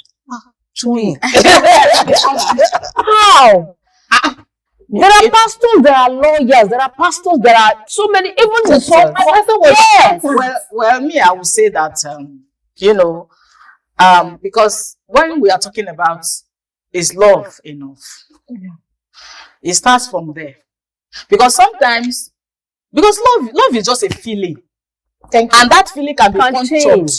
Anytime. You understand? Like a balloon. Yes, it can be punctured. Now, initially, when this love thing starts happening, you may not be thinking outside the box at that time. Because I believe the problem started from there. Yes. Because there must be a discussion, or they didn't discuss. Of course, they should have discussed. Initially. Yeah. Okay, I'm a man of God. God has called me to full time, and I'm going to marry you. You doing the work. We're going to stop there. Let's quickly go on a very short break. We'll be back to continue this interesting discussion. Please sit. Welcome back. It's still Women in Conversation. We were talking about, can love alone sustain marriage? And the table was being heated before we went for a very short break. I called for that break so we could have water, because Tony was already shaking the table and was telling me, listen, they shouldn't call me for that kind of a thing. But anyway, welcome back. So you were saying something, Gift. Yes. So, because of love, so probably there was no discussion outside the box. Okay, I'm a full-time pastor. God has called me. I don't want to do any other. So full-time pastors don't eat? No, they know they buy things. No, the truth is they don't go to market. The truth is, when we are talking about this full-time, let's be realistic. There are exceptions. You understand? Yes, there are exceptions. Yeah, it's not absolute. True. It's There not are absolute. exceptions. True. You understand? Yeah. So true. we look at this. Let the viewers understand what you mean. We can even use the Jew as an example. It was a lecturer later now, and he has to stop the ministry. Yeah, because the demand was much on him. Grow to that extent. To some extent, yes. The ministry must have been ready to sustain itself. Yes. Before you can drop a church that you are just planting. Maybe you have just 50 and 100 members, yes. And you now say God call you full time. Those people need food. Your family needs food. Your family, you pay bills. Yes. You have parents. That's where you were going to. Yeah, part of it. Okay. It's part of it. All right. Now, let us understand. Yes, when I said that there are exceptions, because when somebody says, I am called, you understand? You are not there. Me, I'm not there. It's God that called the person, and the person and God know what they discuss, what their relationship, what they said. You understand? There are some people that God might really not say that they should go and do something. You understand? But where the missing line is that the man of God should bring the wife to a place of understanding. If he does not bring the wife to the place of understanding, he will be finding it hard with the wife. Exactly. Okay. The place of understanding, I mean, is that make the woman to know that when I say place of understanding, from the little of the man, the woman will be able to know that if this man has much, he will be able to do more. You understand? If this from the little, of course, he cannot say he's not getting anything. Gift, let me come in there. In such a scenario, for me, I don't think the man needs to get married and bring in children. Okay. Because who are you expecting in the first place? Yes. Yeah. Who are you expecting to help take care of your children? Responsibility. Did God say that you should come and serve him and don't cater for your responsibilities? No. God did not say that. I mean, because even if you're not married, you must be living in a house. You will eat. So how do you do all of that? Clothe yourself. Clothe yourselves. Yeah, just like she said that it is only the 12 apostles that God permitted to do that. To leave whatever they were doing and follow Jesus. But do you know that? And I will make you fishers of men because they were doing something. But let me tell you, the truth is that as a man of God that is called, as in quote, called, because there are people who call themselves, but there are people who call themselves, but if you are actually called, you are called with your provision. Okay. You are called with your provision. God will meet that need. You understand? But but somehow there are ones who call themselves, and there are ones that are hiding under that God has called them. You understand? And if they hide, of course, they become lazy, and then they tend not to. Let's leave this argument because truly, Toyin is not agreeing with what you are saying. Okay. In fact, she's nodding her head already. She's not agreeing with what you're saying All right. because a man of God is also a human being who has to, face the normal life that hurdles, we yes. all live. Yes.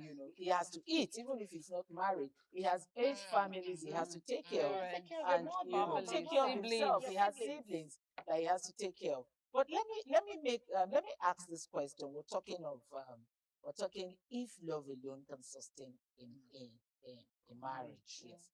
Okay. For love, who do you think sacrifices more in marriage, the men or the women? A very big topic. Let me start with you, Bolaige. It's obvious that is the woman that sacrifices more. Is the woman that sacrifices more in the marriage because what she does, she take care of the man, she take care of the children when they start coming in, she take care of herself. Now the extended families are in there too. They'll be expecting so much from her, not minding what she herself is facing. She might be going through so many things and nobody cares to know.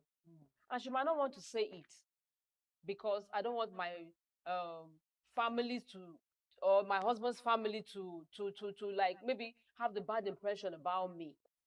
So she keeps swallowing everything. So she keeps bearing. Yeah, she keeps bearing.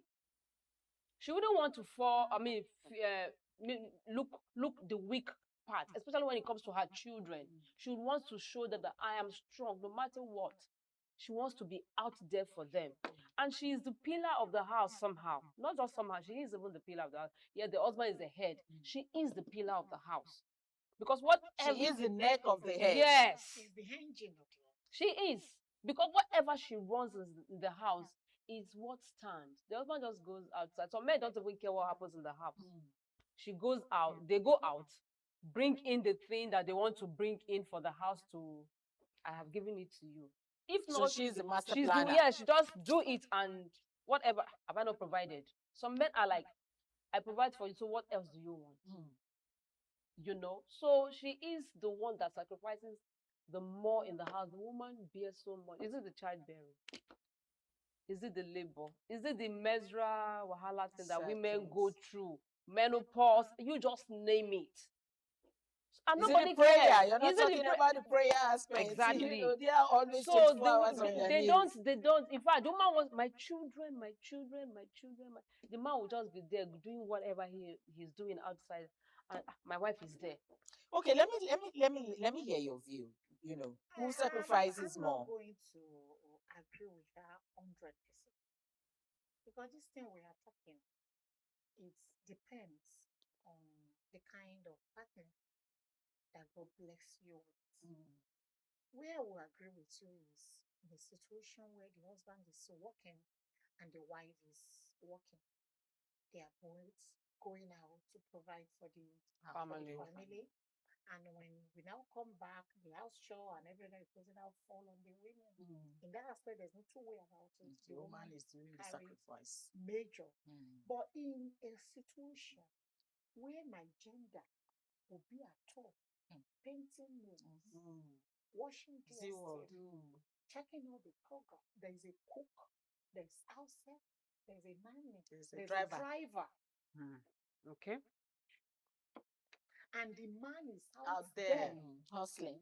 That's the generation we have now. Eating whatever kind of food. And with all those provisions, you didn't even remember to give him breakfast before he left the house. And it's going, some men might not even eat around 3 4. And you are the one providing for all days. In that scenario, it's not the woman. Yeah, true. Don't be selfish in this aspect. True. So that was my thought. True. It's my thought. It depends. We have some women that they don't even know how much the husband is giving to their own family, to our own family. It's true. The husband is bearing the responsibility of his own family and the wife's family. We have some women like that. I know them. they have the time when they will go to spa, when they will go to cinema, when they will go to shopping, when they are all that is what they are planning. When they will go the for soft holiday. life. That's the soft life. Those people, are you telling me? So But like it says, it's soft life. Ah, It's called yes, soft very life. soft life. Soft Yes. life. We That's have a soft lot of life. women in that category, now. Of course. Yes. Of course. But we have a lot too that they wake up in the morning, the wife wake up 3 a.m., prepare the children, prepare herself, prepare even the man. True. And the honorable man will just wake up to the bathroom, go and wait in the dining for the breakfast, and they go pressing on. I'm waiting for you. Oh. Exactly. The woman Because is she has still- to hurry Yeah. up. And we go together and still come back on Come the traffic of Lagos. And you will now say it is Arsenal that is playing today. It is Liverpool. Exactly. While I'm in the kitchen and homework of the children, another thing in that aspect, I give it to women, I give it to my gender. God bless all those women in that category. And to my other people too, in the same other category, that it is nail, eyeshadow, the screen, the everything. I give it to you too, but you are not doing too well in the marriage. We can compare you to those that need special, called the need special award. They are doing well.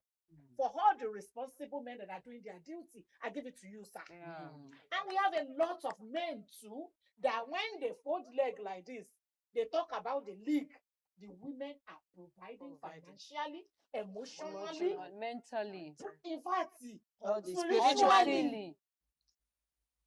Everything, even for the children, upkeep and upbringing. I give it to those women. So it's two ways. It is two ways, of course. It is So do you agree with her? Yes, I agree with her totally. That's my thought too. Yes, I agree with Okay, so there's a story making headlines on the social media where a woman came and was asking questions. Should she divorce her husband? We're talking about who sacrifices more in the marriage. Is it the men or the women? And so she said her husband, during the Ileya, bought his own family two rams, and never gave her anything to give to her family or bought her family ram. In this situation, do you think the woman in that marriage is sacrificing in a negative aspect? No, let's be very realistic. Yes. Let's be very realistic here. Ileya, let me assume you are the husband. Okay. Ileya, your family. Ileya, my family. You bought ram for your family too. It is my responsibility to buy for my family too.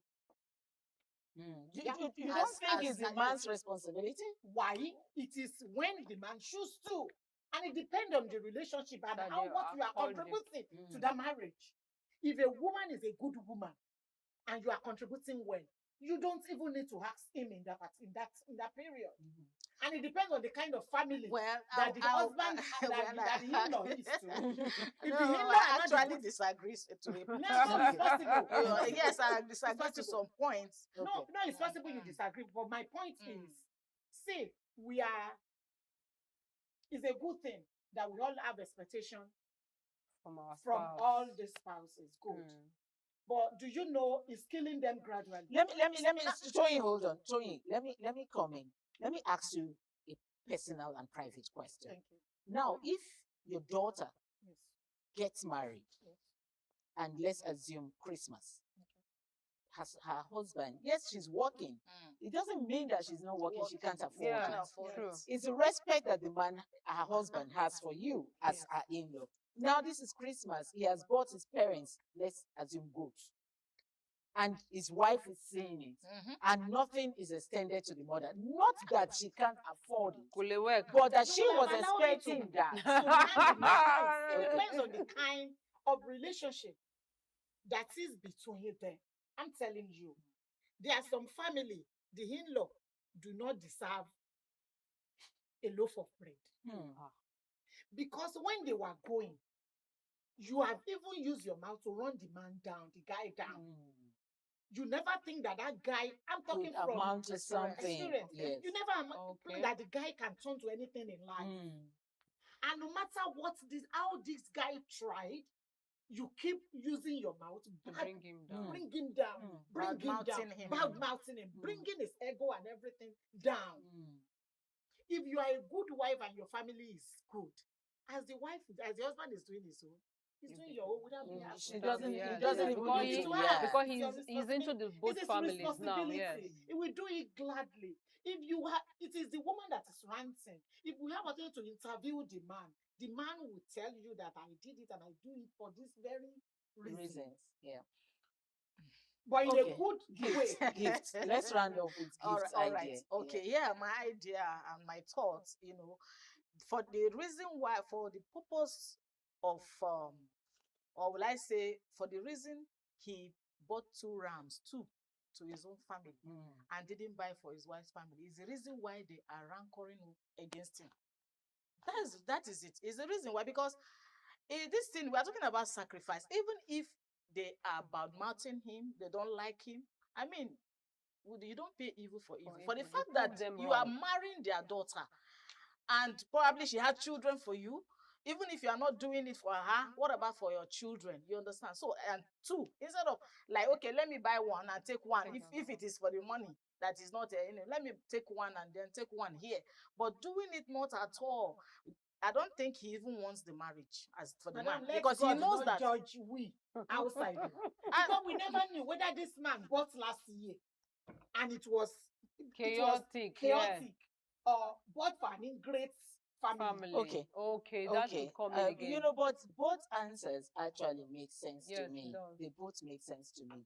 I have seen a husband too who went to marry a girl in the family when he had nothing. They kept bad-mouthing. In fact, the girl cannot even speak where families are talking until the man grew to something. And when he grew to something, he refused to look at that family. Even when the wife would cry and say, just give my mother, I said, I will give later. And later talking. I really didn't want it to get ended, because I also had a lot of questions that I would have loved to ask my women here. Of course, with Toyin will always shake this table. Toyin will always shake this table. Anyway, welcome to the end of today's program, and we hope to see you next time. Join us when we come back again for Women in Conversation. I am Patricia Oyun-Gabriels. Thank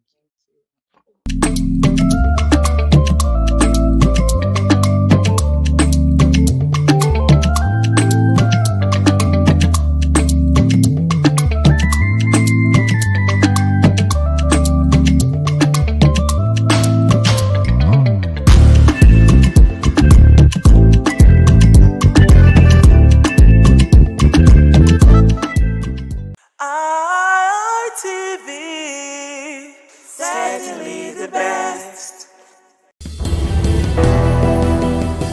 Hello viewers, welcome to Viewpoint on ITV. I am Caroline Okonji, and on today's edition of the Viewpoint, we're going to be talking about the special criminal court that was actually established by the Edo State Administration. We will illustrate their activities since its inception, the purpose with which it was established, the benefit of the court to the citizens. That is basically all we're going to be looking at on today's Viewpoint. I am Caroline once again on Viewpoint. Let's go talk to some persons and hear what they have to say about the establishment of the special criminal court by the Edo State government. I think as far as policy on paper goes, it's a great initiative, and it's something I support the concepts and the initiative. In advanced nations of the world, you have different courts for many different, shades of crimes and criminality. And the whole idea is to speed adjudication and ensure that justice quickly gets to the people. But I always have a problem with implementation of good concepts and policies, especially when they are knee-jerk policies that are set up without properly thinking through and factoring in the sustainability quotient. I think that's where we have an issue. So far, it's been a lot of jamboree. We've not been able to get a real framework of any value to say this is how it's going to run post the governor, for instance. It's just been like a task force instead of an institution. You see, special courts should be integral institution in the state that would outlive the government. So it is to that extent, I don't want to discourage the governor. I just want to advise that he brings in more legal experts and, if possible, understudy advanced nations where these things work. We need special courts. In fact, we need more special courts for related offense. A situation where you are crowding a traffic offender and a felon, somebody who has committed felony in the same courtroom, waiting turns. You know, you have people who committed traffic offense who have been in the police custody for months for mere traffic offense, just because the courts are crowded and the lawyer, the judge will keep telling you that he hasn't had time for that case yet and all that. Does not go well for us. But if you are going to have to change a system, you don't replace it with another redundancy. You replace it with a functionality that will let people see the value of what you have done. That's on one part. On the part of the kind of punishment that is, proposed, the capital punishment that is proposed, for instance, for kidnappers, I can also understand the exigency of trying to remedy such a wicked society vice that we have suddenly found among ourselves in Nigeria. You will recall that until recently we didn't even have any laws on terrorism and kidnapping in the entire country, until very recently when our National Assembly had to pass that. So you can understand that such exigency would overwhelm us. But I think that beyond the, as they say it, scratching of our body, according to the offense, by African mythology, beyond that emotional and reaction from passion, which in this place I have not condemned, I think it's okay. But I think we should begin to think of how to convert our, resources, who have been able to convert their human resources to crime and to criminality. I think we should be able to reconvert them to economic uses. So I think that we should turn our criminals to production centers or productive elements, and that is achievable. Much of the waste in government and ostentation, because you see, in dealing with crime, people just look at the crime, but there are ancillary reasons that act as catalysts to crime. If you continue to flaunt your ill-gotten wealth, especially public funds, in the face of young men who have left school and are not getting jobs, it's an incentive to crime. And when you don't deal with those ancillary symptoms, then you are not going to be able to control crime in society. So if government will cut down its expenditure and its ostentation, some of the local government chairmen that were imposed by the governor as soon as he came in, the governor went to the market and bought them, SUVs that many would never have dreamt of driving. And better boys on the streets who did better in school and so on and so forth, who did not do those dirty things that they did to become so-called local government chairmen, are still looking for a job.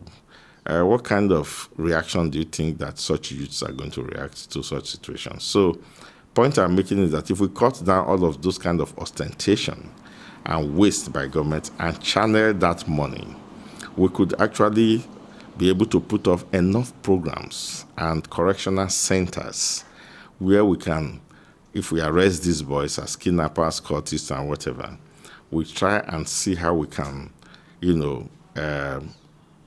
persuade them, educate them, retrain them, reorient them against the life they've chosen, and see how we can reintegrate them to a productive society. Because to put all of the blame on the criminals, and I'm very much against criminality and crime, to put all of the blame on criminals in our society is to be unfair to justice and equity. There is too much incentive for crime in the society. So we have to, think through and look beyond these first-hand emotional reactions and say, look, how do we really deal with crime in this society? Let us, first of all, incentivize, crime by spreading our common patrimony to ensure that the society takes care. It is only those who refuse that care. If you go to America and Britain, it is those who refuse to work. The system has provided structure to support their population. It is those who cannot apply themselves that go into crime. So we have not been able to provide any support structure, and we cannot tell that our boys have not applied themselves meaningfully.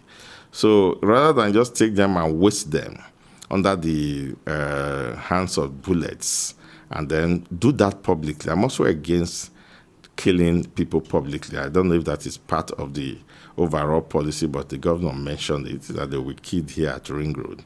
When you do that, you are going to desensitize people towards violence.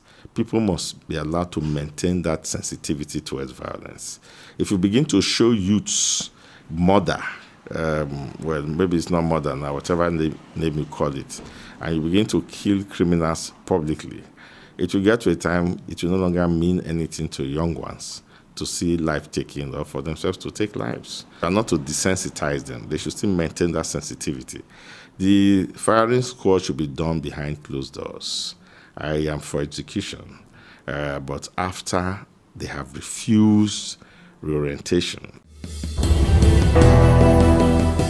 The courts that had been set up to try kidnapping and cultism is not different from any regular criminal courts. It's a criminal court.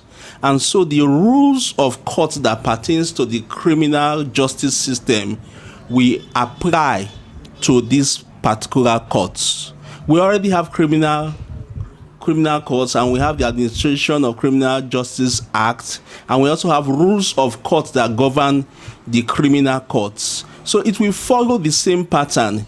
It's not the governor's courts. Speedy trial there'll be speedy trial because they really don't have many cases now like any other regular criminal courts. So when kidnapping cases come to them and they have gone through the DPP gamut of proof, check whether there's a prima facie case for them to be prosecuted, it will still go through the DPP, the Director of Public Prosecutions Office in the Ministry of Justice, before the Ministry of Justice legal officer, State Council will be the ones to prosecute those cases. And also, we also need the cooperation of lawyers from the DPP's office and private practitioners to ensure that there's speedy trial. Because most of the time, it's not the courts that are responsible for civil trials. Lawyers are key persons that are responsible for slow movement of cases in courts. They come with frivolous adjournments, and most of the time the court will just have to indulge them, because without the lawyers, the judge cannot just go and give a judgment just like that. So the problem is the lawyers, and so NBA should advise lawyers not to come with frivolous adjournments, frivolous reasons why their cases should not go on. And the same thing with the government lawyers, the DPP's office. And so the judges are always present in court. If you go to court, there's no day that the judges do not come to court. It's only on few reasons, maybe on the head grounds. But the problem is the lawyers. So we look at it like this, that the judges' courts are available to receive information from the Ministry of Justice saying that this person has committed a crime, and it is right for the lawyers to ensure speedy trials because the judges are always available. And so when these judges have heard this case, they will naturally give judgments. And so we expect speedy trials and lawyers to ensure that they do not be a cog in the wheels of justice. Assessing the special court, to me, is still still at its fan stage, being that it was just created a couple of weeks ago. One cannot give a definitive assessment, but giving a preliminary assessment of what it has achieved so far or what it tend to achieve. I could say the state governments have done well, and for the chief judge of Edo State to had swiftly set up the court. And we saw recently that the alleged kidnappers that were arrested were tried in that special court. I would say kudos to the Edo State government. One cannot say whether it has achieved its aim, but the process is on. Like I said previously, that the court has its own procedural processes. What we saw in the last sitting of that special court, that the alleged kidnappers was before the court and they all pleaded not guilty, despite the fact that they had previously confessed to the crime, even on media. But they have the right to either plead guilty or accept the crime as being alleged. But as a procedural processes, when a suspect or a defendant before a court plead not guilty to a crime, the court will refer to Department of Public Prosecution for advice. That is why I said earlier that the 2 ways are said by the governor. It is not feasible for the court to hear a criminal case and dispense judgment within 2 weeks. Sometimes it takes days or weeks or months for the DPP to look into the issue and advise whether the accused persons have case to answer or not. We are monitoring keenly the activities and the processes of this special court. As civil rights activists, like I said, we are more concerned about the fundamental right of citizens. We wouldn't want a situation whereby the process will be abused by the state actors. We wouldn't want innocent citizens to be victimized by that special court, because we have seen recently that even the police and security agencies will now arrest innocent citizens and threaten them to either part way with money or they will be charged to that special court. That is what is trending. But in all, we will ensure that we work in synergy with the government and the judiciary to ensure that the special court that is set up to try the alleged kidnappers, cultists, and terrorists achieve its aim without abusing the process. Special court means courts that have been set up or tribunals that have been set up to handle specific matters or issues of concern that are specific or peculiar to certain issues. This is not the first of its kind in the country and also in Edo State. Before, you can see special court like the robbery tribunal that was set up in 1970, yes, to try robbery cases so that they can be treated expediently. So the special court is a step in the right direction. Now, these courts have been constituted by Edo State to fight robbery, cultism, and kidnapping. Yes, and these are peculiar matters. Now, a leader is not someone that has the highest qualifications, but however, somebody that can identify a problem relating to a particular set of people and also do everything possible to solve it. Security issue has been a major problem in Edo State from time immemorial. There are a lot of places I can mention in Benin where this issue of cultism and kidnapping were very rampant until our governor in his magnanimity decided to set up this court, which was approved by the Chief Justice of Edo State, Honorable Chief Justice Daniel Okunbowa. Now, this court is situated at the High Court of Benin, and this court is just like every other normal court. But what is the difference? Just like you have the Election Petition Tribunal, that where matters or electoral matters are treated very quickly, expediently, with full speed, so as to be able to get the results on time. That is the same thing that is also ongoing in this special court, so that issues of cultism and kidnapping can be treated with enough speed, and the perpetrators of this act can be brought to book. This court can handle matters, let's say, in 6 months, 3 months, depends on the factors that are involved and judgment to be given.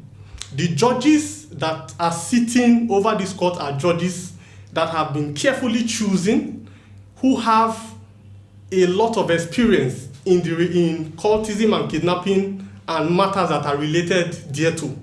So this court is something that is applaudable.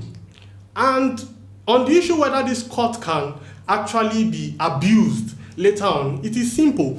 The laws that set up these special courts are also the laws that also regulate the normal high courts. The only difference is the time frame for these matters to be handled and settled, which is the Criminal Code and the Administration of Criminal Justice Act.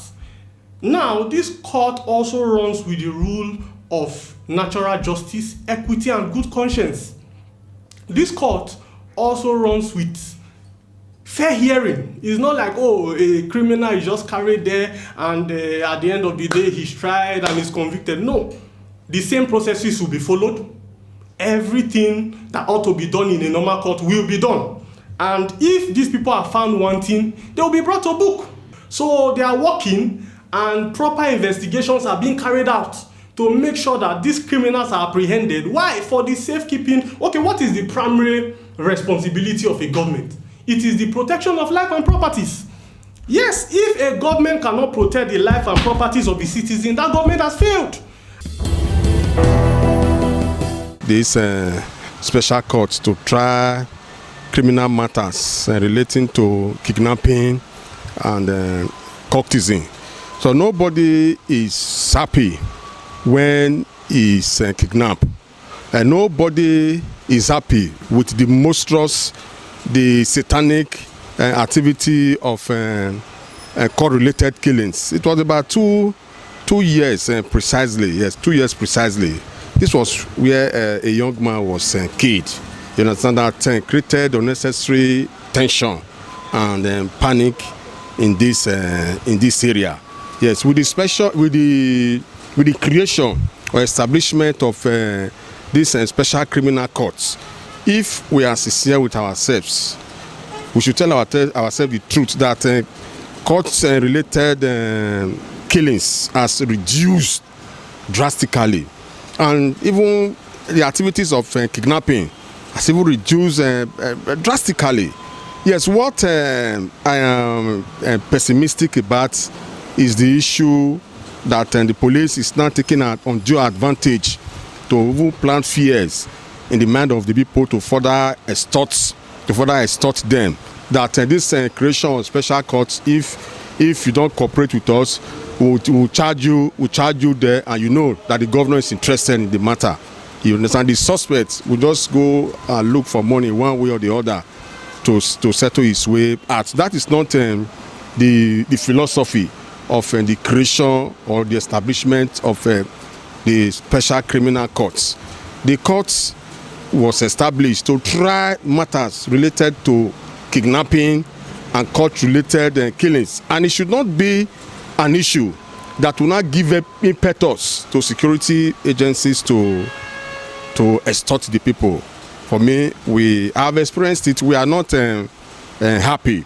Yes, that is why all hands must be on deck to support the administration of Senator Modu Bevolo to ensure that real kidnappers, yes, are arraigned or are charged to that special criminal court, and are real confessed courtists are charged to this special criminal court that will send further signal to people, to kidnappers, that those states is no longer comfortable. It will send signal to courtists that those states is no longer conducive for the activities of courtesan or court-related activities. Well, first of all, let's commend the governor for doing what he thinks is necessary to checkmate insecurity in this state. Because before he came in, the situation was very bad, and the insecurity level in this country was almost, in this state in particular, was almost unbearable. People were just being killed and slaughtered like as if they didn't matter. So he has done a lot to checkmate insecurity, but there's still more to be done. I think that is why he has brought in the special court, so that in addition to arresting these persons, as soon as they are arrested, they should be given justice as demanded by law. We shouldn't just go and put them in the cell, because what we used to have is you just arrest somebody, go and put him in detention. After a while, maybe you get remand. Maybe if you are lucky, after a year he is out. Sometimes many things happen. The person, you just see him back in the society. So that is what the governor wanted to checkmate, or wants to checkmate. That's why he has brought in this special court, so that it will not just be a case of we arrested them, oh, we stopped them yesterday. It will be a case of we put an end to it. That is why he brought in this special court. And one way to do it is by giving swift justice. That's where the special court now come in. The special court is a court that it does not listen to adjournments anyhow. You come to court today, the next time you are coming is October, the next one will be March next year. So that has aided the injustice in this country. I also helped a lot of accused persons to get away with criminality. You are doing a criminal case. There's one criminal case I am doing now. It's 4 years, exactly 4 years. So it doesn't make sense. And criminal matters should not be delayed that much. Criminal matters are matters that by nature, investigation has been done. You have come to a conclusion on where things stand. You already have an idea of where everybody is standing. Just go ahead and do the case. Now the question is, what has been the impact of the special court? I would say it has helped, and I will tell you why I say it has helped. We were here when they did the July 7/7. We used to know what 7/7 used to be in this state. This state particular, they used to see those days as special days that people can do and undo, anything can go on. But it's no longer so. Now everybody is now, even the man who is the courtist will now tell you, come, I'll not be courtist too. He is avoiding the special court. He knows that if he's arrested today, tomorrow morning, he can be in court for trial. So he's avoiding it. I am aware that these people who were caught at the vegetable market for kidnapping that day, they have also been taken to that court, and their case has been sent to DPP for advice, and swift advice is also to be expected from the DPP's office, so that these people will not just go and stay in detention 3-6 months when nobody is looking, then they are released and they are sent back to society. No, special court is there to give you sharp justice. If you commit today, tomorrow you may be facing court. In another 1 month time, we may be hearing your judgment. So people are now more careful. However, there are some areas we need to also watch out for. The area of police now using special court to extort people is getting on the rise. That's where I feel people like the NBA, human rights organizations, need to wake up. Before any small thing that happens now, before you even argue with policemen, they will tell you, if you do anything now, we'll change this case for you. We'll change it for you. You'll see yourself in special court. A matter that does not involve special court, they will find a way to wrap it up, and before you know, they are arresting you for courtism. No evidence of the courtism. They are arresting you for kidnapping. No evidence of the kidnapping, just to harass, intimidate, and threaten people. Matters that should go to special court should actually be matters that have gone through police to the DPP's office. It shouldn't even come from police to the special court. It should be through the police to the DPP's office. The DPP has screened it. It is the DPP that is going to try the person, not the police. It is the DPP that knows, is there any evidence that I can use to convict this person if I go to special court? Not for police to just from their office take somebody to special court. So I think we need to checkmate that part. We should remove the power of police completely from the special court. Because police, that we know, we know where we are coming from, we know those who we are. A policeman will tell you to your face, I know you didn't commit any offense. I know you didn't commit any offense. You will still be there another 1 month because you have not done what you are supposed to do. I have said it, not like I was told. Let all matters go through DPP. The DPP, of course, DPP is a staff of the state government, direct staff. Unlike the police, that is not a staff of the state government. The DPP is a direct staff. He answers to the governor. The governor can call him to certain matters. So he can now work within the mandate of law because he knows what the law. DPP is a man who studied law and he has gravitated through the rigors of criminal justice to get to that office. He didn't just wake up suddenly and was made DPP. He has grown in the ranks. So when you now say, oh, this person is DPP, he has the ability to look at the file and say, this file is a file for special court. This one is not for special court. So that's one area I feel we should be very careful with. We shouldn't allow the special courts to become the tool for the police to extort our young boys. that's what it has become suddenly. But we should checkmate that one and ensure that on our own part we keep the society safe from these kidnappers and cultists. Finally, before I leave you, let me just add this one. Cultism and kidnapping, they are offenses that are based on evidence. They are not offenses that are based on hearsay. Because of the serious nature of those offenses, we should not just be police should be. It has come to a point where we should bar police from arresting people from hearsay when it comes to cultism and kidnapping. Once somebody say I know that my neighbor, somebody that you and I we have issue, you insulted my wife, I insulted your wife, I will not go report that you are a cultist. The police should not make any arrests.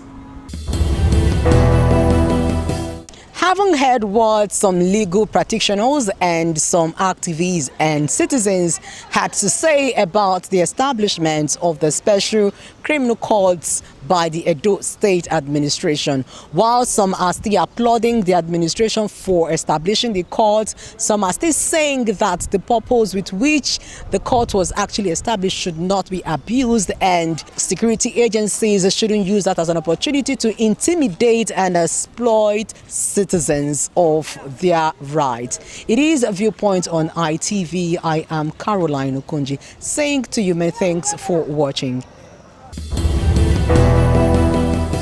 ITV, certainly the best.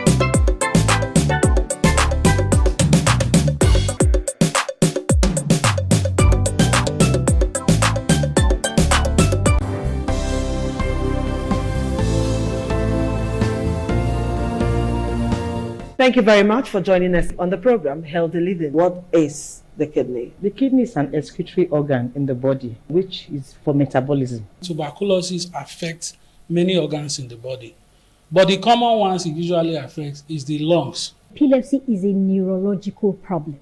Okay. It is an injury in the brain which causes someone to begin to convulse, to go into fits. It is curable, but the cure is a long-term thing. If you eat well and avoid those risk factors that will make your immunity to be down, then the risk of contracting tuberculosis will be reduced. If you're healthy, then you're wealthy.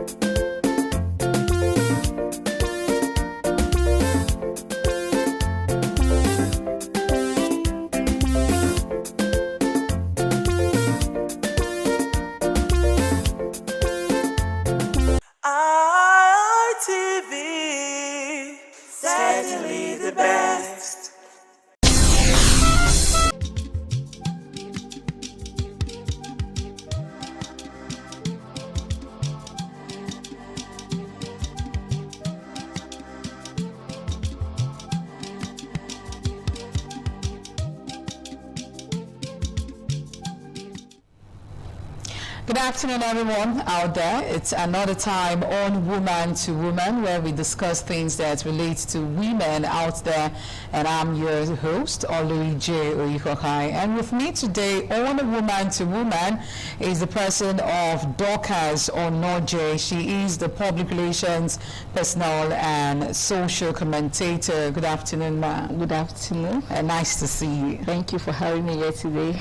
Okay, now today on Woman to Woman, yes, last week we did talk about, being a woman and, all of a sudden you're in the issue of, divorcing your spouse and all of that.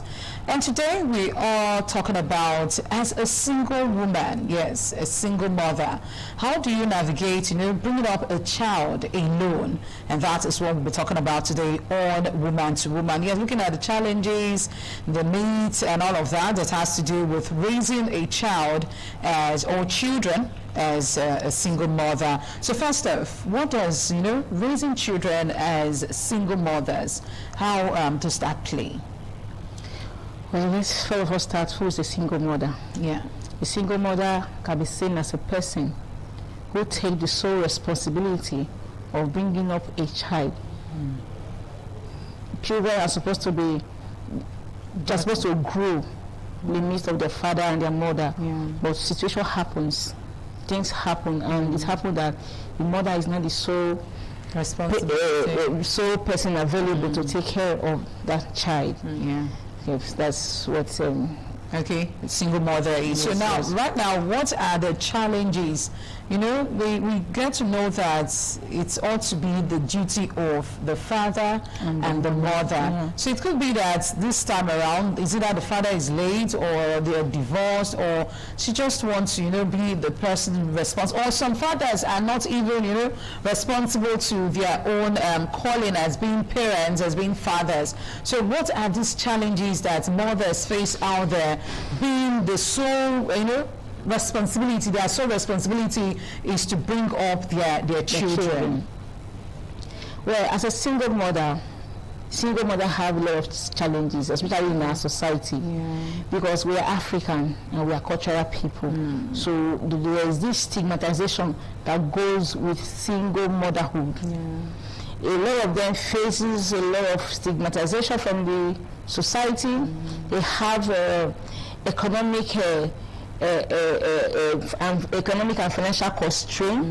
They also have a lot of challenges, like being able to balance work, raising the children, and be able to also be the sole provider for these children. You see, when you see a lot of single mothers, not that a lot of them find themselves in that situation not because they wish for it. Things happen, like I earlier said. Some of them due to the death of his spouse. Some of them, they find themselves in the situation that they can no longer cope with the marriage. So the best option is for them to go, and they have to go with their children. Then some other persons also find themselves in a situation whereby somebody get there impregnated, and at the end of the day, the person denied the pregnancy, and the mother said, I will take care of my child. You see? Now, bringing up these children is the responsibility of the father and the mother. The mother have a role to play, the father have roles to play. Then, when these two persons are not on ground to take care of these children, you will see one part, there will be deficit in one part. And the one on ground, which is the mother now, want to meet up with the need of these children. And in doing this, she have to go the extra mile. She have to go the extra mile of making sure that the children do not go hungry. That one, most times, and people usually see in this circle, there are people who do not really have good job to do, finance. They don't have good, as in what they are doing is not really bringing in much income that can take care and food the bills of the home, because you have rent to pay, they have school fees to pay, they have clothes to there are things that these children need, but most times these are the challenges that they face. And because of the stigma that goes with single motherhood, sometimes the family members that ought to be of assistance to them, they will distance themselves from there. And you see, this one will cause a lot of stress to these mothers. Sometimes the mother will end up venting their angers on the children. When the children ask for something, they will react. It's not their fault. it's not their fault. Yes, they are trying to make ends meet for these children. They are trying to provide for them. They want the children to be like every other normal child. But the challenges in the society is just too much. It's just too much. Sometimes, some of them, if they want to even go and rent house, when you get there, you want to rent a house, the landlord of the house, the landlords of those houses will say, one of the requirements that you must be a woman that have a husband. Yes. And that case now, this is something the mother has made up her mind to say, oh, this place will be good for me and my children, and they will be denied the opportunity. And some cases, some person even ended up being refunding their money back to them, because later when the landlord discover that they are not in a marriage, they are single mother, they say they don't want such persons. And this thing can be traumatizing as a person. You know, when you find yourself in the situation that you cannot just help, but just to stand up to the responsibility of taking charge of what is on ground, all the challenges that is facing you, and you are being frustrated out there, this is very, very stressing and traumatizing to these mothers. And in turn, it will affect their work, to affect whatever thing they are doing, and this will make the finances of the home to dwindle, and will make the children to have to suffer some levels of lack in their upbringing. Then the children too, they are not left out in this angle. The children also faces challenges in school. They will be bullying them, especially when they say all fathers should be on ground. You know, children they talk stories a lot. They want to say my mother, but some children will say that they don't have father at home. And before you know it, they just turn it around, start bullying. Where is your father? Where is your dad? No, this thing affects the psychological and mental health of that child, and sometimes affects their performance in school. You understand? So these are the challenges that the single mother faces, and even the children, other single mother also face. Okay. Now, while you were talking, you did talk about work. So how can a single mother now balance, work and her personal life? Yes, because fine, we know that you have children to to cater for and all of that. So what are these challenges? How can the single mother balance her workplace and also remember the fact that, oh, these kids, they need to be at home at a particular time. I need my own space, I need my own time to do some certain things. So how can this work in synergy? Well, in this regard, there are a lot of things that can be done. One of such things is for you to hire a help, and also try and get a father figure for the children. When you have a help that you are paying, those time that you will be at work, you need to focus. You need to focus on what you are doing so that you can be able to get something out of it. So you need to improvise for the children at the time being. If you get somebody that you can pay that can take care of them, and also you also have to try to get a father figure for those children. The father figure, so let them someone that they can actually talk to. No matter how intelligent a mother can be, you cannot play the role of a mother and father and play it perfectly. But not that it's not possible. We usually see some single mothers, they will call themselves, king and all of that. So are we saying that they can't actually stand on their own 2 feet and say, okay, I am the one that catered for these children and brought them well the way they are right now? I agree with you. But if you prompt further, you will discover that there are some lacks in those children. Money is not everything. If you have the financial strength to take care of your children, you have the financial capability to ensure that they don't lack anything, but there are emotional aspect of it that the children will lack. You may think it's nothing, but as time goes, because one thing that is very prevalent with single mothers, they tend to no matter what, they try to bring down the father of those children to the children. They will set a different perspective about the father to the children, and this in turn will affect their psychology and the way they grow. Yes, they can be successful in their field of endeavor. They can be successful in anything they are doing, but when you look at it very well, because I'm good at reading comments on Facebook and all those social media platforms, and I've come to see some people say, I only got to know the reality of who a father is after I got married. Some will say, when I was with my mom. No, you see that the thing, there's a way. Yes, money is not everything, so we should not deceive ourselves. We shouldn't deceive ourselves. Yes, they may find themselves in that situation not by choice. Some persons is by choice, but majority of people is not by choice. Nobody wants to go and have children and want to stay I know, you know. Yeah. So they just have to do whatever they have to do. Get somebody like a father figure for these children, and also get somebody that can fill in the gap for you when you were absent. With that, you can focus on whatever thing that you are doing and be more productive. Because when you are more productive, it will help you and it will enhance your upbringing of those children. That will help you to focus more and be able to tolerate than the things that comes from them. Because I've seen this whereby when you are tired, when you have this fatigue stress on you just get choked. I just get fed up. You know, there are times your children just want to say, "Mommy," all the child wants from you just say, "Yes, yes," just that yes. But the child will not get a bath. Like those things have a way of affecting the children. So, but when you have a help, whoever the person is, somebody that you pay or somebody, father figure, uncle, whoever the person is, it will help you to be more focused to handle that aspect and help you to balance taking care of these children, because the children need to grow up well. You need to grow up in a good atmosphere, because if you're not friendly to them as the only sole provider and the only parent on ground, it will affect them psychologically. But there are some cases where we see single mothers, you know, they go all out to make sure they cater for their kids, and yes, they sometimes overdo these things, especially when it comes to, oh, I want to show the world, I want to show your father's family, yes, that I can do it, and to me, I feel they go overboard in all of this, especially when you see some of the kids, it's either they are spoiled or they are not well, you know, cultured. So I want to know, how can a mother actually know the difference between, you know, wanting to spoil the child and wanting to also inculcate morals in the life of that child? You know one thing, when you see you're saying, I depend on the mother. You cannot dictate for the mother how they want to bring up their children. I've seen mothers whereby when you want to correct their children, they will tell you, please don't do it. Some maybe you are the type that have not given birth, they will tell you, have you carried pregnancy before? Have you gone to the labor room? Why are you correcting my child and all that? No, you're correcting that child, you're correcting that child in love. You're correcting that child, there are things you have seen in that child that needs correction, and you want to step in to correct.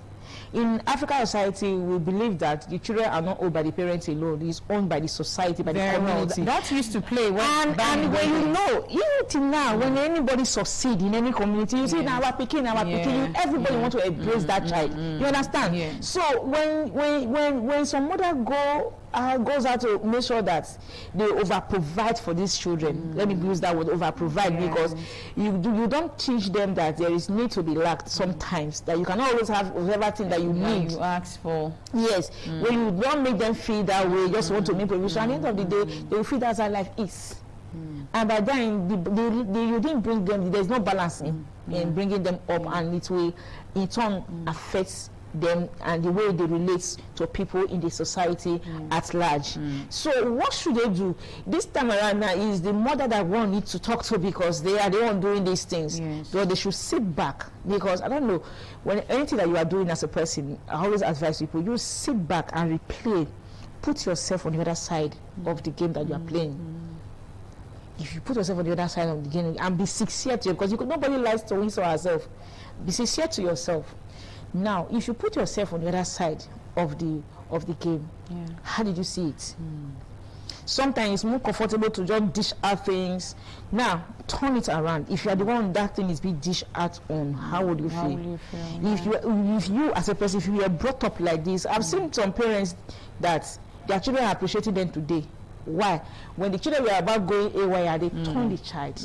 They brought back the child by fire, by force. You know how they tell you have no option. So long you are in this house or you are a child in this house, this is how you must do. This is what you must do. And at the end of the day, the children thought, maybe my parents, my father didn't like my mother. At the end of the day, they will say, oh, now I know. Me especially have encountered such things. That I will just say some people, you have to dress well. They say, no, and she doesn't like me. At the end of the day, I've seen some two testimonies. They've come to say, thank you very much. That time I was thinking you didn't like me, but now I know that you were training me. You understand? So even like that. So the mother should be able to sit down and think.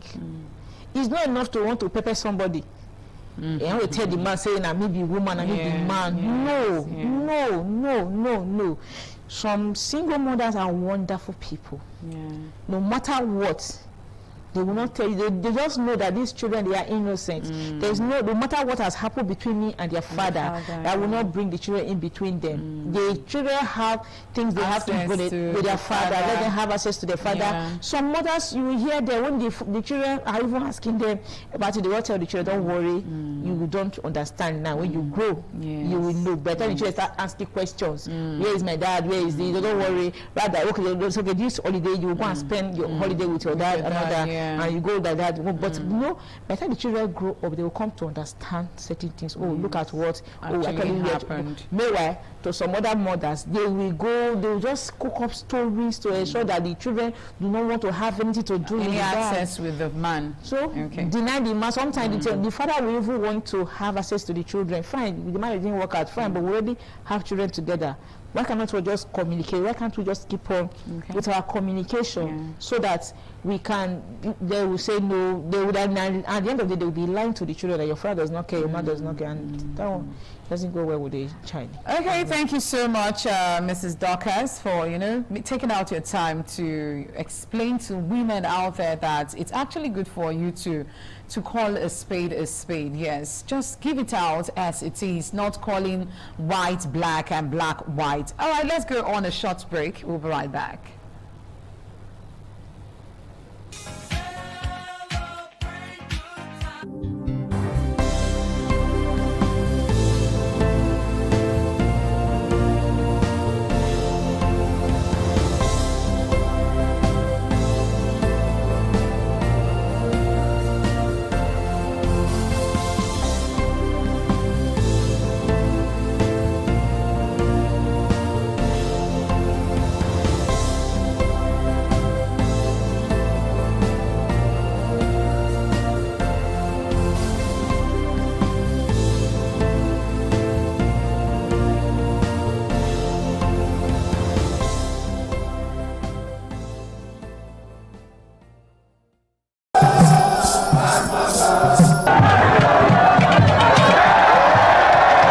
Some days, there comes the Ugemobo Festival, which the Oba celebrates outside the palace gate. A pavilion is built of red cloth where rites are performed to drive away all evil spirits still unsatisfied by the year's sacrifices. The Ugemobo Festival is to commemorate an event in Benin history which dates back to 1504 AD.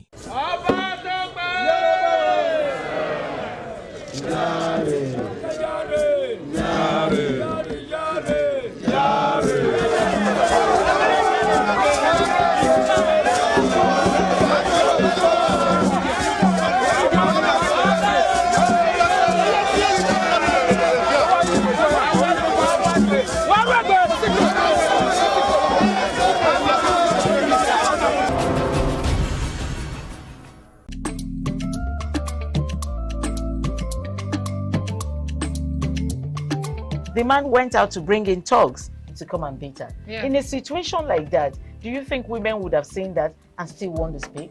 Really, we're talking about. That's what I said. So when they bullied her, Yeah. if she's not bold enough, she will shut Listeners, on the program Woman to Woman, and sure, we're all looking at single mothers, how they can actually navigate bringing up their children. All right, so let's look at communication between the mother and the children. So how can the single mother, communicate with their children in order for them to have this cordial relationship? Okay. Communication, they say, is a life wire to relationship. You build relationship through communication and your ability to communicate with people. When the children ask questions a lot. A whole lot. They are inquisitive. And some people even grow with it. They like asking questions. But me, for example, as a person, I ask questions a lot. Before my mom, dad ask. Sometimes we ask questions, you don't look at me and say, oh, why did this enter your mind? So I want to know. And that's how some children are. They are very inquisitive. They want to know things. So when children come to you, when you see that they ask you questions that they are not matured enough for the answer, tell them, don't worry. Instead of just damning them, damping their spirits, just telling them, go away. Rather, tell them not to worry, that as time goes on, there's an age they will grow up to before you'll be able to communicate with them, they will understand. So when and for those things that you think you can discuss with them at that age they're asking you. Tell them. Maybe if it's the kind of question that we have levels of communication. We have basic communication. We have this. So when you know that it's something that, just for instance, now when children want to ask, how does baby enter tummy, drink water, you know, that the kind of basic communication I'm talking about. So when children comes up with such question, when they come up with such question, just give an answer that can suffice for the moment, instead of just telling them, shunning them down to make them feel that what they're answering is not relevant. Even if it's not relevant and something that have an answer, why not just give it to them? With that, you build confidence. You build a bond between them. That a time will come when they begin to meet people outside, begin to hear it, they will still come back to you, because the mommy is always there to answer. So that confidence, the child, because that will help you to build the confidence with that child, and that one will help you to know when things are not going right with your child. Okay, now you did talk about bullying. Yes. Now, how can the child, be able to do away with bullying in the school? Now, when the child comes to you, what will now be the responsibility of this mother? How would the mother, take up that responsibility of making sure that the aspect of bullying stops? Well, you cannot stop people when they are doing something to you. You can only change the way you react to whatever they are doing to you. So what's now the responsibility of the mother to that child? Yes, the mother to let the child to, you know, like I said earlier, you have to get a father figure for your child. So when you get that father figure, let the child be calling the person father. It doesn't matter. Call the person father. So when the time comes, you tell them you have a father. That's your father. As time goes on, the child will get to know the truth. But in the interim, for the psychological mental health of that child, you have to just create an avenue, make sure, improvise for that child at that moment. Communicate with them. Don't let them make, you need to sound it to your child every now and then that you don't have to let whatever they are saying to get to you. You have a father, and that person is your father. And there is nobody like that. Talk to them that it doesn't matter that you have a father, your father is somewhere, that you are communicating with your father. He may not be physically be here, but you have a father. Just look for a way to communicate with that, because it's your child. You know how the child assimilates information. The psychological from that child. So just teach them to not let whatever anybody says outside to affect them, to get to them. Because you cannot now stop bullying.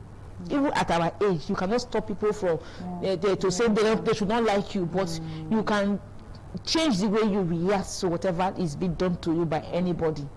That is just outside. All right, so let's look at loneliness, we get exhaustion, and also emotional stress. So how can a single mother cope with all of this? It's not easy. Yes, loneliness is loneliness. There's no way two ways about it. These are the part of the challenges that the single mother faces.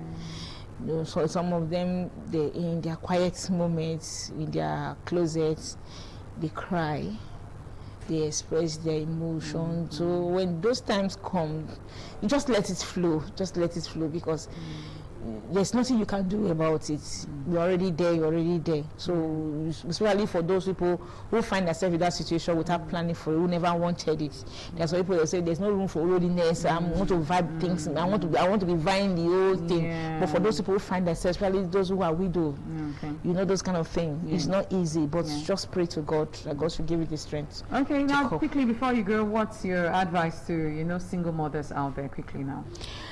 We are here waiting for you. It's not easy, but we also know that the society is not also smiling at you people. But whatever it is, you just have to know that there are women out there that love you people, that clap for you people, that support you in their prayers. That no matter what, we know it's not easy, but just stay strong for your children, and God will help you to raise up these children as if they have father present in their life. Okay.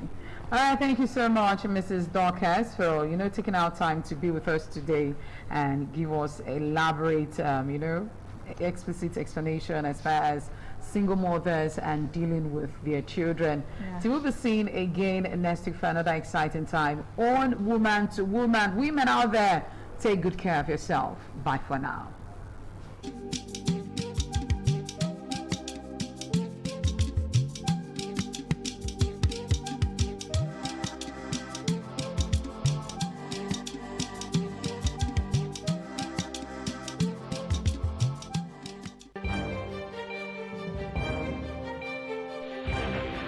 This is ITV.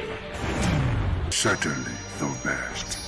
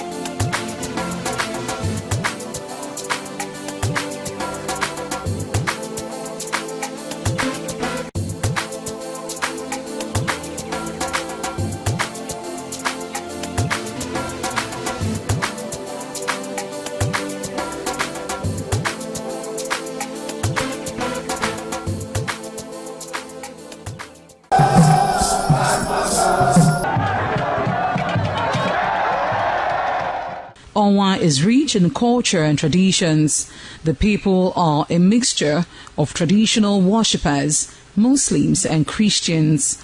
Onwa is located at the northern part of Edo State. It consists of two local government areas, that is Onwa West and Onwa East.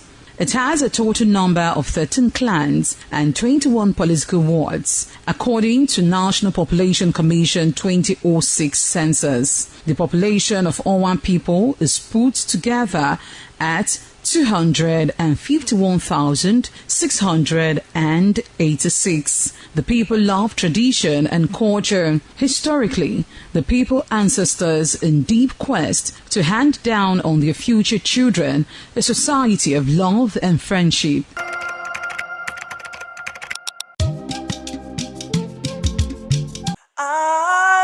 ITV, certainly the best.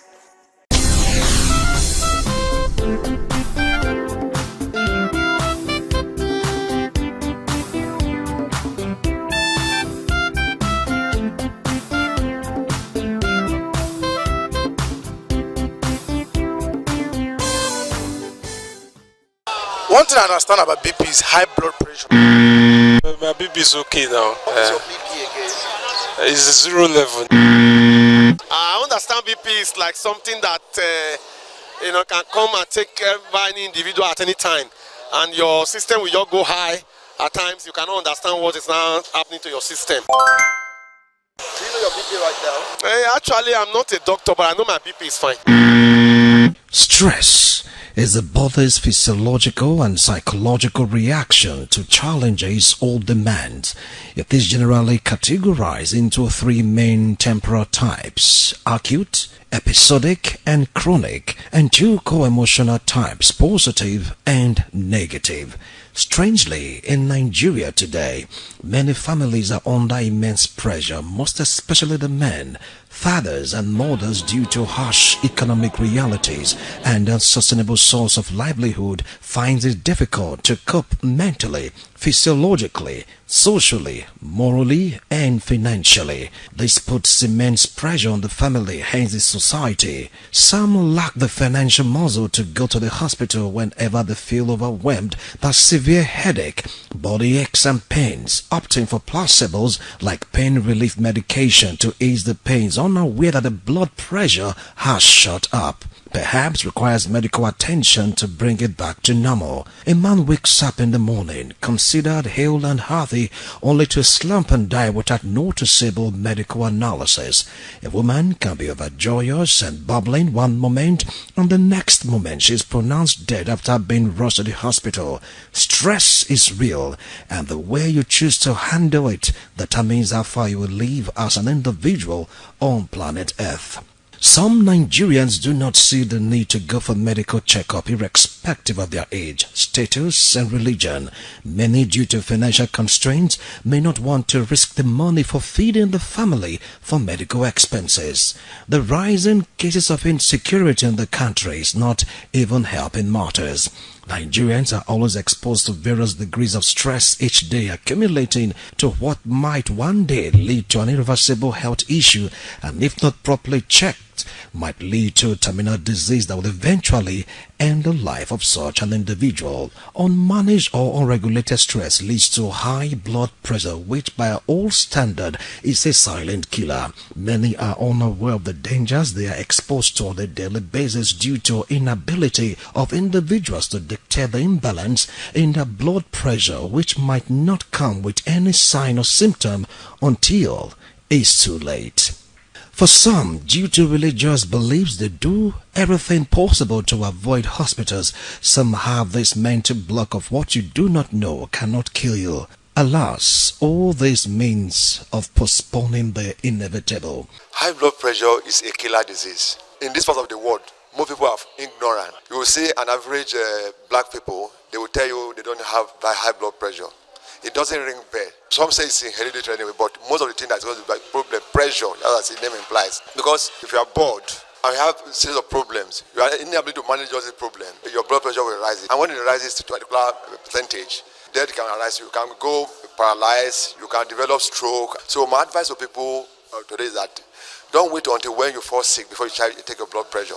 There are a lot of hospitals today in Nigeria that offer even blood pressure check for free. So I advise people to always check their blood pressure so that they don't wait until when the thing has gone to a stage where they will be running up and down before consulting medical facilities. At my age, I am 15 by now. If I tell you my blood pressure is so amazing.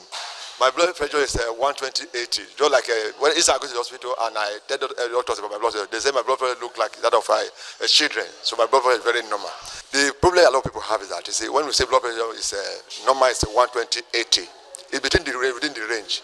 The most especially the down one of it is what you need to pay more emphasis to, because the down one, the moment is above 100, that means your life is at risk. Coping with stress in Nigeria requires active management of economic pressures, traffic and demanding workplaces, effective strategies including setting strict boundaries, practicing deep breathing, maintaining a healthy lifestyle, and leaning on community networks. Professional mental health support is also increasingly accessible through local digital platforms. Managing stress in the Nigerian context involves a combination of personal, environmental, and structural approaches. First, financial and economic management budgeting. With rising living costs, prioritize essential expenses and strictly cut off non-essential.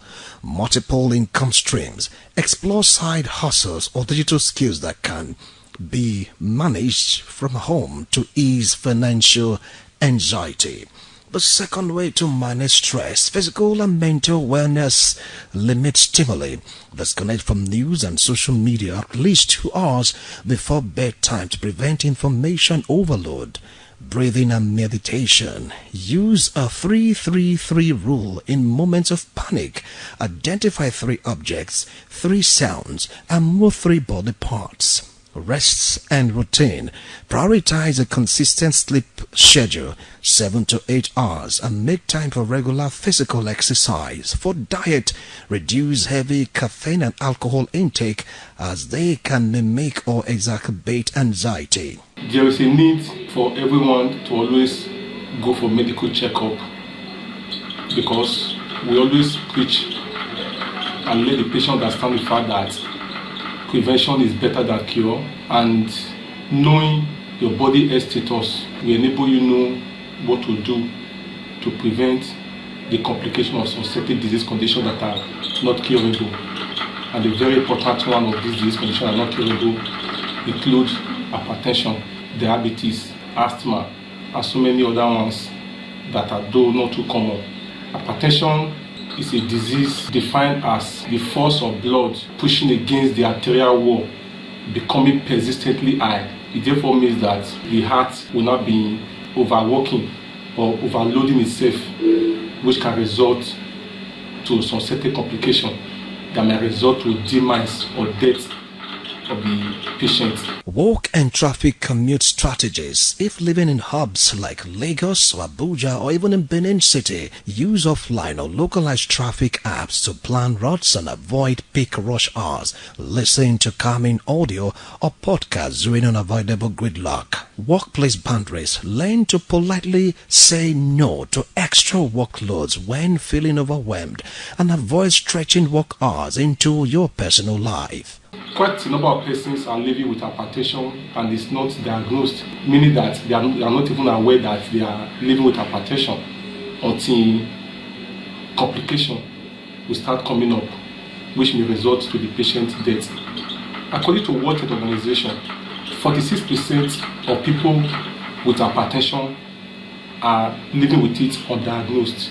Generally speaking, there are 2 types of hypertension. We have the primary hypertension and we have the secondary hypertension. The primary hypertension is also referred to as the essential hypertension. It therefore means that the cause of hypertension is not identifiable. The cause of hypertension is not known. However, it starts by gradual build-up of the blood pressure until it reaches a level that will not cause the patient to not becoming hypertensive. Other than the primary hypertension, we still have what we call the secondary hypertension. There are some certain disease conditions that somebody may have that will not cause his or her blood pressure to become elevated. For example, people that have adrenal gland tumor, which includes pheochromocytoma or primary aldosteronism or Cushing syndrome, as the case may be. All these are hormonal gland disease that may result to somebody not becoming hypertensive. Not only that, people that has thyroid gland disease that may suffer what we call thyroid toxicosis, they can have hypertension. Not only that, people that suffer stress, what we call type A individual, such people also will become hypertensive. Clinically, we divide hypertension into 3 groups. We have what we call the mild, moderate, and severe. Mild, moderate, and severe. It depends on the reading of your blood pressure. That will enable us to know whether it is mild, moderate, or severe. The blood pressure is measured in millimeter mercury. The upper one, when you take your blood pressure, when you go to any hospital and they use a sphygmomanometer, which is this clinical instrument to measure your blood pressure. These are the 2 clinical instruments that we use to measure the blood pressure. This is a sphygmomanometer and this is a stethoscope. So when the blood pressure reading is taken, they will always tell you the numerator, which is the upper value. The upper value is the systolic blood pressure, while the lower one is called the diastolic blood pressure. Your normal blood pressure should fall between 110 to 120 systolic. 110 to 120 systolic. That is, your blood pressure can be 120, it can be 110, it can be 105, it can be 115, as the case may be.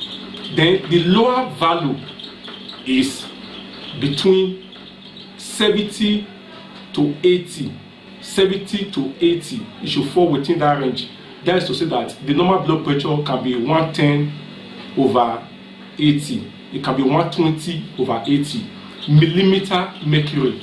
So if your blood pressure at any point in time now goes above 140/90, if your blood pressure now falls above 140/90, that is, if the systolic, the upper value is more than 140 millimeter mercury, and the down part is more than 90 millimeter mercury, it therefore means that you are becoming hypertensive, and there's a need for you to be told of some certain things you have to do to ensure that the blood pressure returns back to normal. And there are some certain risk factors that will cause somebody to becoming hypertensive. And one of those risk factors is age. Most often than not, people that are 55 years and above, they just become hypertensive, even if that initially they were never hypertensive at the beginning. The family history, it therefore means that hypertension was in the family. When your father is hypertensive, when your mother was hypertensive, there's a tendency for the hypertension to now be transferred to the offspring, because of the genetic locus, as the case may be. Not only that, some women, when they are pregnant, they just develop, because of hormonal influence, they develop hypertension when they are pregnant, what we call pre-eclampsia. At the point when they are pregnant, that is when they became hypertensive. It's a risk factor in developing hypertension in future, even when the woman is no longer pregnant. Not only that, not exercising. People that indulge in sedentary lifestyle, when you don't exercise, when there's obesity, accumulation of fat, these are risk factors in developing hypertension. There are people that don't sleep well. There's what we call obstructive sleep apnea. When you don't sleep well, there's tendency for somebody to develop hypertension. Then people that consume high sodium, food is a substance that increases the blood pressure. So presently, even the NAFDAC is trying to even convert most of the domestic salt use from sodium chloride to potassium chloride. There's a need for you to consume more potassium chloride than the sodium chloride, though the potassium chloride is more expensive, as the case may be. Then reduce your fatty intake. Cholesterol tend to build up in the artery. As I said earlier on, that the force of blood against the arterial wall, when it becomes elevated, so anything that is capable of reducing the caliper or the aperture of the artery of the heart will certainly cause hypertension or cause increased or elevated blood pressure. So taking fatty food, or when there's high cholesterol in the blood that is capable of reducing the aperture, will result to hypertension. So reduce your fatty intake, take more of your saturated fat. Then not only that, there's a need for you to also do a regular body checkup.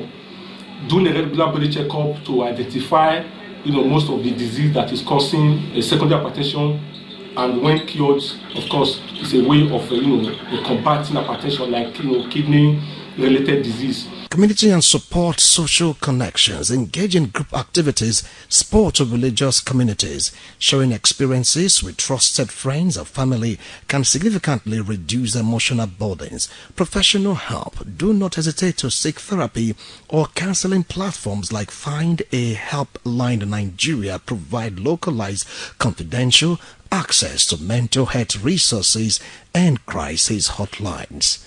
People might just be living with hypertension, with elevated blood pressure. They move around until complication comes up. The person might just fall down when the person is going to church, or even try to give an offering, or even while in a seminar room, or even while delivering a lecture, because the hypertension itself does not manifest any symptom until when it becomes like a medical emergency with complication. Medical emergency with complication means that there's already an organ damage. That is when the person will manifest symptoms of hypertension. However, the commonest symptom of hypertension that persons might manifest include the headache. Some person might also manifest nose bleeding. Some person might manifest breathlessness. Some person might have swelling of the foot. Some person might manifest palpitation, which is the heart beating very fast.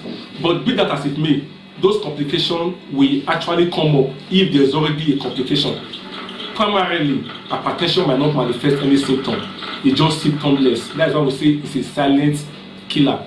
So there is a need for one to always know his or her status. The reason why you have to go to an hospital, go to a clinic, go to a pharmacy, go to any healthcare facility nearby to make sure your blood pressure is checked.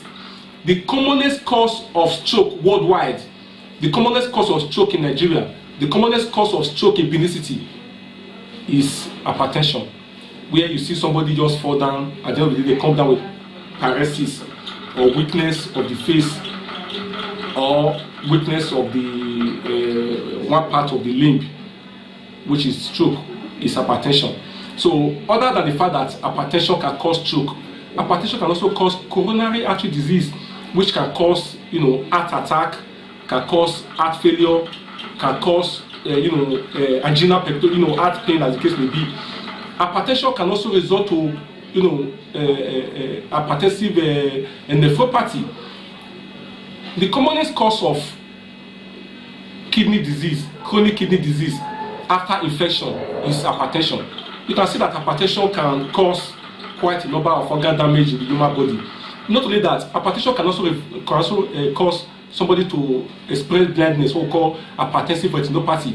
You might just wake up and see that you are having a blurry vision, and your blurry vision might be as a result that your blood pressure is elevated and have resulted to the retinal artery getting burst, as the case may be. Not only that, somebody may also have a complication of peripheral artery disease condition, which may result to erectile dysfunction. Not only that, some persons might begin to have what we call the peripheral neuropathy, a situation whereby you begin to feel some part of your body not working well, or blood not feeling sensation or loss of sensation in that part of the body.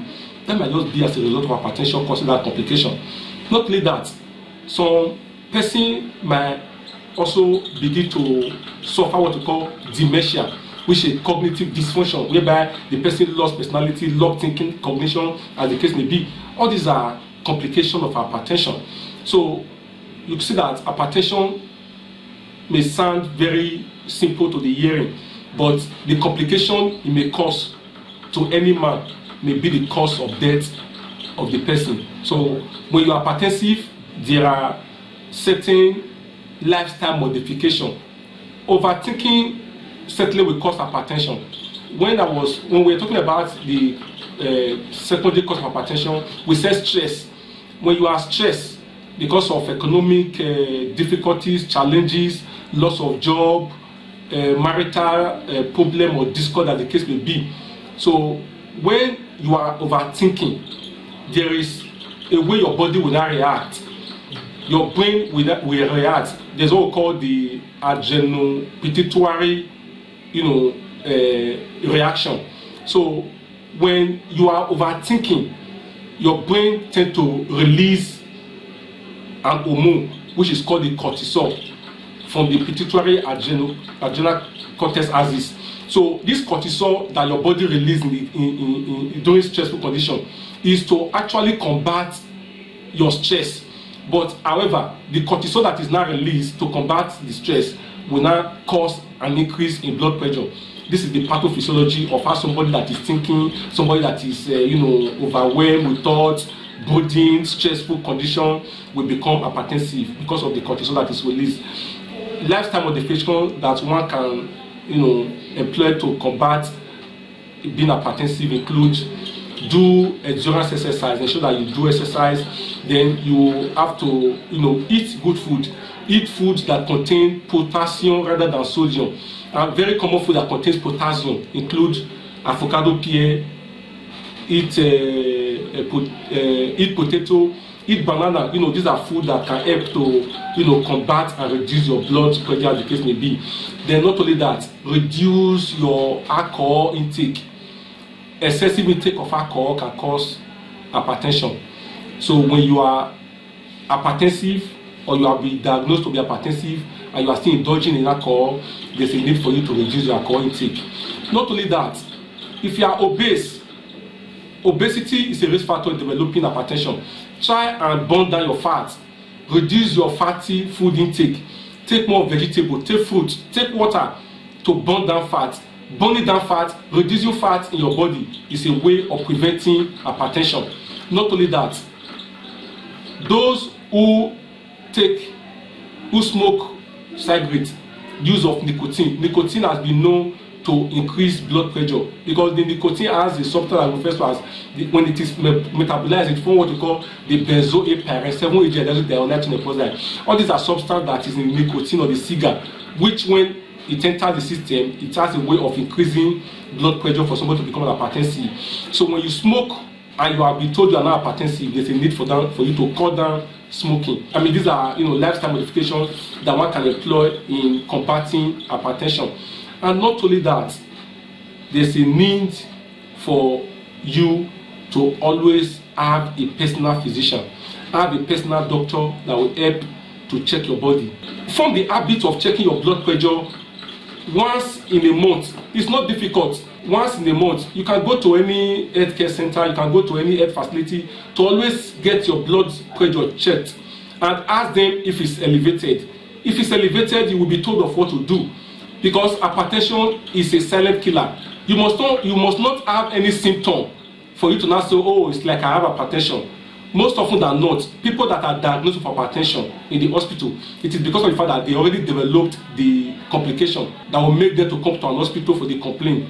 For the vital sign, which is the checking of the blood pressure, they will now be told eventually that it's their blood pressure that now resulted to their complication. So always check your blood pressure.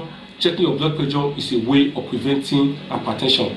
Stay healthy, stay good, and stay nice. Once you clock 40 and above, make a habit of going for medical checkup. Whether you are sick or not, it's irrelevant. Make sure you know and manage your blood pressure to prevent a timely health challenge that can eventually lead to death. Remember to maintain a healthy lifestyle.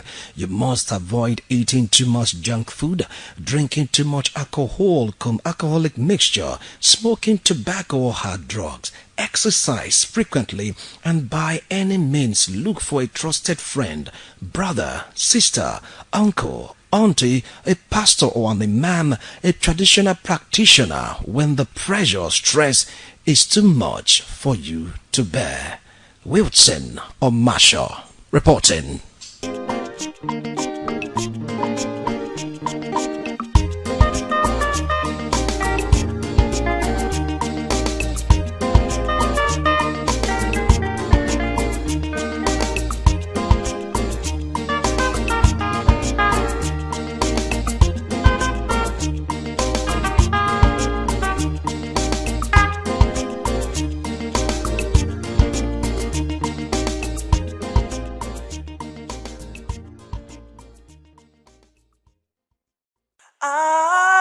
ITV, certainly the best.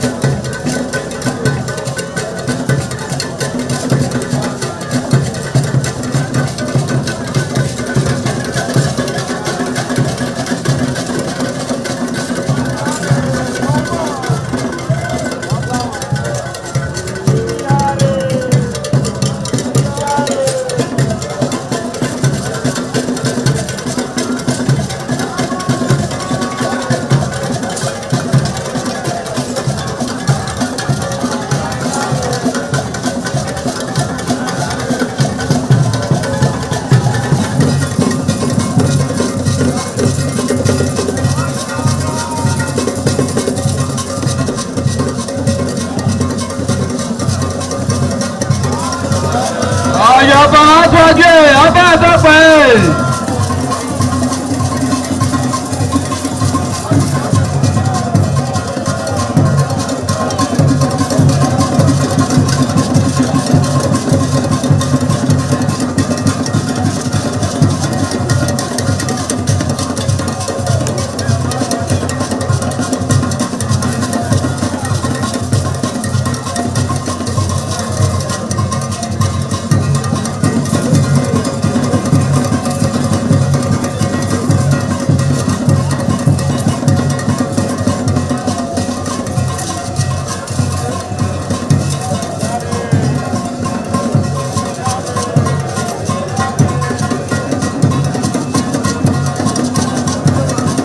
Oṣòdì aṣáájú ẹ̀ ọba àtọ́pẹ́ ẹ̀.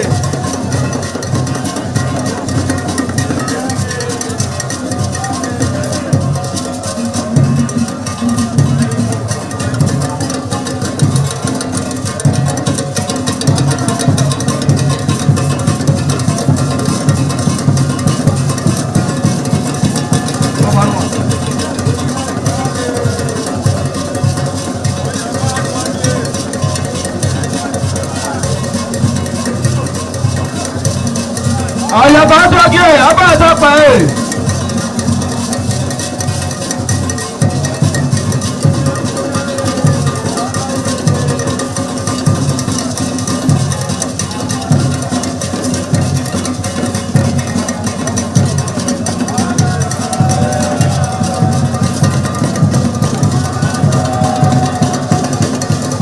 Ọ̀dọ̀yẹ̀ àtọ́jú ẹ̀ ọba àtọ́pẹ́ ẹ̀.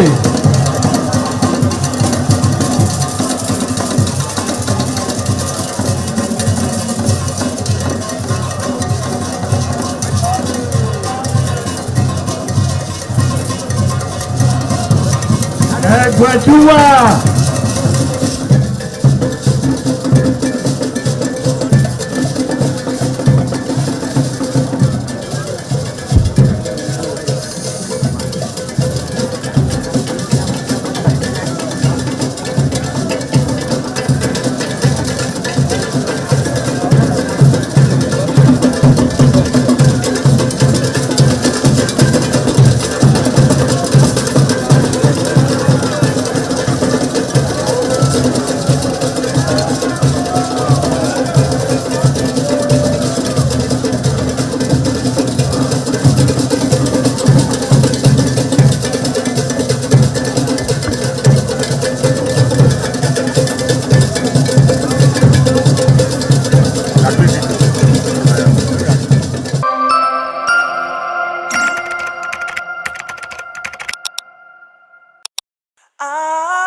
ITV, certainly the best.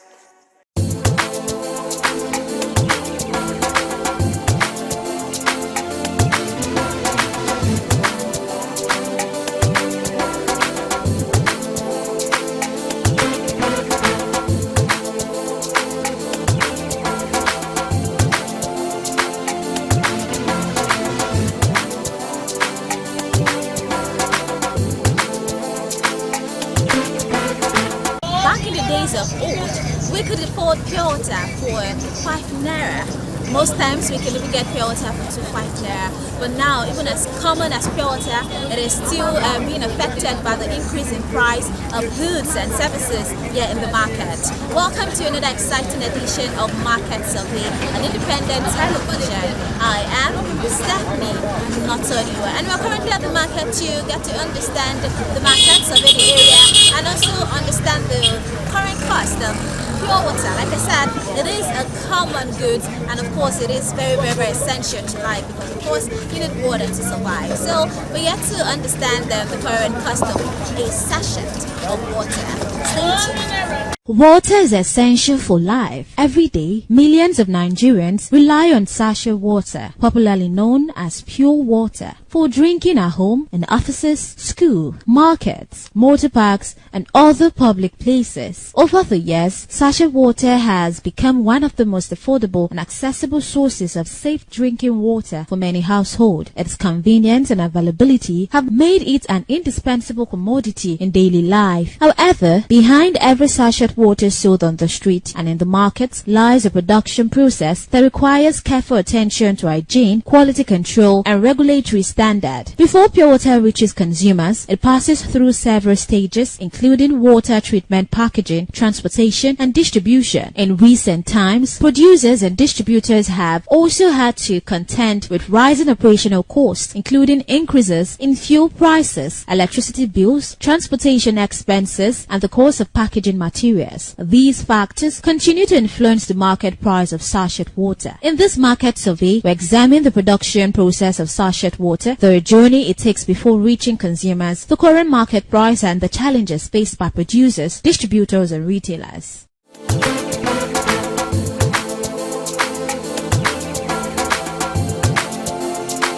A visit to the sachet water production factory reveals the level of work involved in producing water that is safe for human consumption. Production begins with the sourcing of water depending on the company. Water may come from boreholes or other approved sources before undergoing several stages of purification. The raw water first passes through sediment filters designed to remove sand, dirt, and other suspended particles. It is then treated using activated carbon filters to eliminate odor, color, and unwanted chemicals. The next stage involves advanced purification systems such as reverse osmosis and sterilization to remove bacteria, viruses, and other harmful microorganisms. Some factories also use ozone treatment as an additional safety measure to improve water quality before packaging. Throughout the production process, technicians regularly monitor water quality to ensure that it meets established health and safety standards. After purification, the treated water is transferred into automated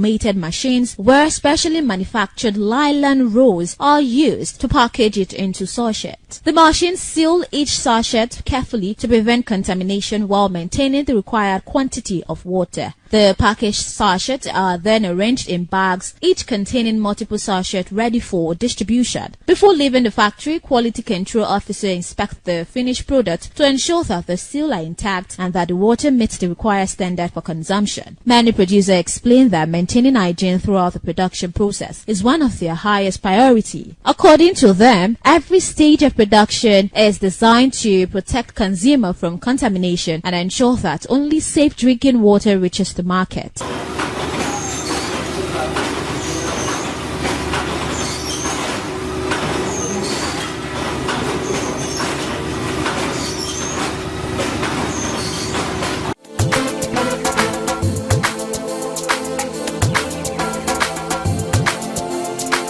After production comes distribution. Loader trucks and delivery vans transport bags of sachet water from factory to wholesalers, retailers, supermarket, neighborhood, shop, and street vendors. Distributors explain that transportation plays a significant role in determining the final selling price of sachet water. The increase in fuel prices has led to higher transportation costs, making it more expensive to move products from factories to different parts of the city. Some distributors say the poor road condition also increase vehicle maintenance costs and sometimes delay delivery. As a result, these additional expenses are often reflected in the retail price paid by consumers. I have my vehicle, then you bring your vehicle, then we give you the product as a discounted rate, so that we factor in your costs of maintenance of vehicle, we factor in your settling your drivers and other running costs, then and your return on investment.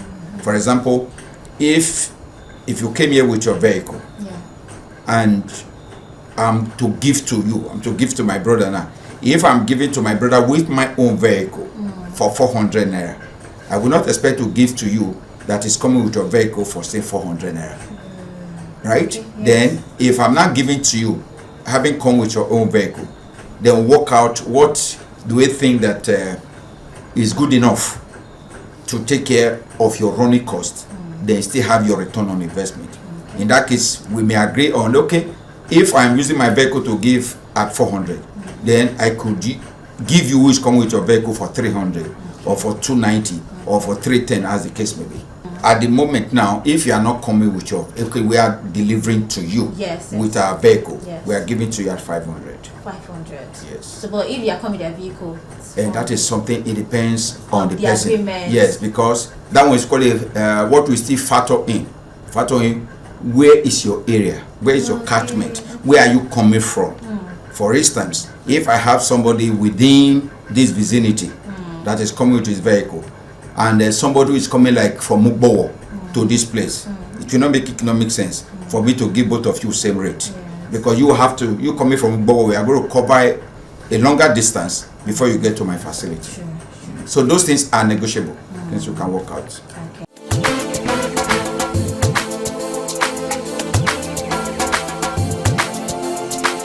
Market observations show that the price of sachet water varies from one location to another. A bag of pure water was previously sold at lower price, now costs significantly more in market due to increasing production and distribution expenses. Retailers explain that they must consider transportation costs, storage expenses, and daily operational costs before determining their selling price. Some vendors also point to irregular electricity supply as another major challenge. Although many factories rely on electricity during production, frequent power outages force them to depend on generators. The cost of diesel and petrol used to power these generators are continuing to increase, placing additional financial pressure on producer. According to factory operators, electricity and fuel accounts for a significant portion of production costs. The biggest challenge we have here, which I think borders on all production outfits, is power.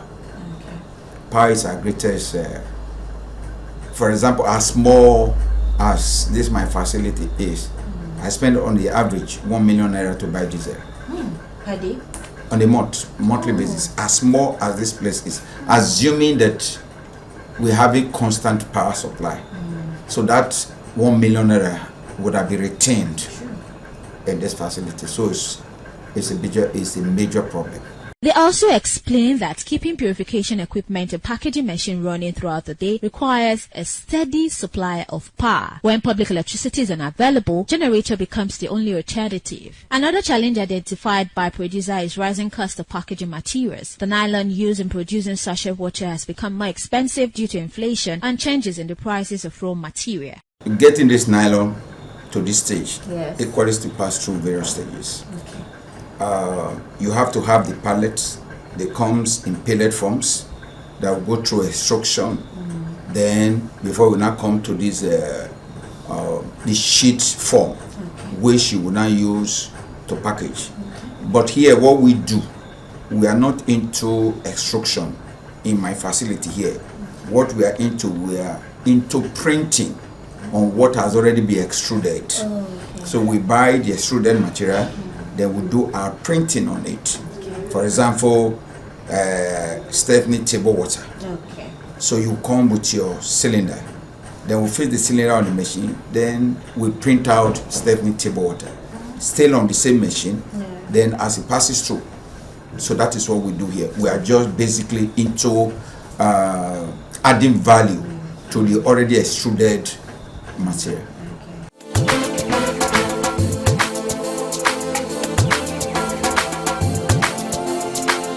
Machine maintenance is also becoming increasingly costly. Production's equipment requires regular servicing to ensure efficiency and maintain high standard of hygiene. Any mechanical faults can interrupt production and delay deliveries to customers. Despite those challenges, producers say they remain committed to providing safe drinking water because of its importance in public health. Consumers, on the other hand, acknowledge the increase in the price of sachet water, but say they have little choice because clean drinking water remains a daily necessity. Some buyers explain that they now purchase fewer bags than they used to because of the rising household expenses. Others say they have noticed slight increases in the price charged by roadside vendors, especially during period of high demand and hot weather. Traders who sell sachet water also note that the demand often rises during the dry season when temperatures are higher and people consume more water. Conversely, demand may reduce slightly during periods of heavy rainfall.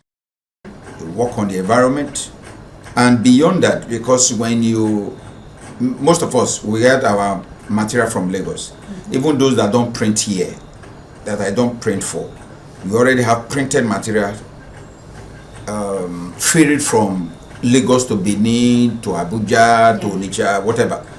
In the course of transportation, there are bound to be contamination. So at the point of your usage, that's what we have, sterilization, because your production material machines have to be sterilized in case there are contaminants. on the material. So by the time it passes through the machine, those ones are taken care of. Basically, everybody want to sell the way he or she bought, right? And this business is weather driven. It's weather driven. If it was in the dry season, you came here, you wouldn't have seen these vehicles here. But because it's weather related, we're in the rain season now, so consumption has dropped. If I ask you now, maybe you have drunk one sachet or not up to, or not even up to a sachet of water. But if it was same time during the heat period, perhaps maybe you would have drunk 2-3 by now. So it's a function of weather. During dry season, then there's a pickup, and as there's a pickup, then the prices of your goods equally tends to go up. It's simple economics. When there's high demand, then there's bound to be slight increase in prices. But when there's low demand, then you scatter too, then the prices of material will equally drop. This market survey reveals that the journey of sachet water from production to consumers involves a carefully managed process designed to ensure safety, quality and hygiene. From water purification and packaging to distribution and retail sales, every stage contributes to the availability of one of Nigerians' most widely consumed products. The survey also highlights the challenges confronting producers and distributors, including rising fuel prices, transportation costs, irregular electricity supply, increased packaging expenses and the cost of maintaining production equipment. These factors continue to influence the market price of sachet water and the operations of businesses within the industry. Despite these challenges, sachet water remains an essential commodity relied upon by millions of Nigerians every day. As producers continue to improve production standard and consumers demand affordable, safe drinking water, stakeholders hope that better infrastructure, stable electricity, and reduced production costs will help ensure the continued availability of quality sachet water at responsible prices. The survey also revealed that producers are facing increasing operational costs from rising fuel prices, transportation expenses, electricity challenges, and the increasing cost of production materials. These challenges continue to affect business operations and contribute to the changing market price of sachet water. Consumers, however, continue to depend on sachet water because of its convenience, affordability, and availability, making it an essential commodity in homes, workplaces, schools, and public places. As therefore continue to improve production standard and expand access to safe drinking water, stakeholders hope that supportive policies and improved economic conditions will strengthen the industry and ensure that quality drinking water remains within the reach of every Nigerian. We've come to the end of today's edition of Market Survey, and of course we've looked at the current price of pure water in the market, and we got to understand that one sachet of water is sold for 15 naira. You get 2 sachets of water for 100 naira. So we also got to understand that seasonal changes will affect the increase in demand and also the increase in price. And that's it on today's edition on Market Survey here on Independent Television. I am Stephanie Notowo. Thank you so much for staying tuned.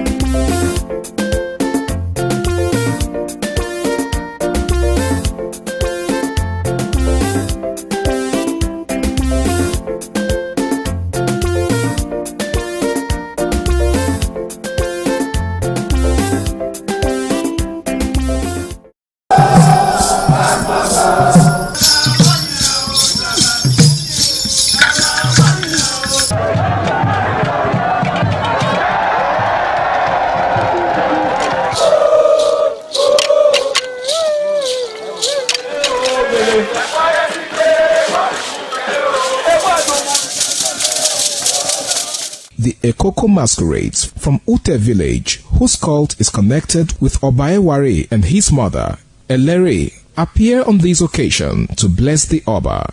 Ekoko is a ritual masquerade that dances to please the guests and the Oba.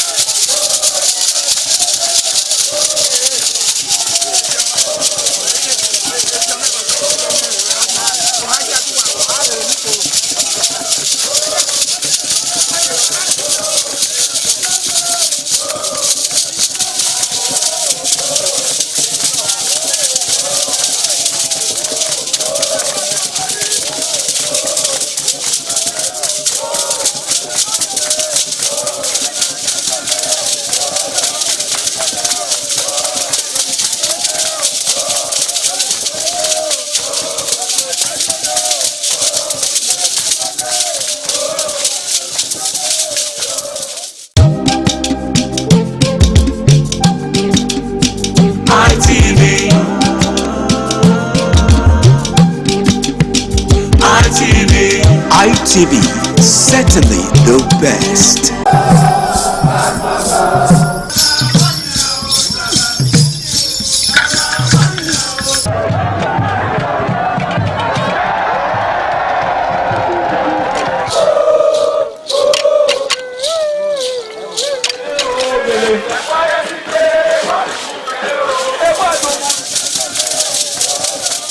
Omonoba Nedu Ukwakolopolo, Ewai II, Oba of Benin, stepped out majestically with loud crowd to perform the Soton rites of his late mother, Queen Mother Ioba Omoni Ikoyeme, Ioba Ewai II, who departed this world 49 years ago.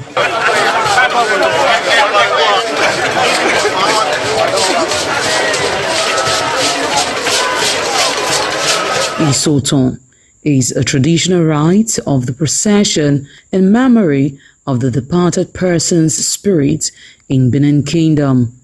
It is usually heralded by public display of the departed person's influence during their sojourn on earth.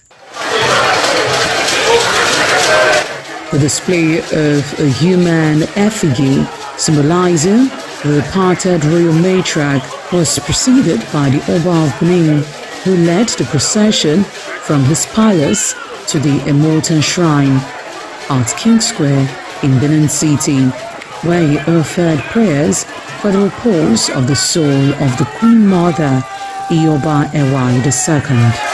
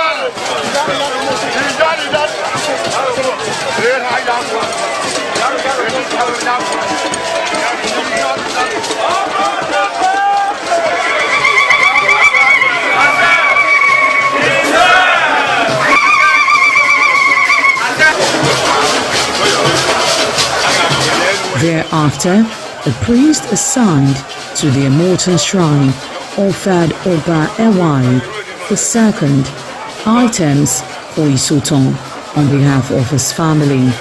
However, chalk, known as Uri, represented a mixture from royal fans after central spirits were invoked to bear witness and announce his arrival.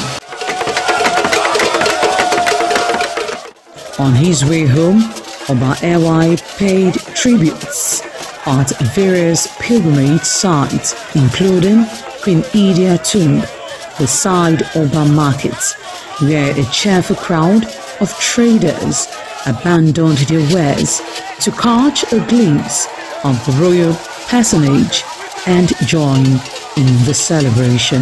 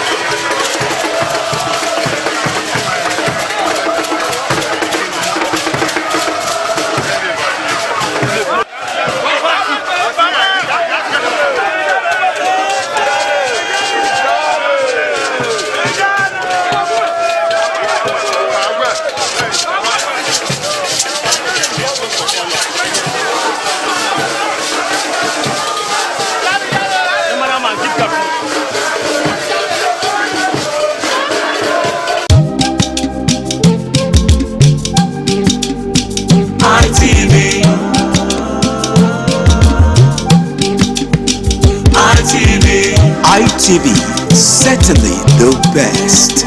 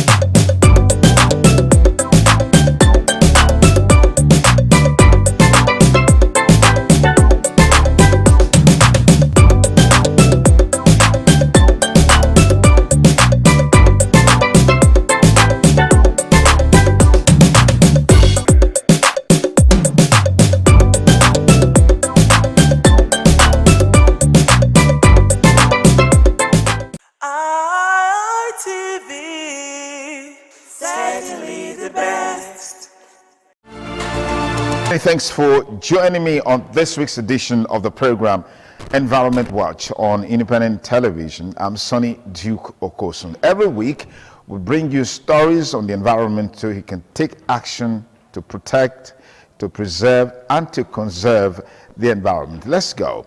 A new study reveals that for the first time, areas of Canada's boreal peatlands damaged by oil and gas exploration have failed to recover as scientists and companies predicted, and instead led to a tripling of their methane emissions with global implications.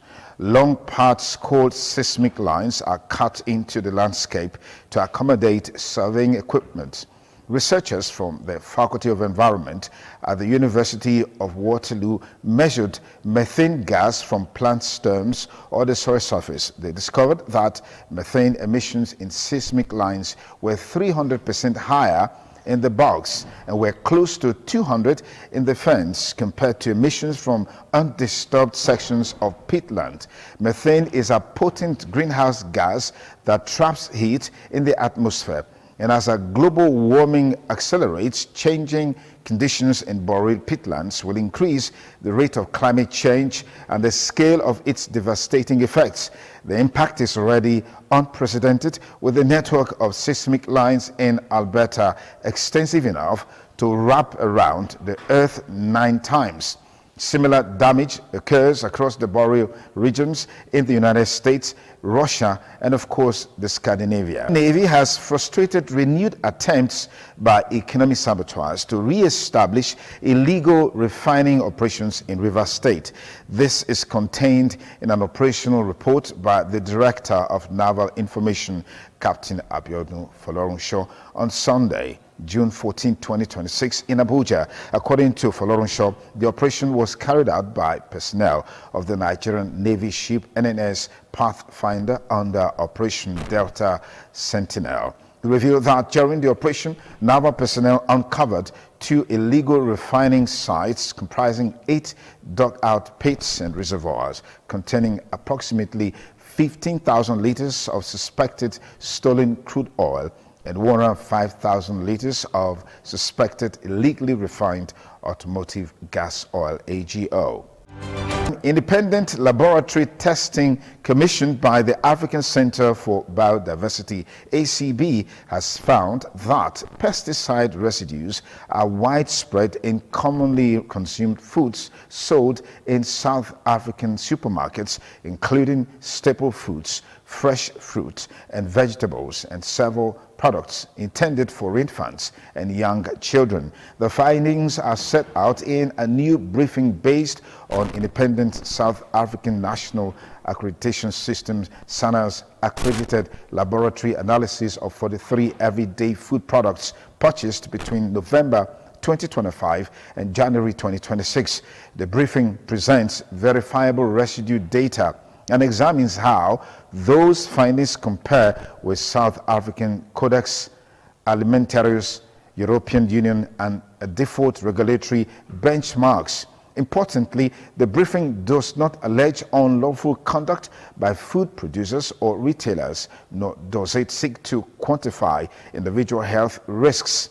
It provides an evidence base to inform public discussion and regulatory review of pesticide residues in food. Key findings include 1.86% of products tested contained at least one detectable pesticide residue on the applied analytical panels. 2. Multiple residues were common, with 37 different pesticide active ingredients detected across the sample set.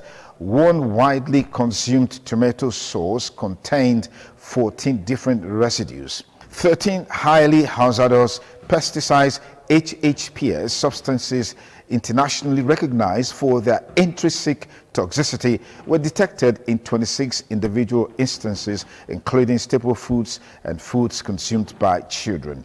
13 product pesticide combinations exceeded at least one applicable regulatory maximum residue limit or benchmarks, including South African MRLS, EU limits, Codex standards, or the default precautionary level of 0.01 milligram per kilogram. Again, for rejoining us on Environment Watch on Independent Television, where we'll bring you up-to-date information that you need to know on what you can do to protect, preserve, and of course conserve the environment. And I'm your host, Sonny Duke Okosun. The Ebola outbreak caused by the Bundibugyo virus continues to expand in the Democratic Republic of Congo, DRC, with the health authorities reporting rising infections and deaths as regional response efforts intensify. According to the World Health Organization, WHO, the DRC had recorded 676 confirmed cases and 136 deaths as of June 10, 2026. Health officials say the outbreak is evolving rapidly with increasing case numbers and wider geographic spread. Uganda has also reported cases linked to the outbreak in the DRC. As of June 11, the country had confirmed 19 cases, including 2 deaths, as well as 1 probable case that resulted in death. WHO said Uganda's outbreak remains epidemiologically linked to transmission originating in the DRC, with evidence of both imported infections and secondary transmission among contact and healthcare workers. However, Ugandan authorities have not reported any new cases in the past 6 days, suggesting that ongoing containment measures may be helping to slow the spread of the disease. National authorities in both countries, working with WHO and other partners, are implementing a comprehensive response that includes surveillance, contact tracing, laboratory testing, case management, infection prevention and control measures, risk communication, and community engagement. A regional preparedness and prioritization framework is also guiding readiness activities across Africa to reduce the risk of further spread. Health experts continue to stress the importance of early detection and rapid isolation of suspected cases and strict adherence to infection prevention protocols. Bundibugyo virus is one of the species of Ebola virus that causes Ebola disease in humans. The disease can lead to severe illness and death, with symptoms including fever, fatigue, muscle pain, headache, vomiting, and diarrhea. Negotiations at the SB64 Climate Change Conference reached their midpoint in Bonn.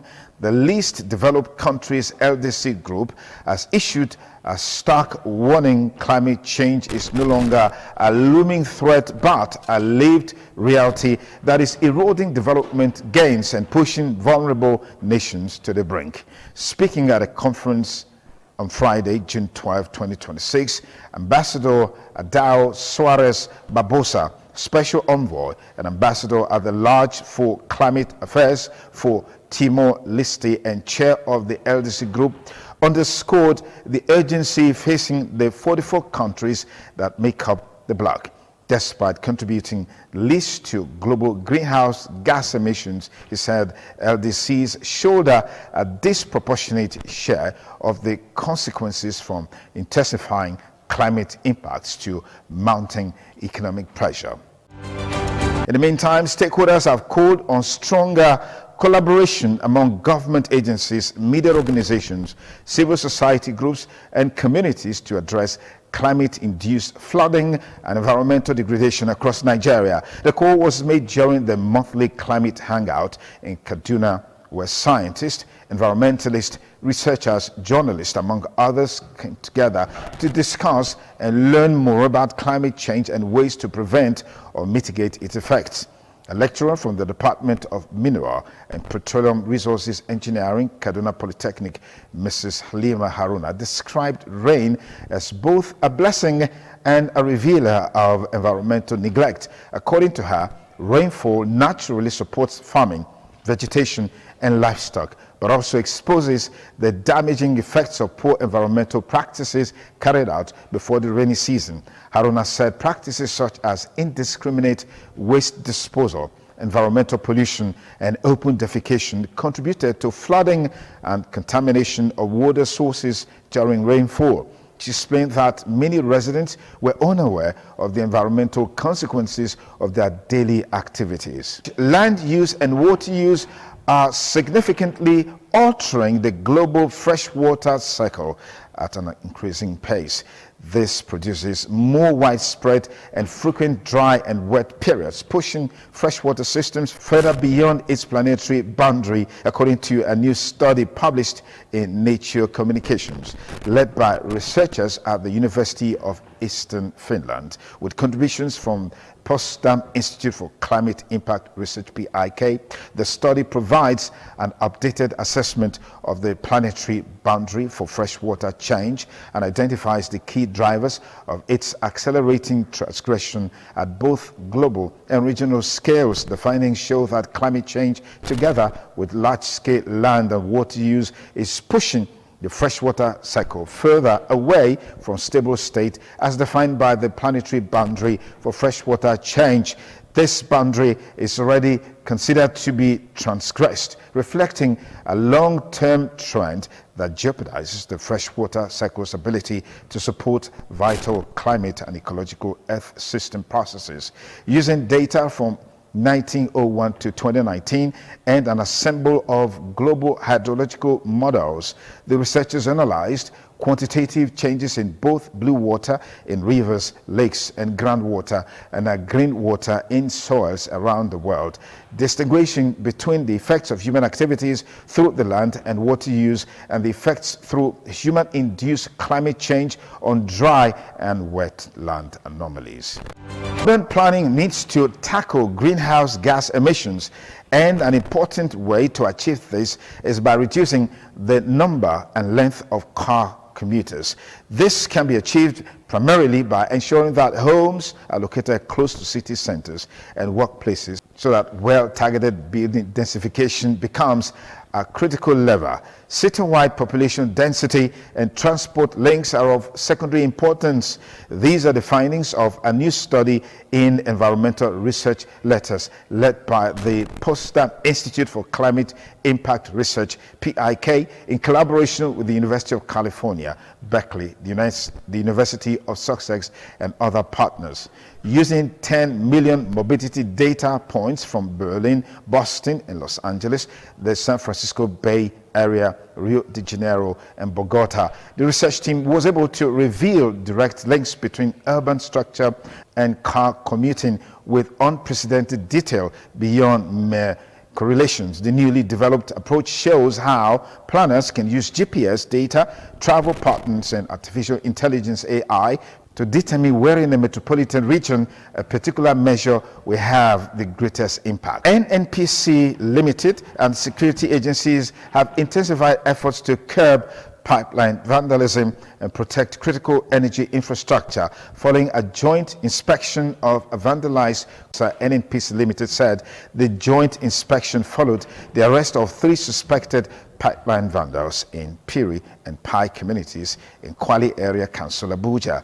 The renewed commitment was demonstrated during the joint inspection of a vandalized section of the Nigerian Pipelines and Storage Company NPSC pipeline at the Pai community. The inspection was conducted by the Industry-Wide Security Architecture IWSA, NPSC, the Office of the National Security Advisor, ONSA, and Special Prosecution Team, the FCT Police Command, and the Nigerian Army, as well as other security stakeholders. Speaking during the inspection, the Group Chief Executive Officer of NNPC Limited, Mr. Bashir Ojulari, described the arrest as a significant breakthrough in the efforts to dismantle criminal networks behind attacks on oil and gas facilities. Ojulari, represented by the Chief Interface Officer, NNPC Limited, Mr. Tahiru Sani Gwozo, said the suspects were only a fraction of a larger syndicate engaged in the sabotage of the nation's energy infrastructure. The removal of CO, that is carbon monoxide, from the atmosphere is considered an important tool in the fight against climate change, but has so far been an energy-intensive and expensive process. Now, researchers have developed a new method that efficiently binds carbon dioxide and releases it again using only a small amount of energy. The starting materials are provided by waste products from dairy and soy processing. In order to stabilize global warming at less than 1.5 degrees Celsius in the long term, there is a need not only for a drastic reduction in greenhouse gas emission, but also for technologies to remove and store hundreds of billions of tons of carbon dioxide, CO2, from the atmosphere. This is also the underlying basis of the scenarios set out in the latest assessment report from the Intergovernmental Panel on Climate Change, IPCC. 4 years, research groups and startups have therefore been working on ways to remove CO2 directly from the air, a process known as direct air capture. The company Climeworks, which was founded as an ETH spin-off in 2009, is one of the world's first commercial providers of DAC. To this day, however, the direct removal of CO2 from the air remains an energy-intensive and expensive process. And that's a wrap on this week's edition of the program Environment Watch on Independent Television. We hope you had a great time watching. Be sure to join us same time next week. Until then, stay blessed and bye for now.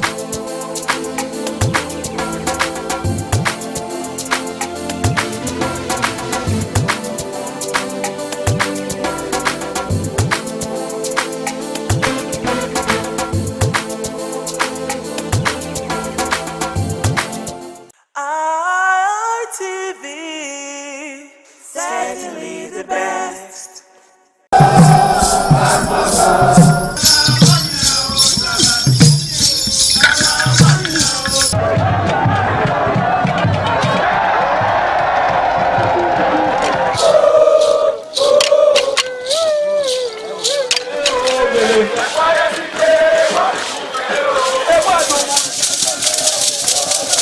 The new Idiom expressed excitement as they danced and rejoiced before the Esama of Benin, Sir Chief Dr. Gabriel Osawari Benedion, who also joined in the dance.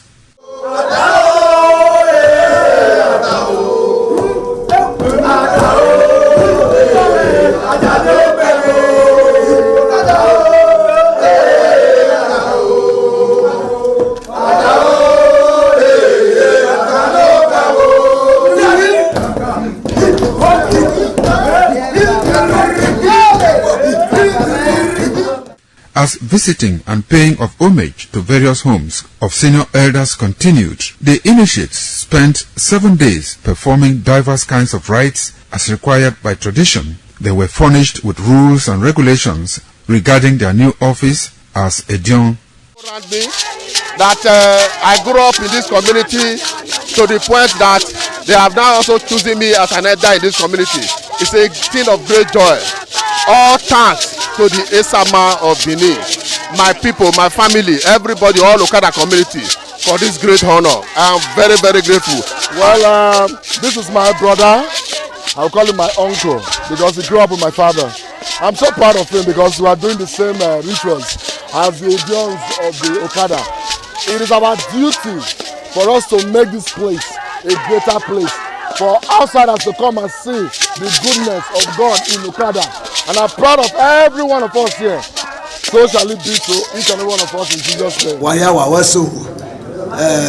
Odion ma Okada zima Esama zima Dion Bona zima Dion Obala zima Dion Malawe Mari Esama Dion na mi ma do pon mi sama mi ma do gbe ken sama e ma di o wa re na esama ma gbe ken ne o sa bo obuyo bi to ne ba no ge to ni maga no dia mi maga me ma ni do gbe ken ne de na e ma ya fe e ma to o e ma agbon o oro pa ewu dori e ma di awo re ne o be ti agbon ya no we mi maga me ni just Christ no mi afa in esama in our father's house in respect of our initiation to elders Edion level.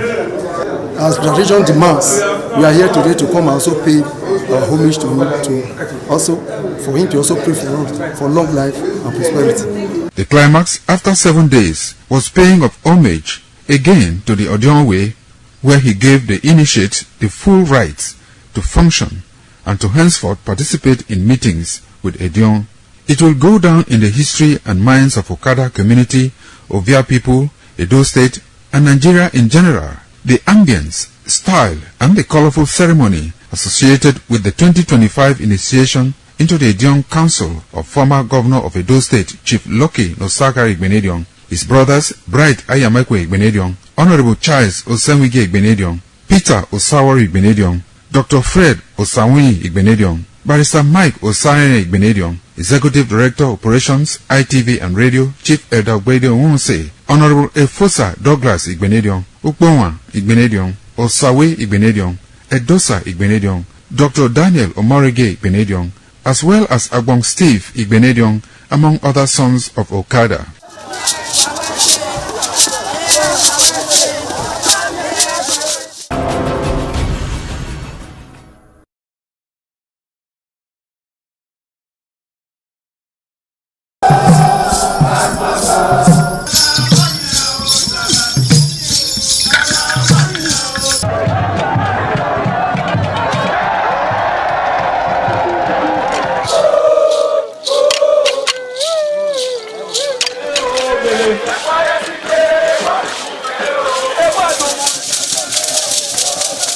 This is Akwa Game, a popular game in Africa played by our ancestors to entertain themselves after each day of famine.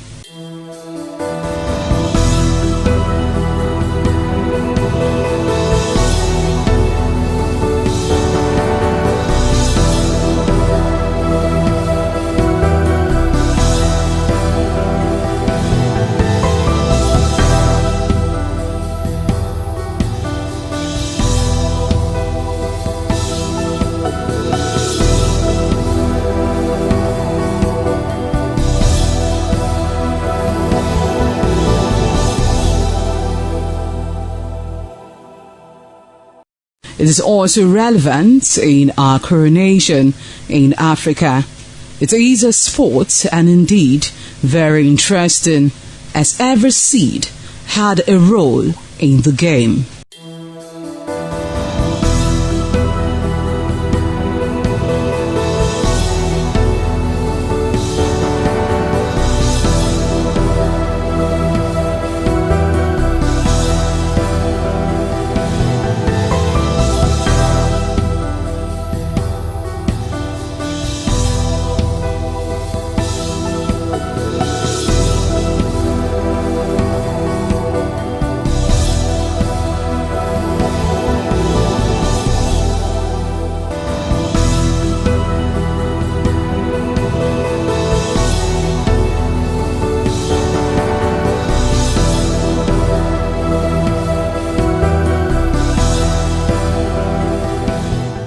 Play time is 45 minutes per set. There is no age limit as long as you can spin aqua seed. Ayo or aqua game, known as the game of intellectual. This game requires a lot of mathematical skills. Aqua game is played with carved wooden box containing 12 holes.